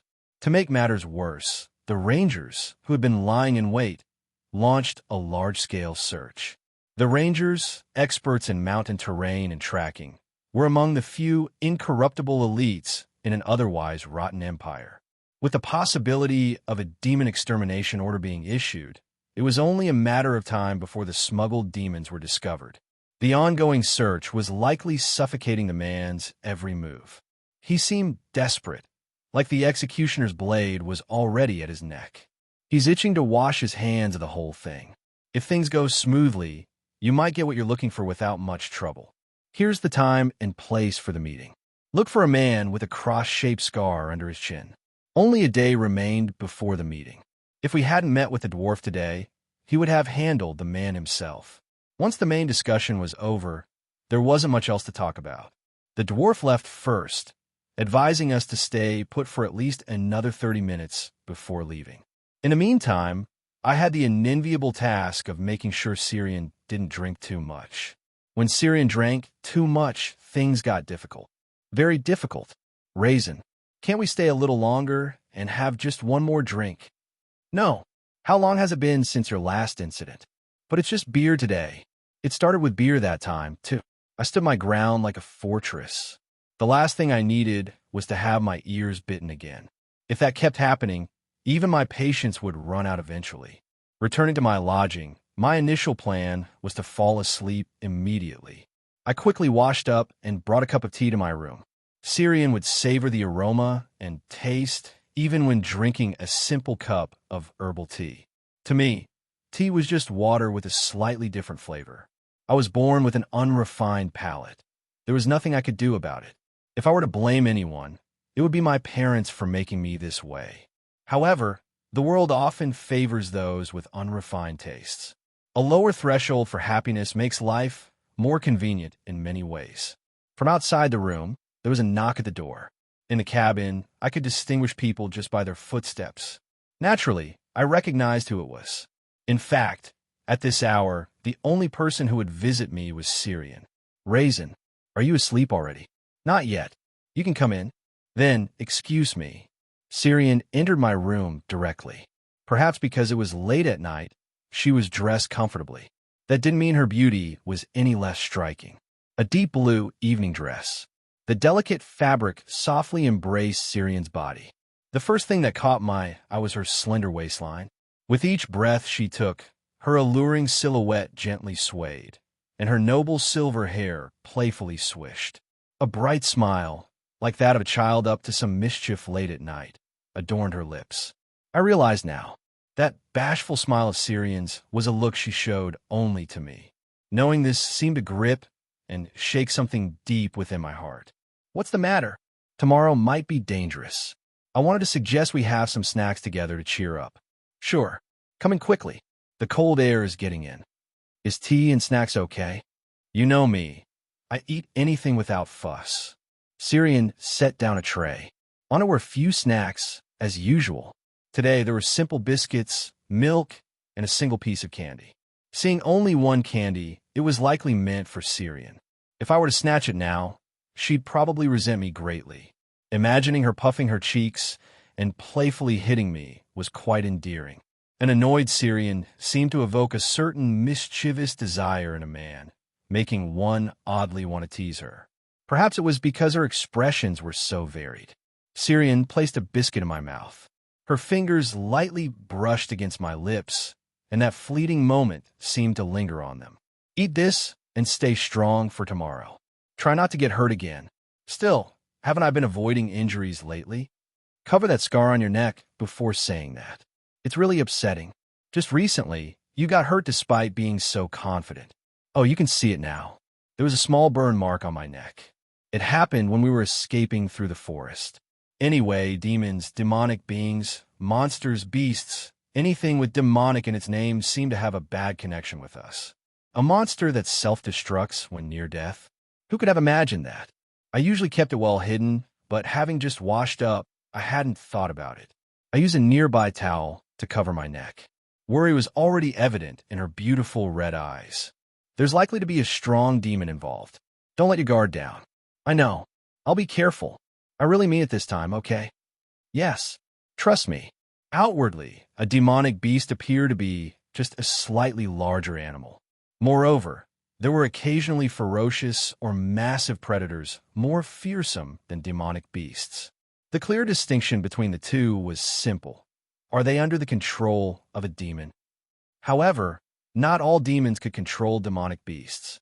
While the exact conditions were unclear, it was certain that only relatively high-ranking demons had this ability. The high-ranking demons I encountered on the battlefield were formidable opponents. None were lacking in skill, and all had their own cunning strategies. They were by no means easy foes. Still, I prefer things straightforward. For now on, we just need to eliminate all the demons, right? Yes. Let's meet the person tomorrow, and then move immediately. I don't want to give them much time. What if the meeting place is a trap? It doesn't matter. Even then, I'll handle it somehow. So, just focus on not getting hurt, that it's okay to fail. If it's dangerous, don't hesitate to run away. As long as you're alive, there's always another chance. I'll create the opportunities, so just make sure to return safely. Syrian whispered softly. Surely, sounds don't carry warmth. Yet, how could a few words be so warm? It felt as if the approaching winter had melted away, warming my heart. Having someone to rely on is truly a blessing. Don't worry. Who do you think I am? I won't lose. Still, I wouldn't lose disgracefully and mess things up. Everyone was moving urgently now. Not just me, Syrian, and Russell, but even Baron Esquint hadn't been seen resting since arriving in the capital. He was probably still visiting all kinds of nobles, laying the groundwork for his plans. In comparison, all I knew how to do was fight, so failing even at this would be shameful. That's true. You're my knight, after all, Syrian said with a small laugh. When she said things like that, she often revealed her possessiveness toward me. Oddly enough, I didn't mind her obsession. It was something I welcomed. Here, have another. I brought milk too, but I didn't add honey to yours, Raisin. It'd be too sweet, right? Yeah, the biscuits are already sweet enough. I thought so. Without hesitation, Syrian sat on my lap. I hadn't noticed it before, but the feeling of her soft yet firm body pressing against my legs stirred something illicitly sensual within me. The female form is truly a marvel. How could a body that seemed so light and delicate move so tirelessly? Syrian, sitting snugly in my embrace, felt like a finely crafted doll or a delicate piece of art. Her silvery hair caught my attention again and again, so I gently played with the ends between my fingers. Was human hair always this soft? Raisin, I'm curious about something, she said. Yeah? What is it? Well, we're officially a couple now, right? Right. Then what changes when people become lovers? Syrian asked cautiously, her gaze lifting to meet mine from below. And I, like a fool, gave the most unremarkable answer. Well, I'm not sure. Pfft. You don't know either, huh? Do you think I'd have experience with this? You've known me since childhood. It wasn't a lie. Even in my previous life, I probably didn't have a lover. Though my memories of me were growing hazy, faint fragments still surfaced occasionally. Syrian seemed to enjoy my dumb response. Her ivory-like hand gently caressed my cheek. So I was thinking, how about we try changing what we call each other? Specifically, well, how about, honey? Honey? Like this. Eat. Syrian flinched and shrank back. She told me to try it. So why was she reacting like this when I did? Her flushed cheeks grew hotter as I lightly pinched them, and yet her lips couldn't hide the smile spreading wide with delight. Seeing her like this, I couldn't just let it go. Honey? What's wrong? You told me to say it. My heart wasn't ready. Honey, honey, honey. And no, stop. My heart won't survive at this rate. Syrian covered my mouth, but did she really think that would stop me? My superior physical strength wasn't something her slender frame could counter. I dodged her hands and asked teasingly, You don't like being called honey? What about something like darling? That might be too much for now, though. I said stop. Ugh, this is a disaster. I just came to cheer you up for tomorrow. Thanks to my honey, I think I'll have plenty of energy now. Quiet. Until I'm ready. That nickname is off limits. In the end, Syrian lunged at me with the determination to shut me up, covering my mouth with her hands. Feeling it was better to let her win this time, I obediently allowed myself to be silenced. When I opened my eyes, I was greeted by Syrian's flushed face and a pouty expression. It was that expression, the one so irresistible that I couldn't help but tease her just to see it again.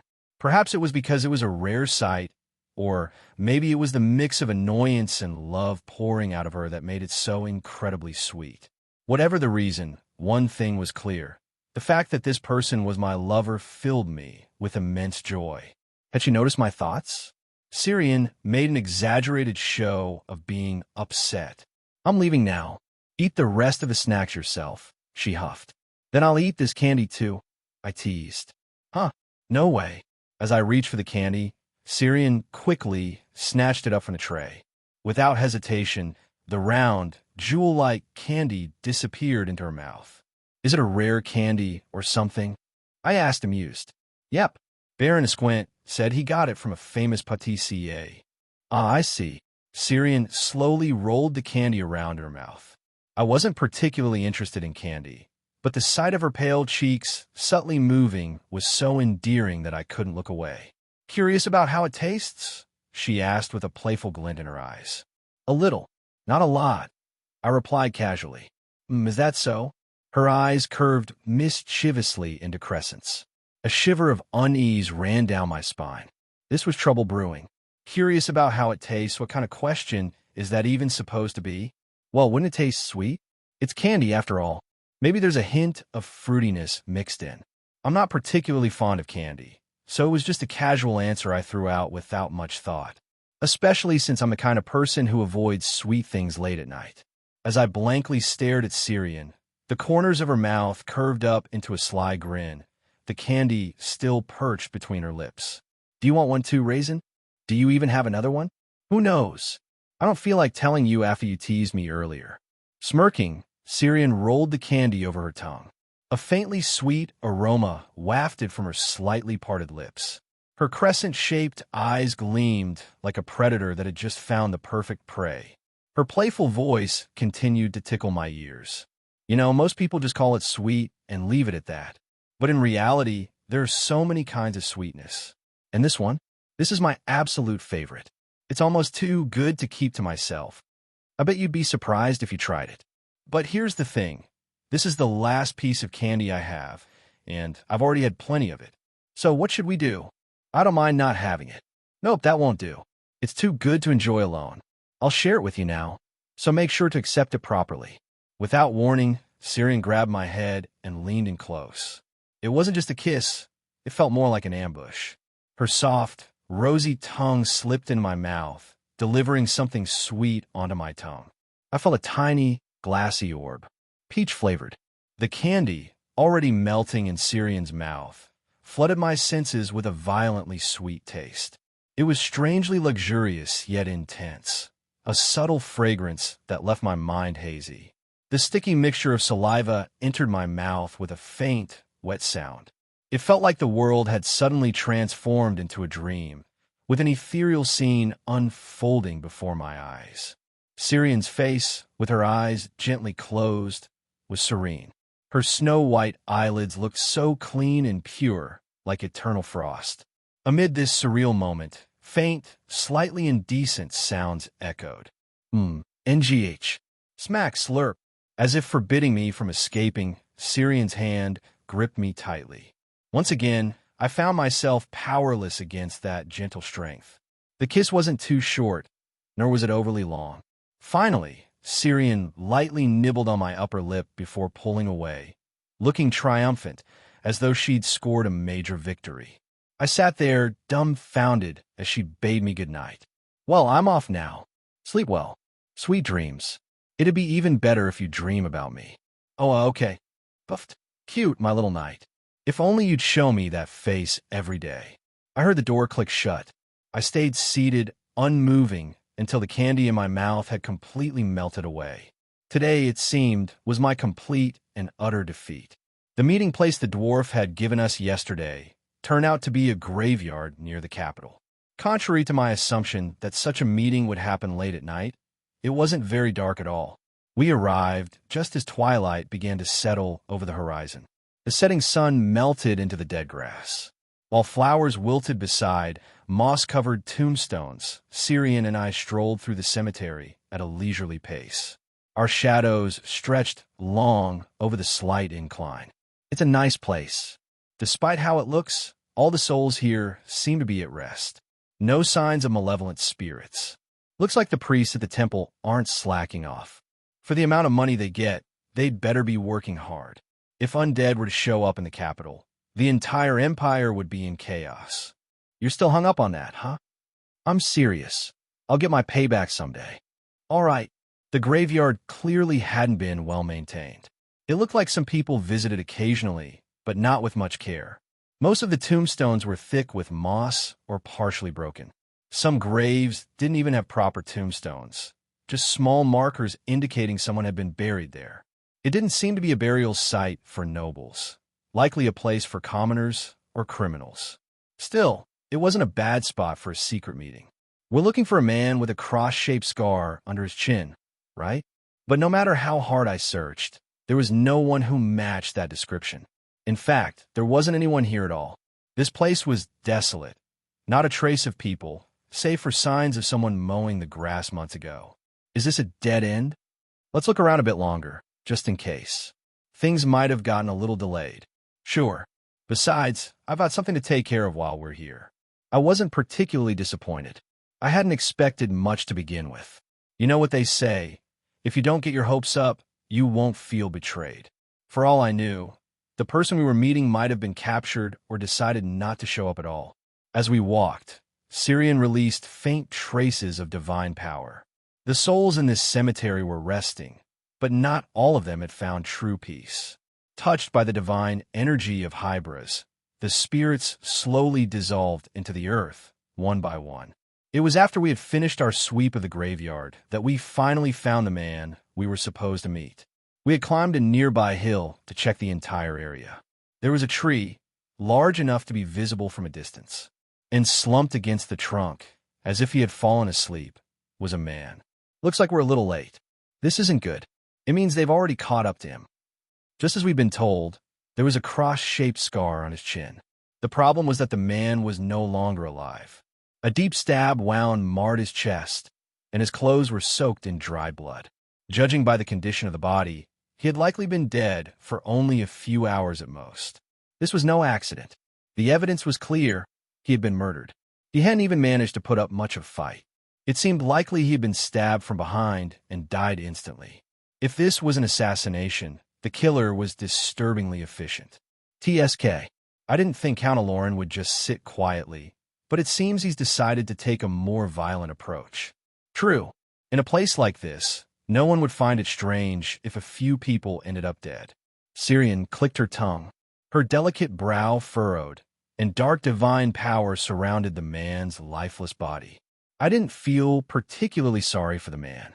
After all, it was his schemes that unleashed demons upon us, leading to countless deaths and tragedies. He deserved the consequences. Even so, Syrian guided the man's soul to rest. It was her duty as a saint. Each god has their own divine power, and for priests, this power defines their purpose. For instance, a priest of Hybris gains strength by guiding souls to rest. Conversely, abandoning lost souls without reason comes with consequences. It's considered a form of blasphemy.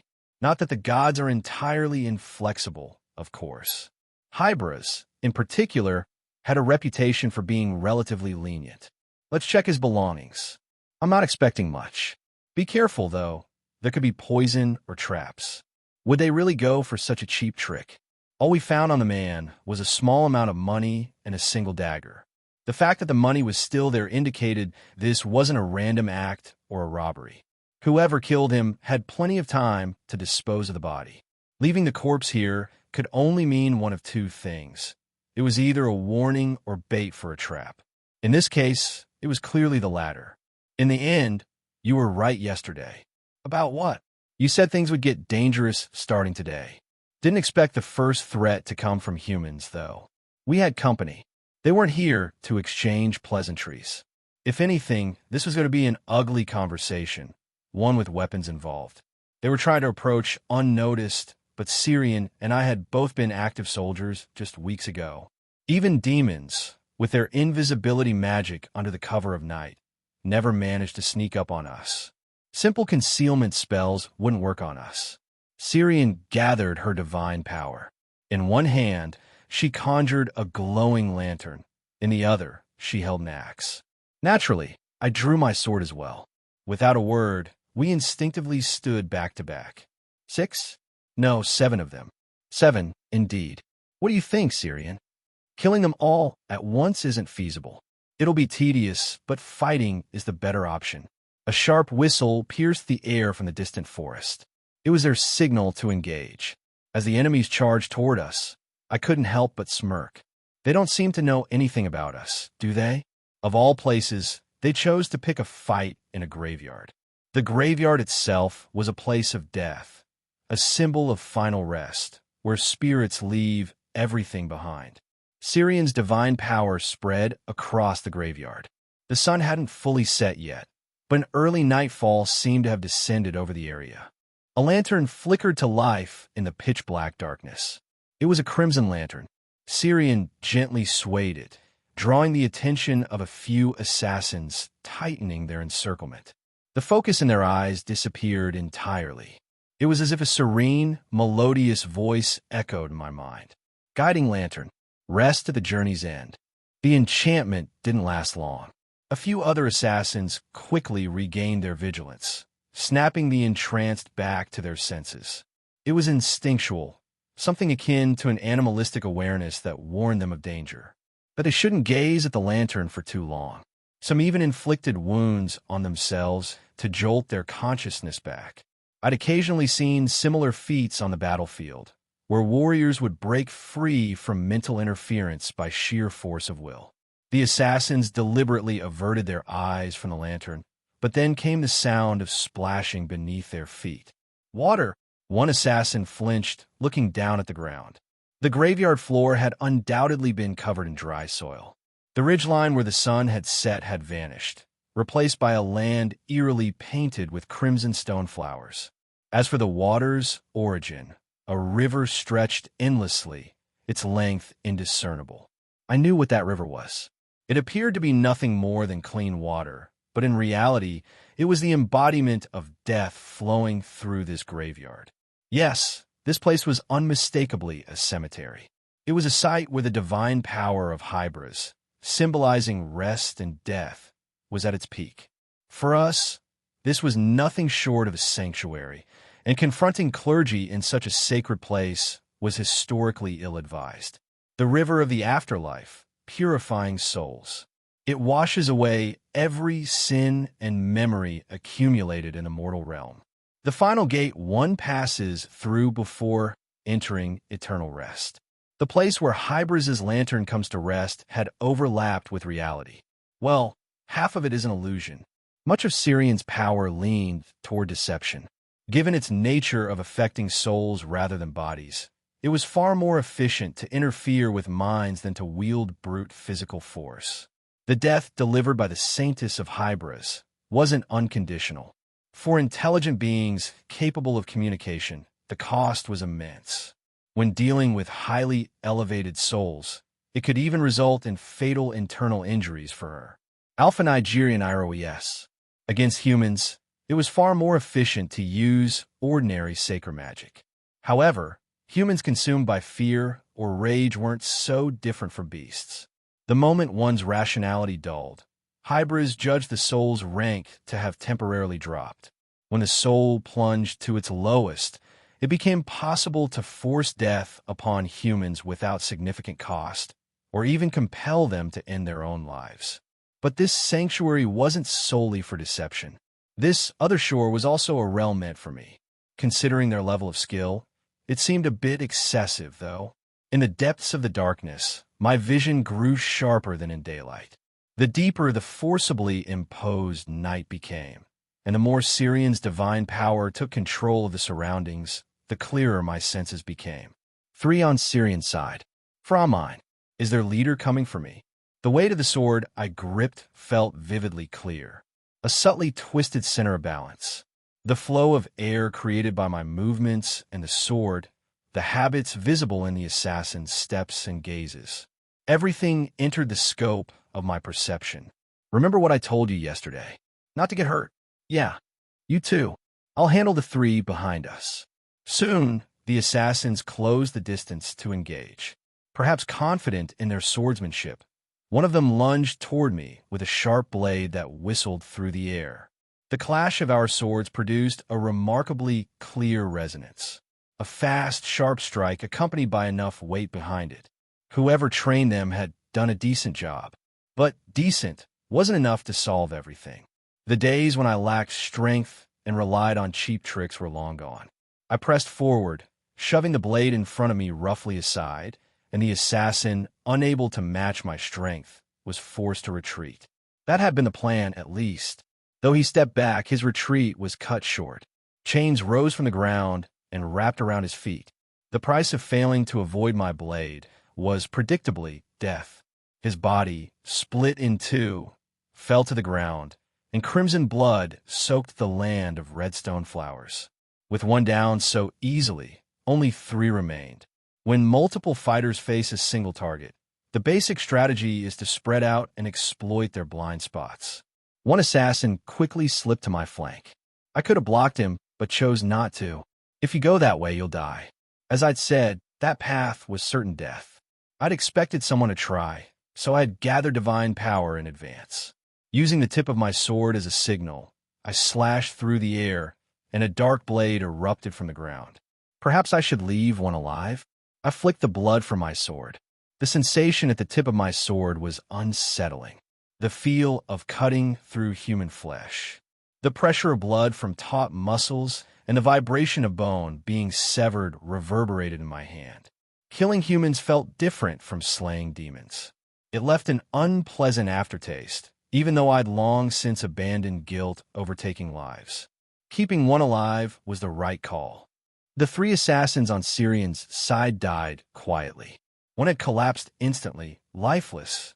Another had driven a blade into their own neck. The last one stumbled towards Sirian and knelt as if awaiting execution, like a criminal awaiting judgment. Sirian raised her axe and decapitated him. With 3 kills apiece, only one assassin remained. He was the one who had stayed hidden, giving orders, their leader, no doubt. I had severed one of his arms, but it wasn't a fatal wound, at least for now. The reason for sparing him was simple: interrogation.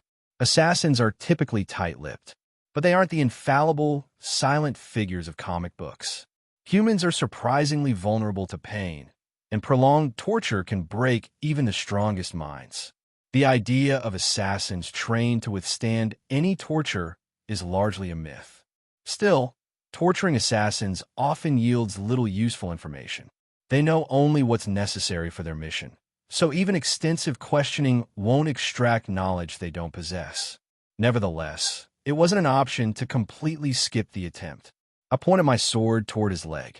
I'd rather not waste time, so answer my questions. Who's behind you? You monsters.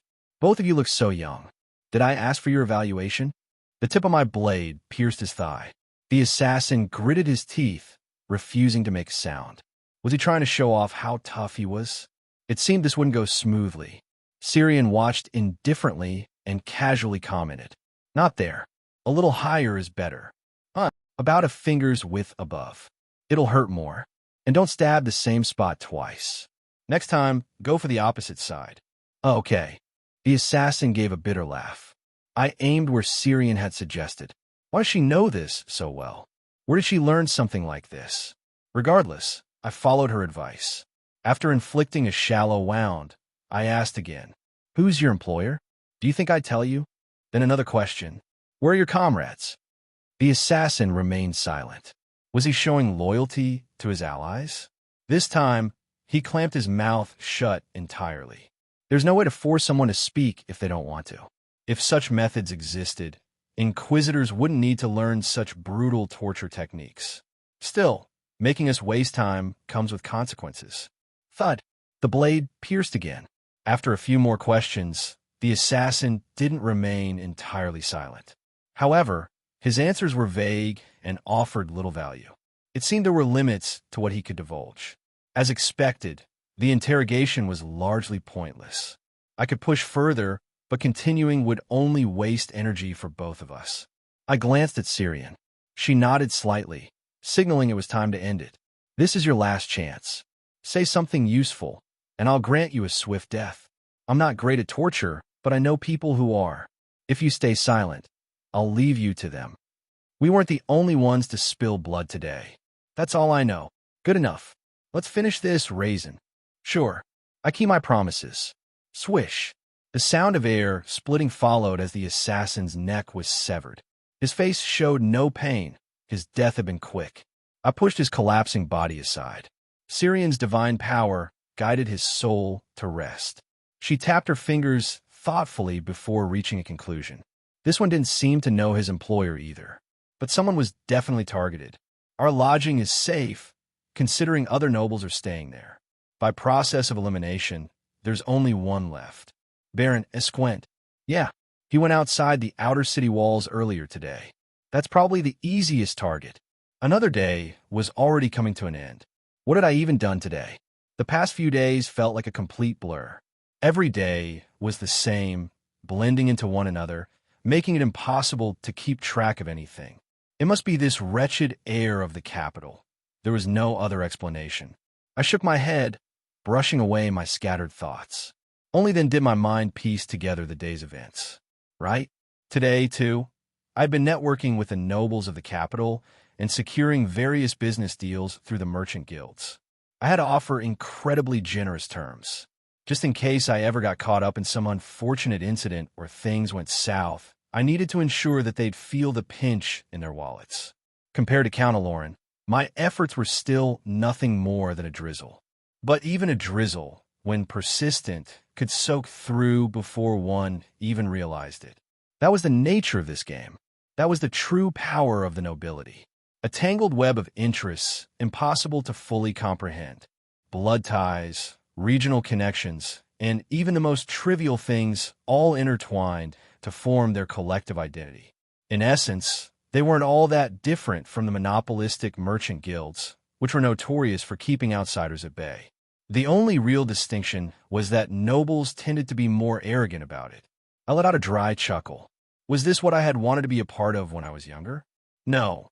I needed to change the mood before I got too sentimental. Nothing was more pathetic than someone like me sitting around moping. Just then, I spotted Sir Malin nearby. Stretching my arms with exaggerated movements, I spoke up. Well then, another day survived. Let's head back, Sir Malin. You must be exhausted listening to all these pointless conversations.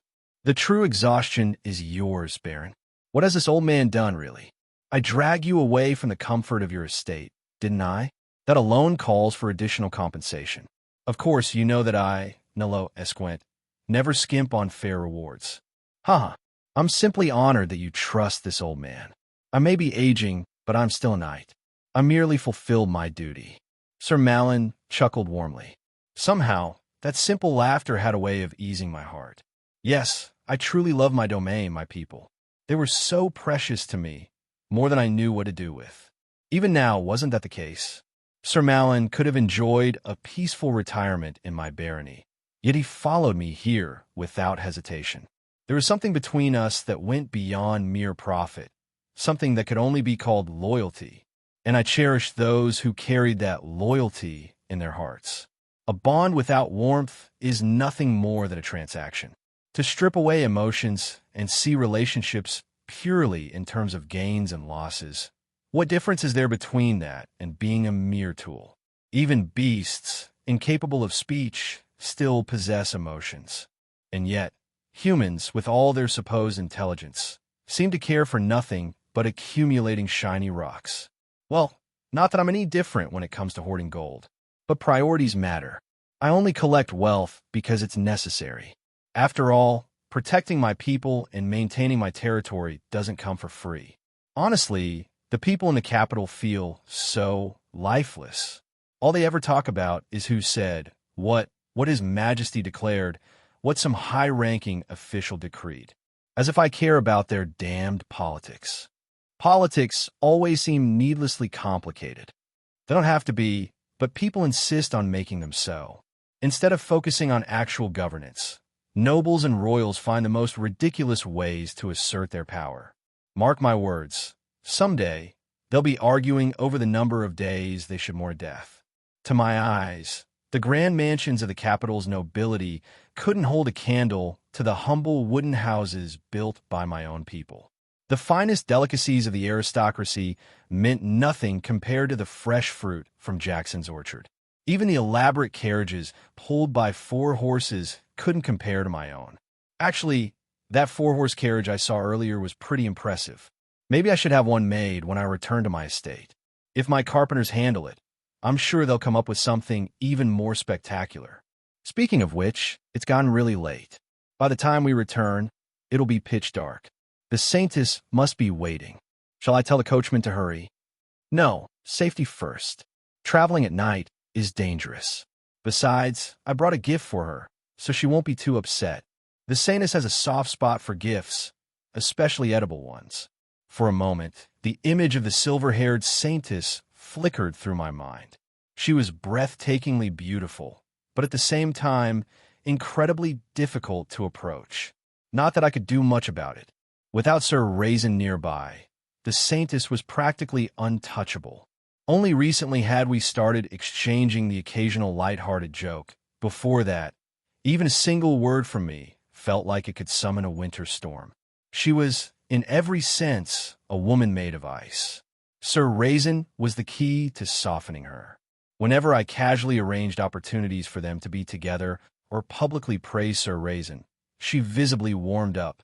That was why I'd been hoping they'd get together soon. If they became close, the Saintess would surely become more approachable. And if they actually married, well, that would be perfect. It would certainly make my life easier. I'm human too, after all. Now that I think about it, considering how Raisin is, this might take a while. Sorry? What was that? Just talking to myself. Anyway, I heard that the Saintess really loves cake, so I feel a little more at ease knowing I have a solid bribe. Those two were like rain in a drought to me. I couldn't be more grateful that they were on my side. Without them, I wouldn't have known a thing about the whole Count of Lorne affair. I would have been caught in some scheme and killed off without anyone ever knowing. Just the thought of it was enough to send a chill down my spine. Sir Raisin saw me as a somewhat peculiar person, but respected me nonetheless. The Saintess, though, with her, it sometimes felt like I wasn't the one who had her loyalty, but rather that I belonged to her. She understood noble society far better than I did, despite my own status as a noble. Her insight came from an almost impossibly broad perspective, and at times, her ability to make precise, brutally accurate judgments was so sharp that it bordered on cruel. She was lying low for some reason now, but someday she would spread her wings and soar. Well, whatever. A good thing is a good thing. Despite seeming strict at first glance, the saintess knew how to be considerate. Her meticulous contracts weren't about nitpicking. They were her way of ensuring that neither side owed the other anything. She even accounted for details I hadn't thought of, shielding me from potential pitfalls. It was a kind of warmth that no greedy noble could ever offer. Perhaps this was her own way of showing affection. And as for me, Nilo Esquint, a petty man by all accounts, I took joy in seeing my people rise. When I encountered someone ahead of me, my first instinct wasn't ambition, but admiration. The idea that I could serve as a stepping stone for greatness. That alone was enough to set my heart racing. I might not be worthy to stand beside them, but I could follow behind. And that was more than enough for me. Come to think of it, Sir Malin, Sophia has grown so much since I last saw her. Since we're already in the capital, shouldn't you bring her back a gift? Feelings deepen when they're reaffirmed, and gifts happen to be the easiest way to do that. I've been thinking the same, but I have no idea what to get her. I want to bring back something she'll truly love. You should have consulted me. You don't need to go overboard with something expensive or extravagant. The best gifts are small but practical, things she'll use often. That way, she'd always be reminded of you, just like the necklace I never take off. Still, since we're already here in the capital, a bracelet or a brooch would be a safe choice. If you'd like, I can help you pick something out before we return to the estate. I'll be grateful for that. No need to thank me. This is something I genuinely enjoy. Sophia was like a granddaughter to Sir Malin. They weren't related by blood, but to them, that didn't matter in the slightest. Sir Malin smiled warmly, deep in thought. Was this what a parent's dilemma looked like? That gentle, devoted love. This was precisely the kind of thing I wanted to protect. But that peace was on the verge of shattering. The carriage, which had been moving along smoothly, suddenly came to a jarring halt. A commotion broke out among the guards who had accompanied us from the estate. A wave of unease washed over me. There wasn't a single unfamiliar face here. Every person present was someone I knew and trusted. What's going on? I'll check the situation. Please wait here. All right. Sir Malin returned moments later, his voice urgent. In his hand was a gleaming sword, drawn and ready. Baron, it's an ambush. Our current forces won't be enough to hold them off. You must flee now. My head burned hot. My jaw clenched so tightly that my teeth ground together. Damn it. The preparations had not been made carelessly. Count Aloran would want to settle this matter in secrecy, so an attack of some kind was inevitable. That was why he had brought the trio from the Actania Gate, Gaeldin, Mary, and Hacken. Each of them was a promising talent, considered top tier even among the Gate's ranks. At the same time, they were some of the highest cards a Baron could play. So it wasn't that they had let their guard down. The only problem was that the attackers' strength far exceeded their expectations. The scorched ground reeked of burnt flesh. Shaky, ragged breaths filled the air, a low growl reminiscent of a beast on the hunt. But it wasn't a threatening sound.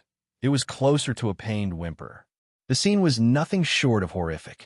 The white fur, characteristic of a white tiger, had been stained completely red, making its original color unrecognizable.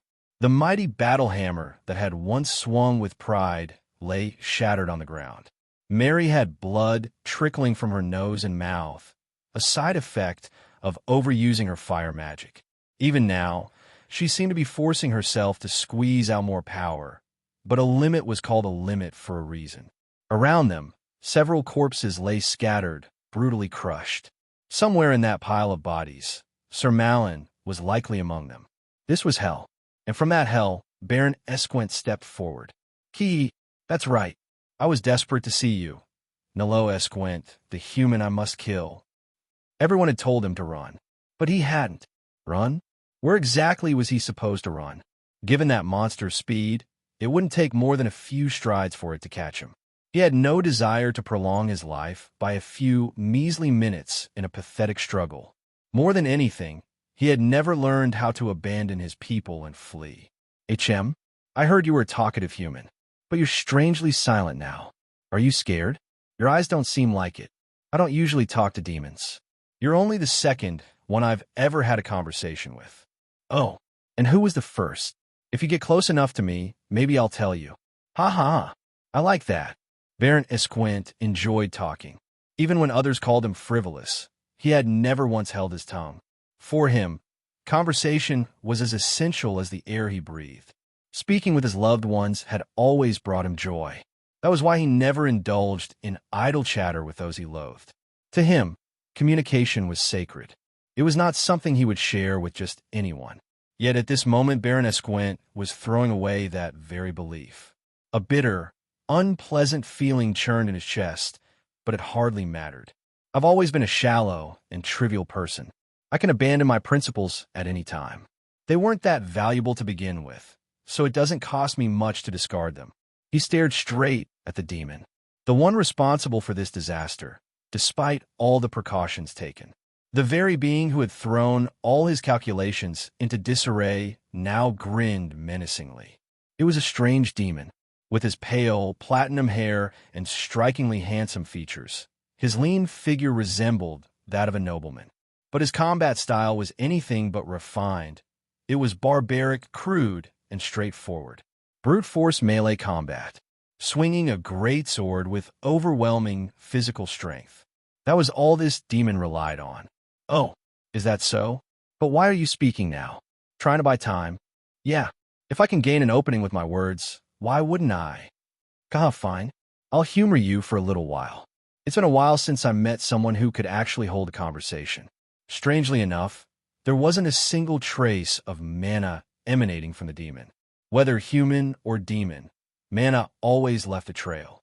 Given enough time, it became undetectable to the senses, but advanced detection magic could still uncover it. That was why Count Aloran had assumed the enemy wouldn't bring a high-ranking demon along. If a demon's presence was discovered near Edelmarion, the Emperor would fly into a rage. Bringing a demon along for an attack was practically political suicide. No one had anticipated such an irregularity. Honestly, I'm a little disappointed. I heard there were interesting people in the north, but none of them have shown up. You'd find stronger people in the capital. Oh, that won't do. I want to have fun, not die. The demon shook his head in amusement. Meanwhile, Baron Esquint carefully surveyed his surroundings. Their two strongest wild cards weren't here. Gaeldin was completely incapacitated. His injuries weren't the kind one could push through with sheer willpower. Even if he forced himself to stand, it wouldn't make much of a difference. That left Mary as their best bet. Once she recovered some of her energy, she might be able to land a meaningful blow. Did she just need a little more time? Fortunately, the demon seemed in no rush to finish things. Baron Esquint turned his mind over the possibilities. A demon of this level, one who stood out so dramatically, there was no way their commander wouldn't be aware of him. It was time to broaden his perspective. Now, he needed to consider not just the demons of the north, but those operating beyond it as well. The most likely suspect was the west. Just a few years ago, Demon King Eliger had launched an attack on the Grand Duchy of Valencia from there. As he recalled the names of the infamous demons from the Western territories, a certain description matched. I've heard of you before. There's a peculiar demon in the west, one who insists on fighting with pure brute force. I never expected to meet him like this. Oh, even humans know my name? Now, that's exciting. Yeah, if I remember correctly, it was Nezra. Correct, to be acknowledged by my enemy. I guess I really have been doing a good job. Nezra spread his arms wide, his face lighting up with genuine joy. That expression of his, so utterly pleased, was unbearable. Disgust churned in Baron Esquint's stomach, making him want to retch. And yet, the undeniable truth remained. Nezra held the advantage here. Baron Esquint was a lord. On the surface, the relationship between a lord and his people might seem like a rigid hierarchy, but at its core, it was a mutual contract. The people paid taxes, and in return, the Lord protected them. The soldiers at his side, Galen, Malin, administratively, they were all his people. That meant every single one of them was someone he was duty-bound to protect. Just a little longer. You just needed to buy a little more time. Clicking your tongue at me like that. It's not very polite to keep stalling. If you don't keep me entertained with that clever tongue of yours, I'll start thinking this wait wasn't worth it. I'll keep that in mind. Good. I don't know what you're trying to pull, but wouldn't it be nice if we both had some fun? Despite his words, Baron Esquint could sense it. The demon was getting ready to wrap things up. When the battle resumed, how long could he hold out? 5 minutes? 10 if he was lucky? He decided to be optimistic. Then, Nezra frowned. This isn't good. I was going to give you a little more time, but no one told me reinforcements would be arriving this soon. Reinforcements? Baron Esquint's senses picked up nothing. But whatever Nezra had detected, or whatever misunderstanding he had, didn't matter. An opportunity was still an opportunity. The Baron drew his sword. Lady Mary, I know you're exhausted, but give me the biggest one you've got. Just die already. A torrent of flames erupted, engulfing everything in sight. Through the blaze, he caught a glimpse of Mary collapsing. She was completely spent, unable to fight any longer. But she had delivered a magnificent strike. My name is Nello Esquint. His raised arm swung downward, slamming into the ground. And as if echoing that movement, a massive bolt of lightning tore through the clear sky, signaling the downpour of a storm of thunder. Lord of Esquint, second commander of the Northern Front. It went without saying, one did not become a commander of a garrison army without personal strength, especially not a commoner like him. Baron Esquint called himself a guardian. But in truth, the only talent he had ever been granted was destruction. He was utterly incapable of deploying even the lowest-tier shield spell. But in terms of sheer firepower, for brief moments, he could rival even archmages. There was no need to conserve mana. A prolonged battle had never been in his plans. He squeezed out every last drop of magic he had and unleashed it all. Lightning. Fire. The wind itself howled like a hammer, striking the earth. Nezra was nowhere to be seen. Now this is fun. From within the roaring explosion, Nezra burst forth. A flying kick, fast. Baron Esquint raised his sword to block, but the blade couldn't withstand the force. With a resounding impact, the Baron was sent hurtling through the air. It was just one hit. One hit. Yet blood gushed from his mouth. Kaha. Yes.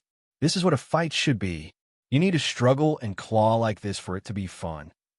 3 arrows flew in from the distance, piercing Nezra's shoulder. The moment they struck, they exploded, but the damned demon healed almost instantly. And by firing those arrows, the archer had just given away their position. Nezra grabbed a spear from the ground and hurled it. A disturbance rippled through the trees above. TCH, I really thought I'd hit that one. Barely missed. Damn it, the Baron cursed. It had been a long time since he last spat such words. So long, in fact, that he couldn't even remember the last time he had. Bolts of lightning surged wildly, following his magic, crashing down upon Nezra like a raging storm. It was pointless. Powerful magic lacked speed, and fast magic lacked power. His mana was draining rapidly, and all he managed to accomplish was stealing a few seconds from Nezra. Yet Baron Esquint laughed. Even as blood pooled in his mouth, even as the metallic taste coated his tongue, he laughed. Because now, even he could feel it, that overwhelming sense of dread, closing in at terrifying speed. It was an odd way to put it, but it was the most reassuring feeling of dread he had ever experienced. The Joker car had arrived. Lightning traced a jagged line across the ink-stained sky. A barrage of magic poured down like a desperate storm. Even from afar, it was an eye-catching spectacle. Thanks to that, there was no need to worry about losing my way. That raging storm of mana was a familiar kind, a method that involved rapid-firing low-tier spells to create a sudden burst of firepower. Among magicians, it was often mocked as crude and lacking elegance, but in real combat, it proved to be highly effective. I had come to associate it as the signature move of Baroness Gwent. As I closed the distance, his figure came into view. The first order of business was assessing the situation. Still engaged with the demons. The rest are essentially incapacitated. Casualties, quite a few. TSK, I arrived too late. The ground was littered with the corpses of monstrous creatures, discarded like worthless debris. And there were a lot of them.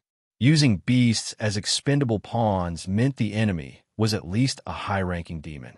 Judging by the fact that most of the bodies were charred, it seemed Mary had played a significant role. Now, I was close enough that the demons had to acknowledge my presence. The blessing of Syrian wrapped around my legs. I leaped off my horse and slammed my greatsword downward with all my might. Clong! Metal shrieked as it clashed against metal. Baroness Gwent let out a breathy voice, tinged with exhaustion. Sir Raisin, just a nick of time. I wish I could be of more help, but I know you've got no magic left. Yep. In that case, I'll tend to the wounded. I'll leave the rest to you. As the Baron retreated, the demon continued to clash blades with me. It had an annoyingly punchable face. Even worse, it wielded the same kind of weapon as me. Despite its nimble, agile appearance, the way it swung its sword was unmistakably similar to my own style. You must be him, the cursed blade of the North. That's right. Were you looking forward to meeting me? My name is Nezra. I've been waiting for this moment. You are indeed worthy of my anticipation. As expected, a high-ranking demon. At this level, it was far beyond the lower-tier demon lords. I wasn't able to overpower it with raw strength, nor was it easy to break through with technique alone. Each time our blades clashed, my arms tingled from the impact. Normally, a human going head-to-head with a demon in pure physical combat would be absurd. But for someone like me, that logic didn't quite apply. I had crushed countless demons before this, but Nezra's physical abilities were clearly in a league of their own.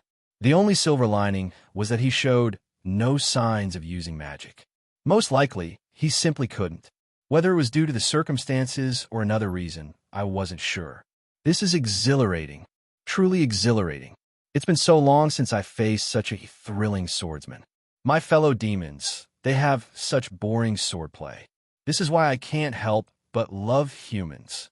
Or maybe you're just talentless when it comes to magic. Huh, you're absolutely right. As a reward, I shall now show you my utmost respect. A brute force slugfest. Neither of us held back as we launched ferocious attacks, determined to crush the other. I had the divine aid of Syrian, but Nezra had the infamous regenerative abilities unique to demons. Unless I landed a fatal wound, any accumulated damage would only put me at a disadvantage. This wasn't a battle where trading injuries would work in my favor. High-ranking demons could regenerate even if they were split in half. I had to choose, push forward and risk shedding blood, or retreat and wait for another opening. At times, I found myself losing in subtle exchanges of skill. That was supposed to be my specialty. Being on the receiving end of my own tactics was infuriating. Magnificent. A beautifully forged blade honed through countless battles. Despite your fleeting human lifespan, how is it that you can be so astounding? I feel as though I'm falling in love. Ugh, don't say it like that. You creepy bastard. Men don't say that kind of crap to other men. I recoiled and swung my sword with disgust. Nezra dodged with a step back, chuckling gleefully. At least Syrian wasn't looking in this direction. After the disaster that was the Durjan incident, I had learned just how terrifying misunderstandings could be. A surge of irritation burned in my chest. How disappointing. My feelings were genuine, you know. Yeah? Well, keep that crap to yourself. What a tragic thing. A warrior of your caliber, yet you do not love your rival? Strength, skill, and experience all aligning. Such a duel is the very essence of fine dining. If simple swordplay wasn't enough, it was time to mix things up. I adjusted my blade's trajectory and began weaving in divine techniques. After all, my opponent was alone. If I were fighting a human, I could have incorporated grappling techniques as well. But demons, breaking their joints wouldn't do much. Using divine techniques required freeing up one hand, which was a drawback, but I wasn't just some hack-and-slash swordsman. The sickle of Hybris lashed toward Nezra. This is strange. Maybe it's because you're human, but despite wielding a different kind of sword, there's something familiar about your technique. What kind of nonsense are you spewing now? I'm saying your swordplay reminds me of a swordsman I once knew. Since you've been operating in the north, you likely wouldn't know him. But perhaps, do swordsmen naturally start resembling one another as they master their craft? Crack! Something shifted. His strikes suddenly carried more weight. The divine energy, reinforcing my blade, cracked slightly under the pressure. So, he had been holding back after all. This was getting troublesome. I could feel it instinctively. If I kept fighting like this, I would be pushed back. For now, I could hold my ground by pouring divine energy into my attacks. But if I wanted to truly take down Nezra, I would need to start revealing my hidden cards. The problem was, how many cards should I reveal? For now, I decided to start with a trick move. The moment our blades clashed, I lunged forward. I locked our swords together, preventing him from withdrawing easily, then pressed down on the flat of his blade with my hand. It was only a brief opening, but his defense was compromised. My sword shot forward, aiming for Nezra's throat. This was a technique I had only ever seen before, never executed myself. Placing my bare hand on an opponent's blade was a reckless gamble, one that carried insane risks. But that also meant it was a rare experience to encounter. Unless someone had exceptionally quick adaptability, their stance would falter in response. Unfortunately, Nezra was quick to find an escape route. He burst into crazed laughter. That move. KRH. Ha ha ha. Yes, I see it now. This wasn't just a coincidence. You've changed so much that I almost didn't recognize you. I nearly missed out on such a delightful moment. That would have been unacceptable, absolutely unacceptable. This is why I can't stand demons. We speak the same language, yet I can never understand a damn thing you're saying. I know your reach. I know your technique. I remember a swordsman who wielded not only his own blade, but even his enemies as if they were his own. A strange sense of déjà vu crawled up my spine. I had dismissed his ramblings as nonsense at first, but something about Nezra's words felt important. I advanced again, but he retreated just as swiftly. A sharp whistle sliced through the air, and monsters began pouring out of the forest. While Syrian tended to the wounded, Nezra had been quietly preparing his retreat. We had put out the immediate fire on our side. Now, Syrian's divine power fully enveloped me, standing guard. Darkness swallowed the surrounding area, and the charging beasts collapsed like marionettes with cut strings. Ha ha ha. Looks like it's time for me to withdraw this time. I'll even spare that human over there. It would be a shame to let such an amusement end here. The last time, circumstances were too dire. I had to make an unfortunate choice. A countless number of monsters flooded in from the darkness. Nezra raised his sword and pointed it at me. You, successor of Berthus. I have met the man you call your father. No matter how much one evolves and changes, their core always remains.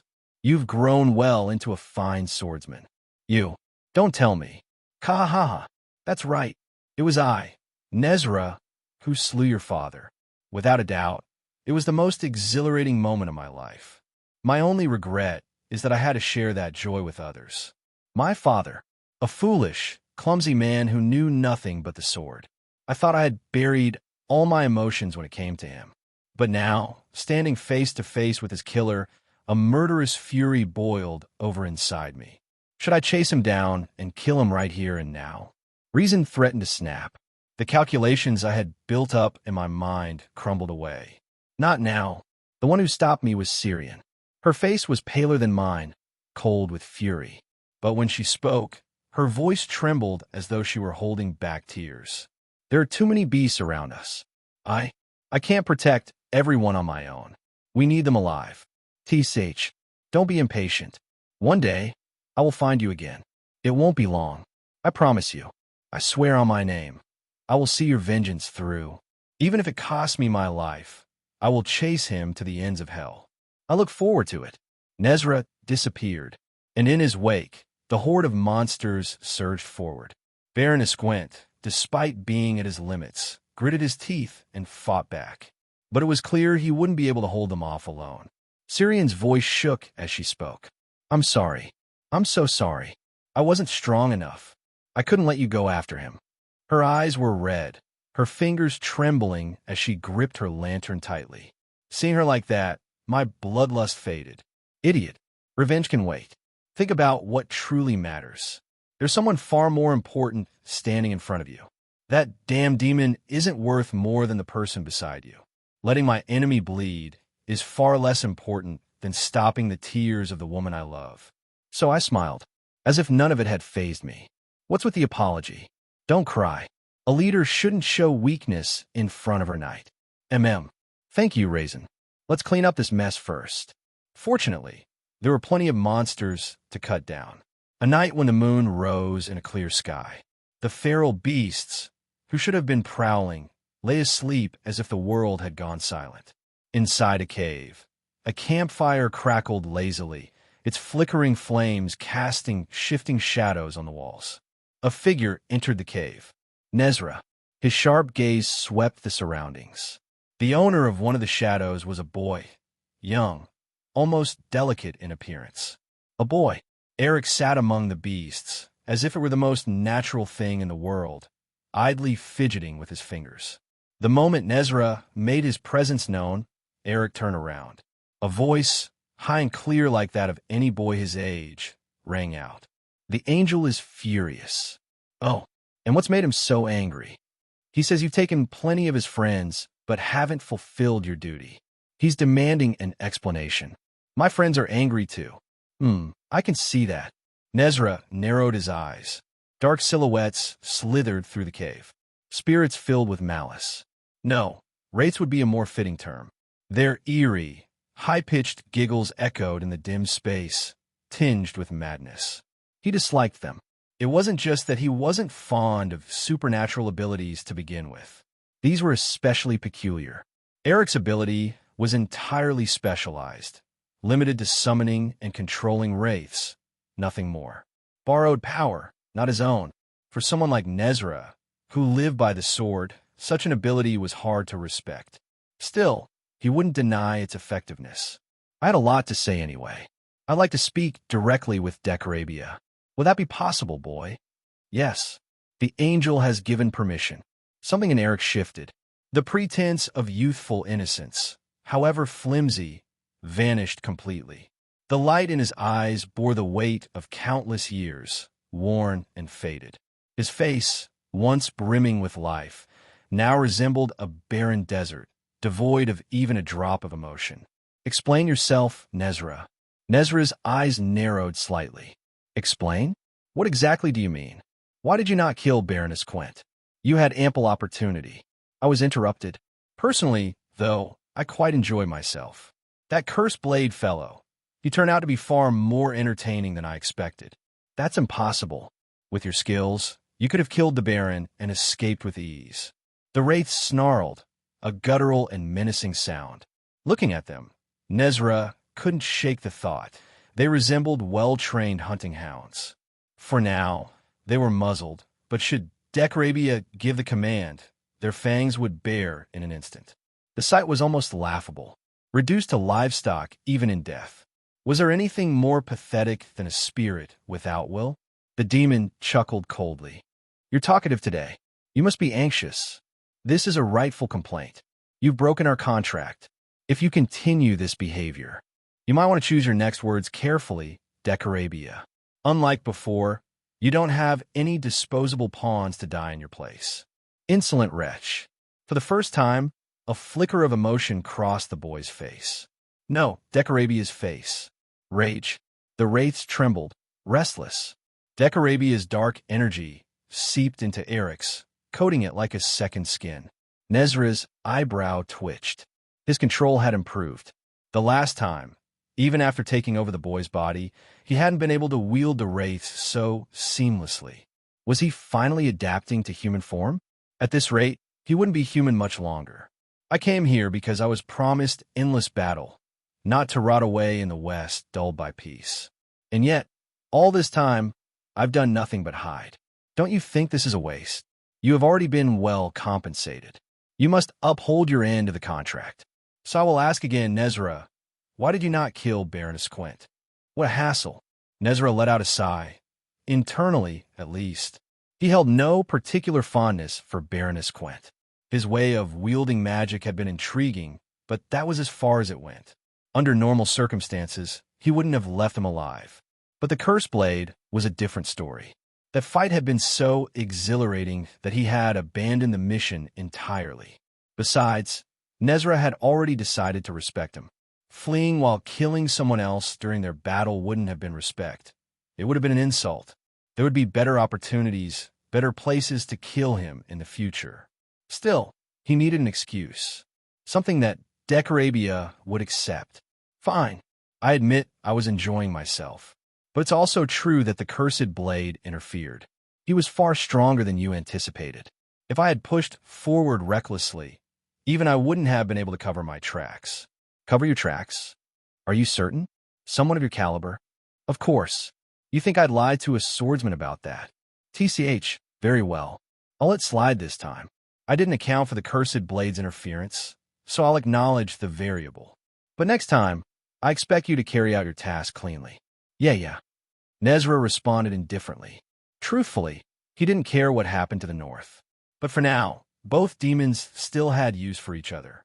Nezra needed to clear the stage for his duel with the Cursed Blade, and Decorabia needed to shatter the wretched balance that kept the north in check.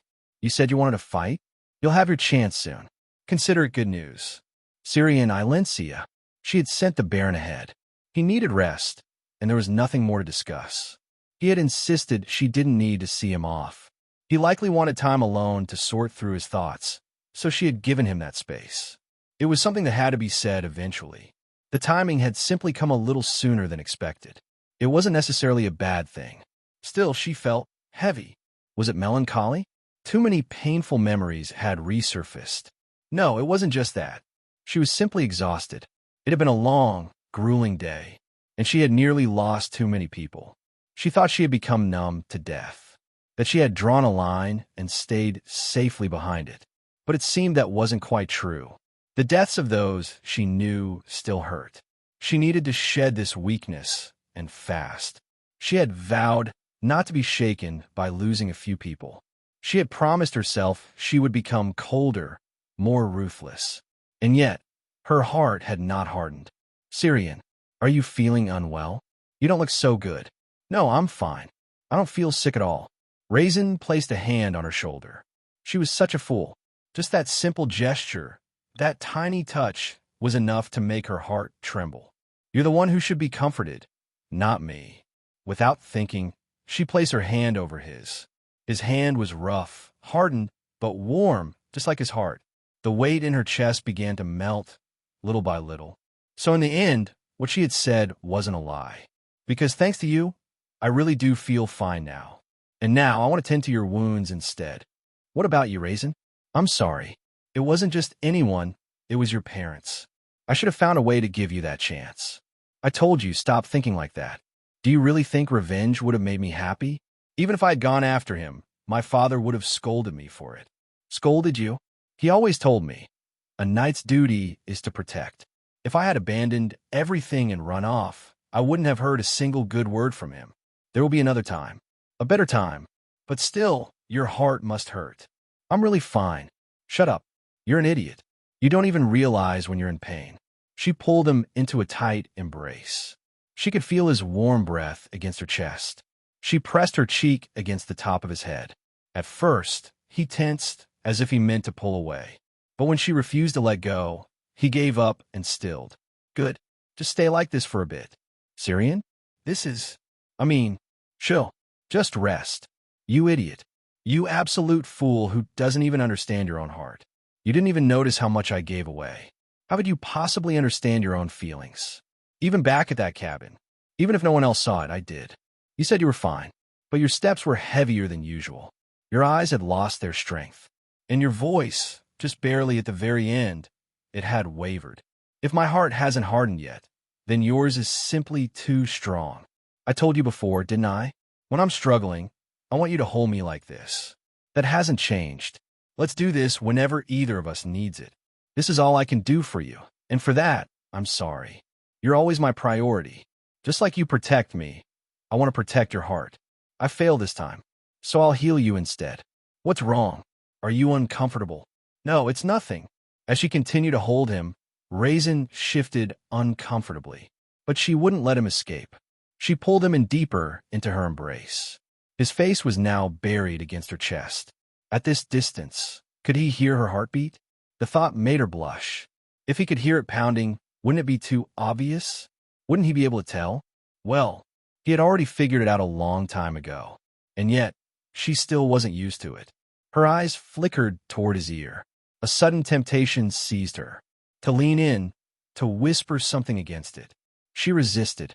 Instead, she simply whispered, softly, gently, "I love you." The Baron launched a large-scale investigation at the site of the attack. Not only Syrian, but also the priests of church accompanied him as they meticulously examined the area.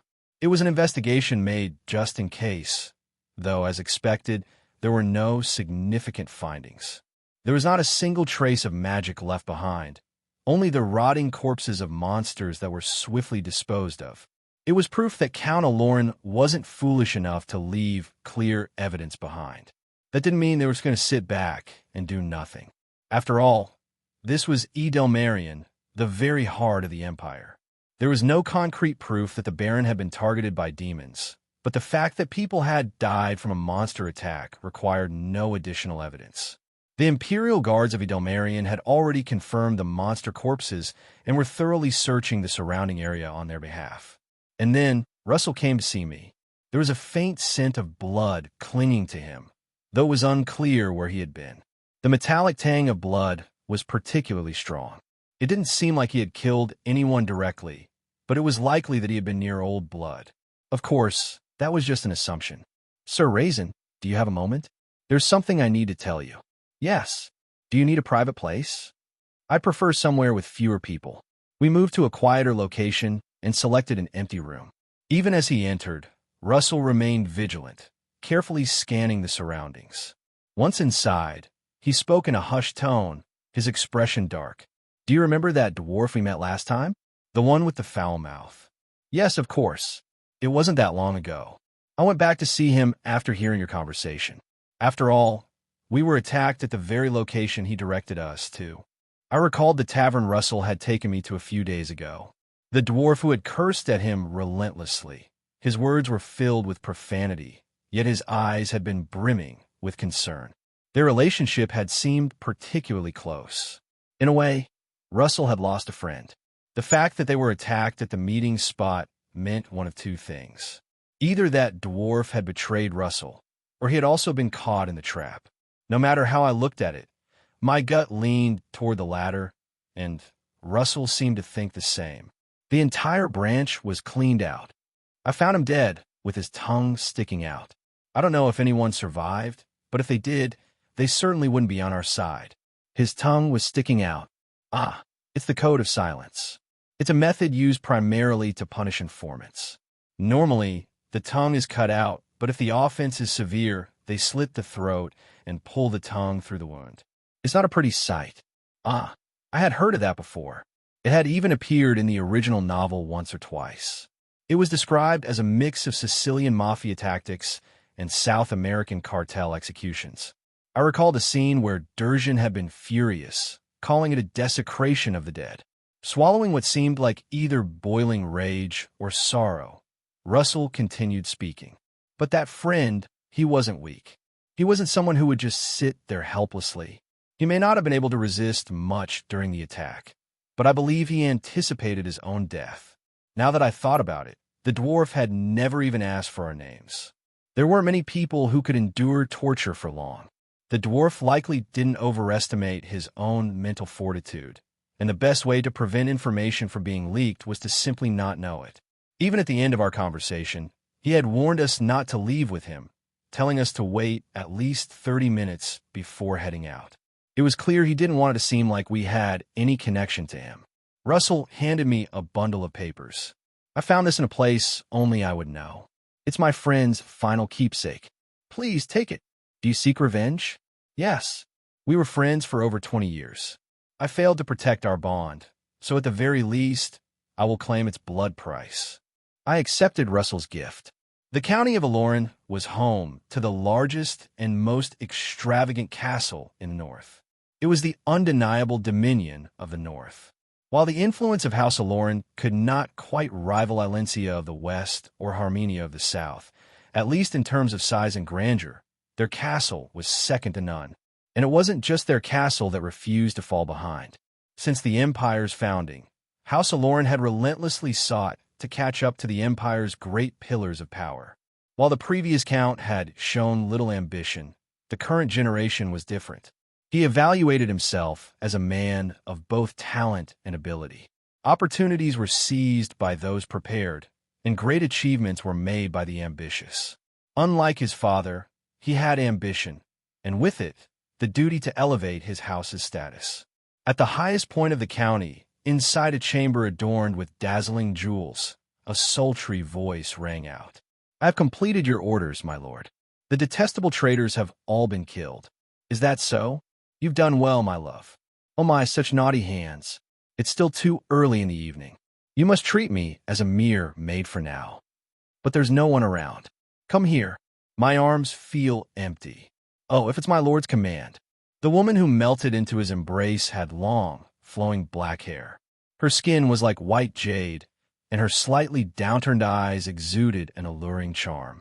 The old-fashioned retainers despised his maid, Leisha, a woman of unknown origins. Such a suspicious figure had no place by the head of the household. That wretched woman seeks to manipulate the count for her own gain. The count must cast out that vile temptress. All of it was slander. Once those jealous old fools were removed, his path became clear.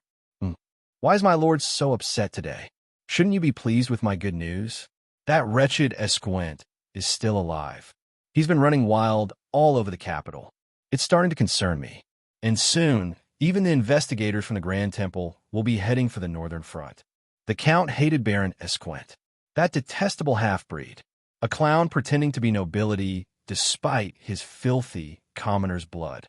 Ever since that damned lowborn started rising to power, the North had stopped recognizing House Aloran as its sole ruler. But why? What was he lacking? His bloodline was far superior. He commanded an army that Esquint couldn't even dream of. It was Aloran that truly protected the North, not Esquint. The northern garrisons were mere hunting dogs, not true guardians. And yet, the people of the North followed Baron Esquint first.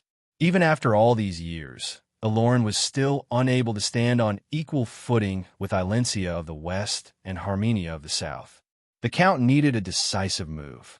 He had never needed to step forward before, but now was the time to prove that Aloran was the true guardian of the North, that the House of Aloran was, without a doubt, on par with the Empire's great pillars. "Ah, my lord, you always have so much on your mind," Leisha murmured softly. "But everything will be fine, won't it? Perhaps it's best to leave these complicated thoughts for tomorrow. But there is still official business to handle. If you play with me for a little while, I'll help you. A great man like you shouldn't waste his precious time buried in paperwork, should he?" Her voice was a gentle whisper. "Besides, you have to leave for the capital tomorrow because of Baron Esquint, don't you? You'll be leaving me behind. I'll be ever so lonely without you. Won't you spend some time with me?" The Count hesitated. Was this truly okay? But then Leisha leaned in and ran her tongue over his hand, slow and deliberate. Her soft, warm muscle left a trail of saliva on his skin. "My lord, you must look further ahead." She gazed up at him, voice honeyed with temptation. "Picture it, the whole world praising your name and House Aloran. No, perhaps you may even be granted a dukedom. Then, would I be calling you the Duke of Aloran?" Their eyes met. The Count loved Leisha's eyes, that bewitching shade of wine red. Whenever their gazes locked, he felt as if he were being drawn in, unable to resist. "You are a true visionary, my lord," she purred. "You never cast me aside, even after learning that I am a demon. How broad and magnanimous your heart must be. One day, you will be the bridge that unites our two races, your name forever etched in history." A wet, obscene sound filled the room. Once, then twice, then again. Blatant seduction. The Count was still young, and he was not a man who suppressed his desires. Before he even realized it, his hands were already reaching for Leisha. "I can't wait for that day to come," she whispered. "The day when those fools who failed to recognize your greatness kneel before you and sing your praises. Don't you think so, my lord?" "Yes, I do. That makes me so happy to hear." A playful, melodious laugh escaped Leisha's lips. The Count laughed with her. Their laughter soon melted into something more indulgent.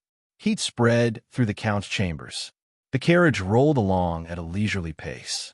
Each time it rocked from the uneven road, Syrian's arm brushed against mine. It would have been difficult to read anything in a place like this. But Syrian turned each page of the document with ease, as if it didn't bother her at all. A dwarf. Later I'd come to know his name was Havit, left behind a report. It was a detailed list of nobles who had grown closely tied to Count Aloran as of late. What stood out most were the families whose spending had suddenly skyrocketed after contact with the Count. People who, at a glance, didn't seem particularly noteworthy, but were somehow offered remarkably generous deals. When stripped of the speculative fluff, likely added by Havit himself, the core message of the report was this: Count Aloran was backing a specific noble. Syrian pulled her eyes away from the document for a moment. She leaned her head back slightly. Thinking she was taking a short break, I spoke up. "Doesn't reading while the carriage shakes make you dizzy?" "This much? I can handle it. I learned the trick when I was a kid." "There's a trick to that." "Yep. Just don't stare too hard. Shift your gaze every time you need to think." As she said that, Syrian rested her head on my shoulder. Her eyes gently closed, like she had fallen asleep. Her long lashes sparkled under the sunlight. With her eyes still shut, Syrian asked softly, "Raisin, can I ask you something?" "What is it?" "Do you ever want to fool around with other women?"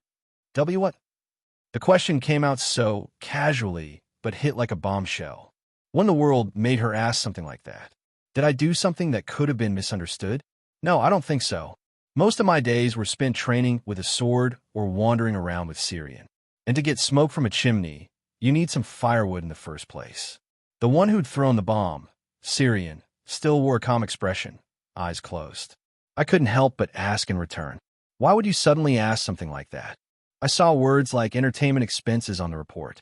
Fancy jewels, rare wine, stuff like that. And I thought, of course, women would be part of the deal too. Well, I can't speak for the others, but I'm not really interested. I noticed her bangs had come slightly undone. I gently brushed them back into place with my fingers. "Besides, you're right here beside me. When the most beautiful woman in the world is already my lover, why would I need anyone else?"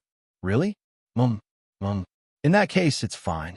Just so you know, I wasn't suspicious or anything. I just figured you're a guy, so you might be curious." Thankfully, she seemed to understand my intentions without issue.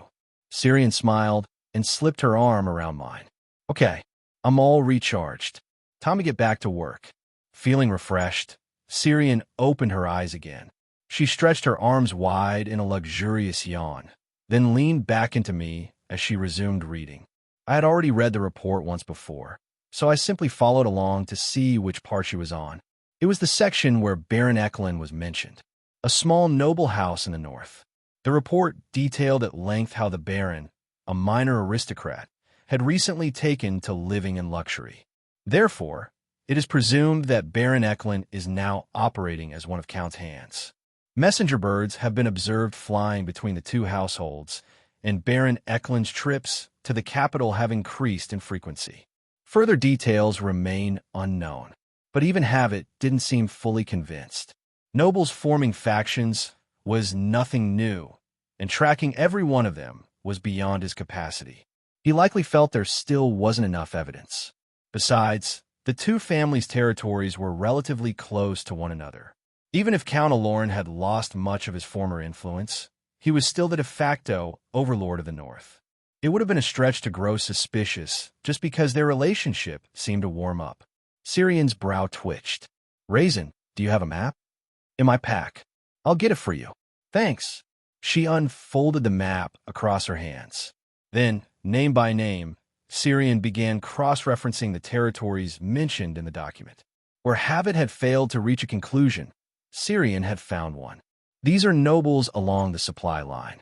all the way to the northern front. Not quite.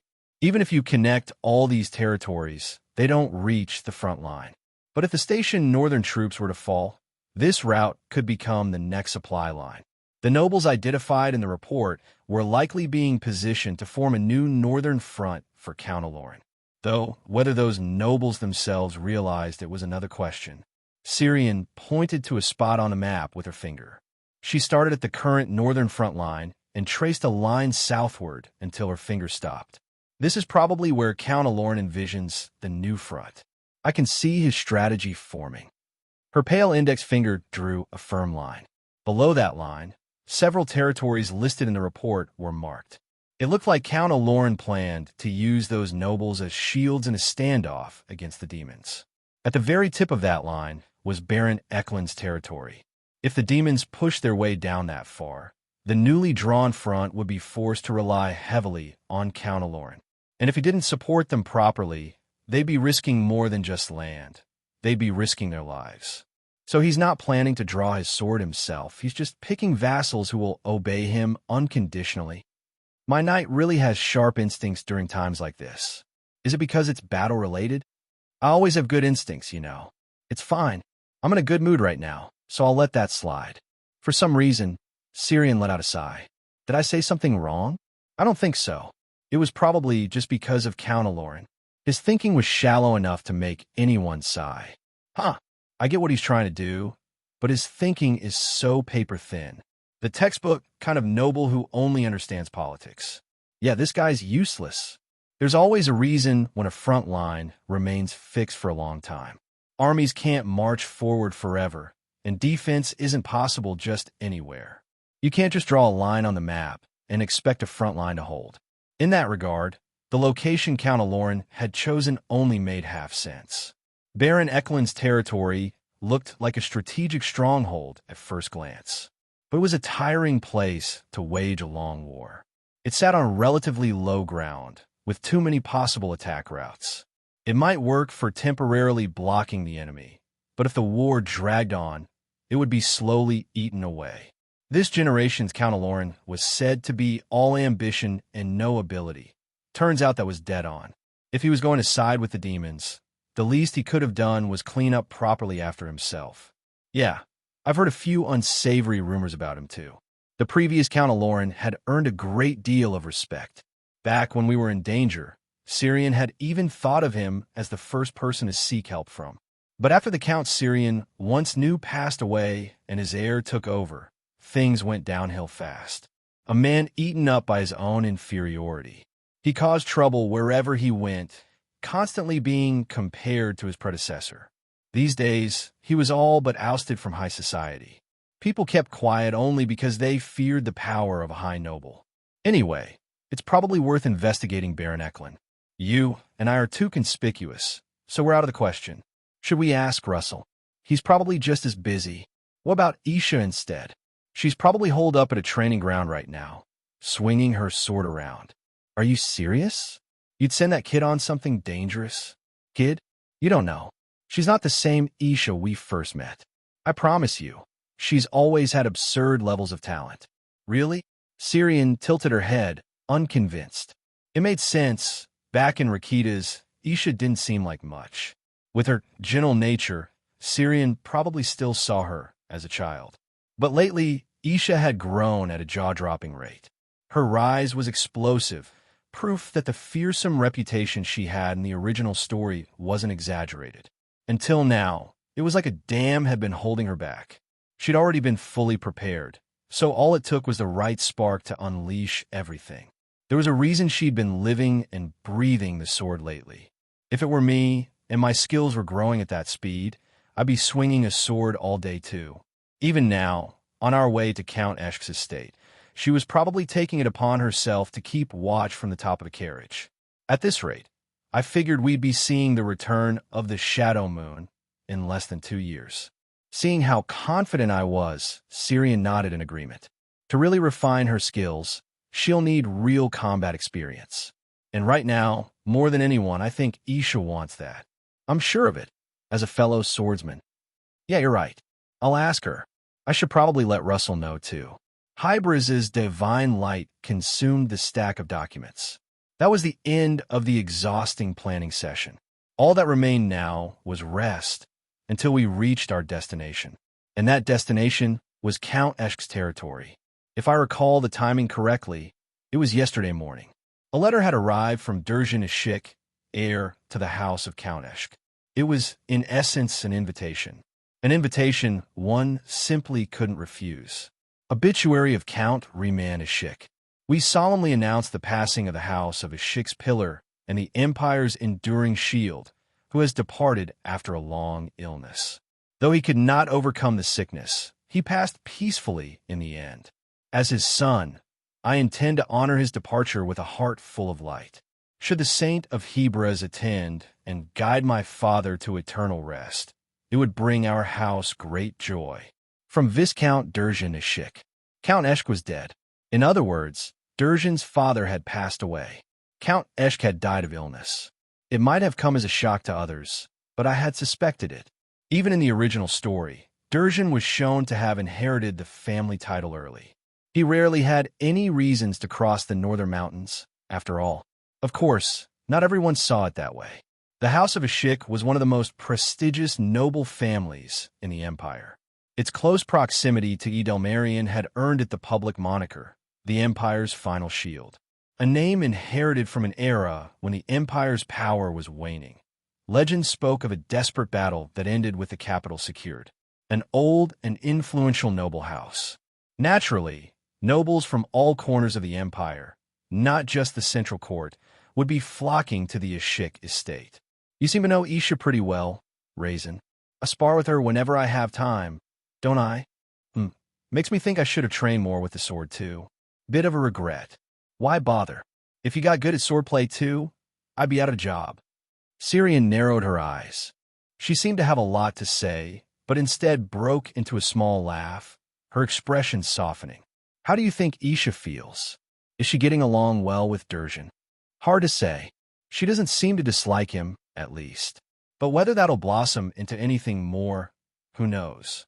She's still not in a place emotionally for that. Probably. Her skills are in a transitional phase. I bet her mind's filled with nothing but the sword. Once she stabilizes, maybe that'll change. The fact that she chose to come with us might mean she's at least curious. Isha and Dazzling had been steadily growing closer. More accurately, Dazzling had been reaching out, and Isha hadn't been pushing him away. If Syrian was a puppy sweet only to me, then Isha was a cat indifferent to everyone. Almost too jaded for her age. On the surface, she seemed detached, like she lived in a world of her own. Still, Darzhan's efforts weren't in vain. It was a time of revelations, like a tidal wave rushing in. For Isha to choose to follow us during such a critical period, that must have taken significant resolve. Syrian sighed. You were like that too, Raisin. You have no idea how upset I was back then. Me? Really? I don't remember going through a phase like that. You did. I talked to you, and you'd barely respond, always zoning out. If I couldn't find you, you'd be at the training grounds. I waited in the cold for so long that day. It was the first time I thought I'd freeze to death.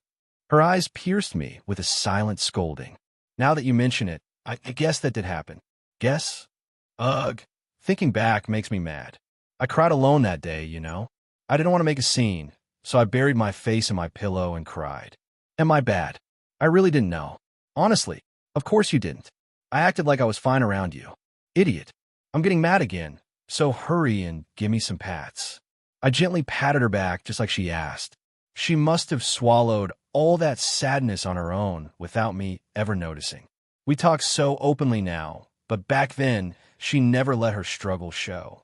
Even when she grumbled about how rough her clothes felt in the cabin, she didn't really complain. She once told me she endured because we were all together, that the fun of playing together made it bearable. It didn't take much to lift her spirits. A simple pat on the back, a touch of affection, that was enough to make Syrian genuinely happy. I really had been pretty thoughtless. I pulled Syrian close and gave her a soft kiss on the cheek. What was that for? No reason. I just want you to stay strong. You, hee hee.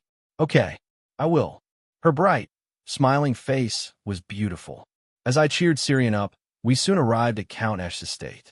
At the gates, the guards asked for our purpose. Once we showed them the obituary letter, they led us down a separate road. It looked like it had been cleared in advance. The guards were swift and well-trained. Judging by their composure, other guests must have already arrived. Then again, when it comes to the house of a sheikh, even the laziest nobles would move quickly. We passed through the streets of the territory, and the grand castle, etched with time, grew closer. Syrian leaned on her hand and gazed out at the scenery. It's nice. Feels old, but not worn down. The streets are well kept too. If Baron Esquint manages his land well in the future, I imagine it'd feel like this. He'd love to hear that. I'm not telling him. If he gets cocky, he's insufferable. Perhaps word had already reached the castle. Durjan was waiting at the entrance. He recognized us and offered a soft smile. Lords with land close to the capital rarely grow their influence too much. The imperial family must never perceive them as a threat. That's why no one referred to Count Esch as a grand noble like Duke Ilencia. Yet with centuries of legacy and real political sway, the house of a sheikh commanded respect beyond mere strength. Not a single noble in the central court dared look down on them. Durjan was the heir to that noble house. And now, he bowed politely to Syrian. Thank you for coming. I've been waiting. My condolences for your loss. I didn't expect you to greet us personally. I'm sure you have many other guests. I felt guilty. I heard something serious happen on your end recently, but I couldn't attend due to family matters. It still felt strange to see him like this. In the original, there was that cathartic moment where he held his head high in defiance. Durjan, who once challenged Syrian without caring for appearances. Syrian responded by tightening the screws on House of Sheikh in every possible way, and he took an interest in the resulting drama. Come to think of it, Durjan had been one of the earliest antagonists towards Syrian in the original.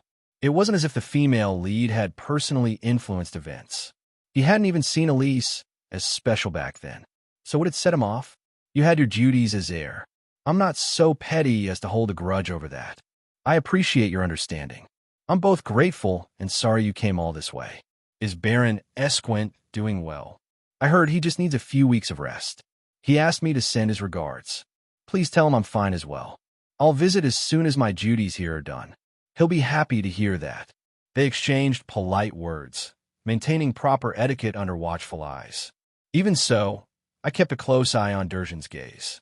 At first, his eyes landed on Isha, who had followed behind us, and they immediately widened. It wasn't just my imagination that his expression brightened. Durjan's affection was clearly still burning strong. Of course, that aside, the atmosphere inside the funeral hall was solemn and heavy with reverence. Nobles dressed in black mourning attire turned their attention toward us. A familiar gaze, eyes meant to judge and evaluate us. It was practically a foregone conclusion that Durjan would inherit the countship and become the new lord. They were likely curious about the people to whom such a successor had bowed his head so willingly. And the name Hybras, to them, it was probably nothing more than an unfamiliar religion. Then the Guardian of Hebras. This time, Durjan's attention shifted to me. He didn't show it overtly, but his eyes were filled with subtle suspicion. Both Syrian and I had our faces hidden. Syrian wore a veil and face covering that obscured nearly all her features, and I had donned a full mask. Our attire and the markings of Hebras made it clear who we were, but considering how openly we'd revealed ourselves not long ago, he was probably wondering why we were concealing ourselves now. Then again, it wasn't unusual for the saint of a religious order to hide her face, but for the guardian to wear a mask as well? That was rare. If I'd come clad in full armor with a helmet, maybe it would have been overlooked, but this was a funeral, not a battlefield. It was only natural for Durjan to find it odd. I have personal reasons for wearing the mask. I hope it doesn't cause offense. No, of course not. I heard you were injured. Please, feel free to keep it on. No one will consider it disrespectful. Durjan lied smoothly and without hesitation. Naturally, I wasn't injured. His words were spoken solely to protect me. And with Durjan going that far, no one else was likely to raise questions. I gave a small bow in gratitude. Thank you for your understanding. It's nothing. The preparations for the ceremony are nearly complete. Please follow me. The mourners' glances were far from warm. There was an unease in the air, as if one were witnessing a troublemaker or a ticking bomb. It was a telling moment, revealing just how the nobles regarded Count Aloran. It wasn't as if he were some pubescent brat. Even a northern warlord should never be treated this way. I felt suddenly bashful at the sight. Still, the Count Aloran himself hadn't particularly stirred up any trouble. Durjan, too, seemed willing to overlook even the Count's tardiness, as if nothing were amiss. And so, the ceremony proceeded without incident. The Saint of Rest declared, "Hybris's soul has departed. After a grueling day, surely now is the time to welcome a peaceful night, a time for a comfortable haven." No sooner had the ceremony ended than the Count Aloran came seeking us. I knew this was no mere chance encounter, yet I hadn't expected him to appear in person. An uncomfortable air permeated the room. We had borrowed one of the Count's reception rooms, and a teacup was placed on the table. There were even cookies that Syrian would likely enjoy, though they remained untouched.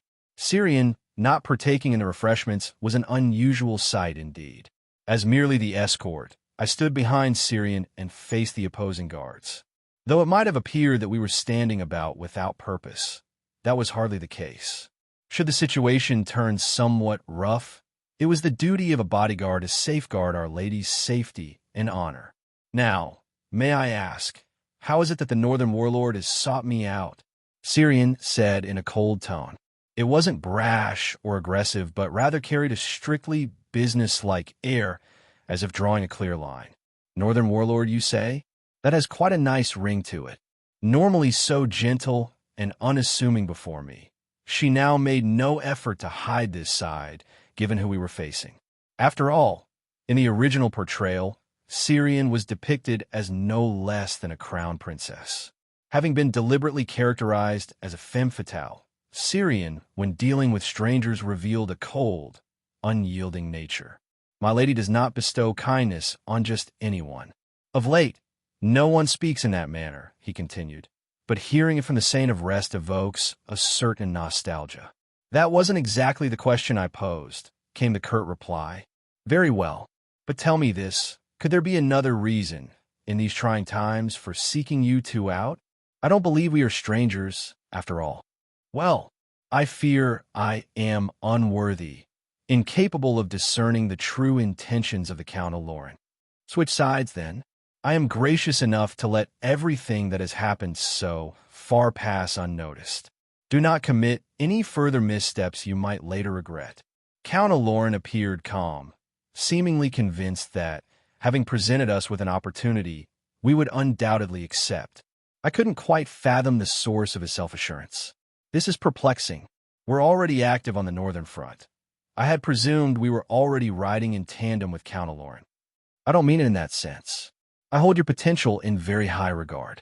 Isn't it time, then, to leave the shallow pond and test the vast waters? Our house, under Count Aloran, is one that truly epitomizes nobility among nobles. I assure you, opportunities like these are rare indeed. If not now, when will you grasp such a grand chance? Glancing at Syrian, I noticed her cheek remained utterly still, as if she were not even seriously contemplating the matter. I was utterly astonished by her stoicism. How could she remain so unmoved? Here, in front of Grand Duchess Ilencia, Count Aloran is prattling on about grand opportunities. Isn't that absurd? I stifled a laugh, desperate not to shatter the fragile atmosphere. Of course, I wasn't simply suggesting you switch sides. I know well how I am perceived by the public. Today, for instance, the sideways glances were rather piercing. Are you implying it's all a misunderstanding? No. To say in my youth would be a misnomer. I am still young after all, haha. Consider it a mistake of my more inexperienced days. There's no room for excuses and no need for them. So you mean you've changed? Indeed. Syrian lifted her teacup. With a slight tug at her face veil, her lovely lips were revealed. Pitiful. The exhale she let out before sipping her tea resembled nothing less than a resigned sigh. Change is a good thing, but it isn't always so. I've heard that the Count of Lauren has been associating with some unsavory friends. I trust it is merely idle chatter, though I do worry that you might be forsaking what you ought to uphold. Oh dear, think more expansively. After all potential begins with a spark of imagination. Imagination? Times are ever-changing. There's no rule that yesterday's enemy must remain tomorrow's foe. Isn't it true that one who sheds age-old grudges will emerge as the master of the next era? What a carefree sentiment. Since the Northern Front had taken shape, Count of Lauren had never once experienced loss. The last time Ellerin faced the ravages of war was during the days when the previous Marquis was young. I even wondered if the current Marquis had ever set foot on a battlefield. To prattle on about grudges when one has never suffered a loss, that in itself was offensive enough, but the very notion of age-old grudges grated on me, and the word era itself was equally unsettling. For the person uttering such words, or rather, the one wielding that very logic, was someone I knew would one day change the course of the entire continent. Saint Elise, chosen of Cyril, god of light. The heroine of the original story who ended the long-standing conflict between humans and demons and ushered in an era of peace. Break the chain of hatred. An era of peace and harmony will come. Let go of grudges that serve no purpose. These were the words she would often say. Why? Why are words that only became famous after Elise reincarnated suddenly coming out of your mouth? That's way too suspicious to be coincidence. It had been one of the central conflicts in the original work. Are demons human? Can they truly be reconciled with? Syrian and I had screamed no to that question, but the world had chosen Elise's hand instead. Damn, too many thoughts were crashing into me all at once. I missed part of the conversation. By the time I looked back, Syrian had leaned back in her chair. Syrian never leans back when seated. She always sits with her back straight, posture immaculate. If she leans, it means one of two things. She's either trying to rest, or she needs to calm herself down for some reason. Whatever was said while I was zoned out, it had clearly pushed her patience to its limit. Don't waste your energy on petty things. Isn't it far more reasonable to consider what I can bring to the church? Go ahead. I'll have a church for the Hybris built right within the Ellerin domain. Naturally, I won't hold back support where it's due. And for the saint herself, I'll assign multiple knight escorts. Excuse me? Escorts. The Count gave a relaxed smile, as if things were going exactly according to plan. But from where I stood, that couldn't be further from the truth. The sudden chill in Syrian's voice? No, it wasn't my imagination. I had never seen her speak so coldly before. I understand that the Guardian of Hybris is quite skilled, but public image matters. Even if the temple is still small, it's inappropriate for the saint to be accompanied by only one knight. I can provide knights from our house. Enough. That's quite enough. This conversation no longer holds any value. How unfortunate that beneath a tiger, a dog was born. My heart weeps at how cruel the gods can be. What did you just say? If it were your father, perhaps I'd reconsider. But I will have no dealings with the current Count of Lauren. As the saint, it is my duty to uphold the dignity of the church. Her voice brimmed with fury. It seemed everything she had been suppressing had finally erupted. To Syrian, knight meant me. For him to speak of that role so lightly, he had hit a nerve he should never have touched. Count of Lauren, your worldview is narrow. You take only what you see as truth, dressing your own biases up as reason. It appears you've yet to outgrow the mind of a child. You'll regret saying that. Are you prepared to deal with the consequences? Syrian chuckled. It was unmistakably a scoff, cold and biting. Consequences? What a ridiculous thing to say. How do you expect me to handle the fact that the Count was born so lacking? But don't despair. Being born lacking is not a sin. Flaunting that lack, however, is, and that blame lies with those who taught you. You do well to return to your domain and scold the tutors who raised you. The House of Aloran is supposed to be one of the Empire's pillars, and yet they've allowed their head to become this. You dare? I was being generous, but your insolence knows no end. Fine. If this is how you want to behave, Don't complain when things turn ugly. Alien, what are you waiting for? Things are turning south, fast. Now I had no reason to stay still either. Count Aloran's knight reached for his sword. So he thinks if he draws first, he can take me down? Go ahead. I'll wait for you to draw. When others come later and investigate, I want it to be you who drew first. That way, the scene will be oh so picture perfect. Hello, everyone. As we wrap up this video, I want to share a quick note. I have a Patreon account. If you'd like to support me and enjoy on-demand audiobooks, you can become a Patreon member. Alternatively, you can check out my Google Drive link, which has 500-plus novel audiobooks available through my Ko-fi or Patreon shop. I appreciate your support.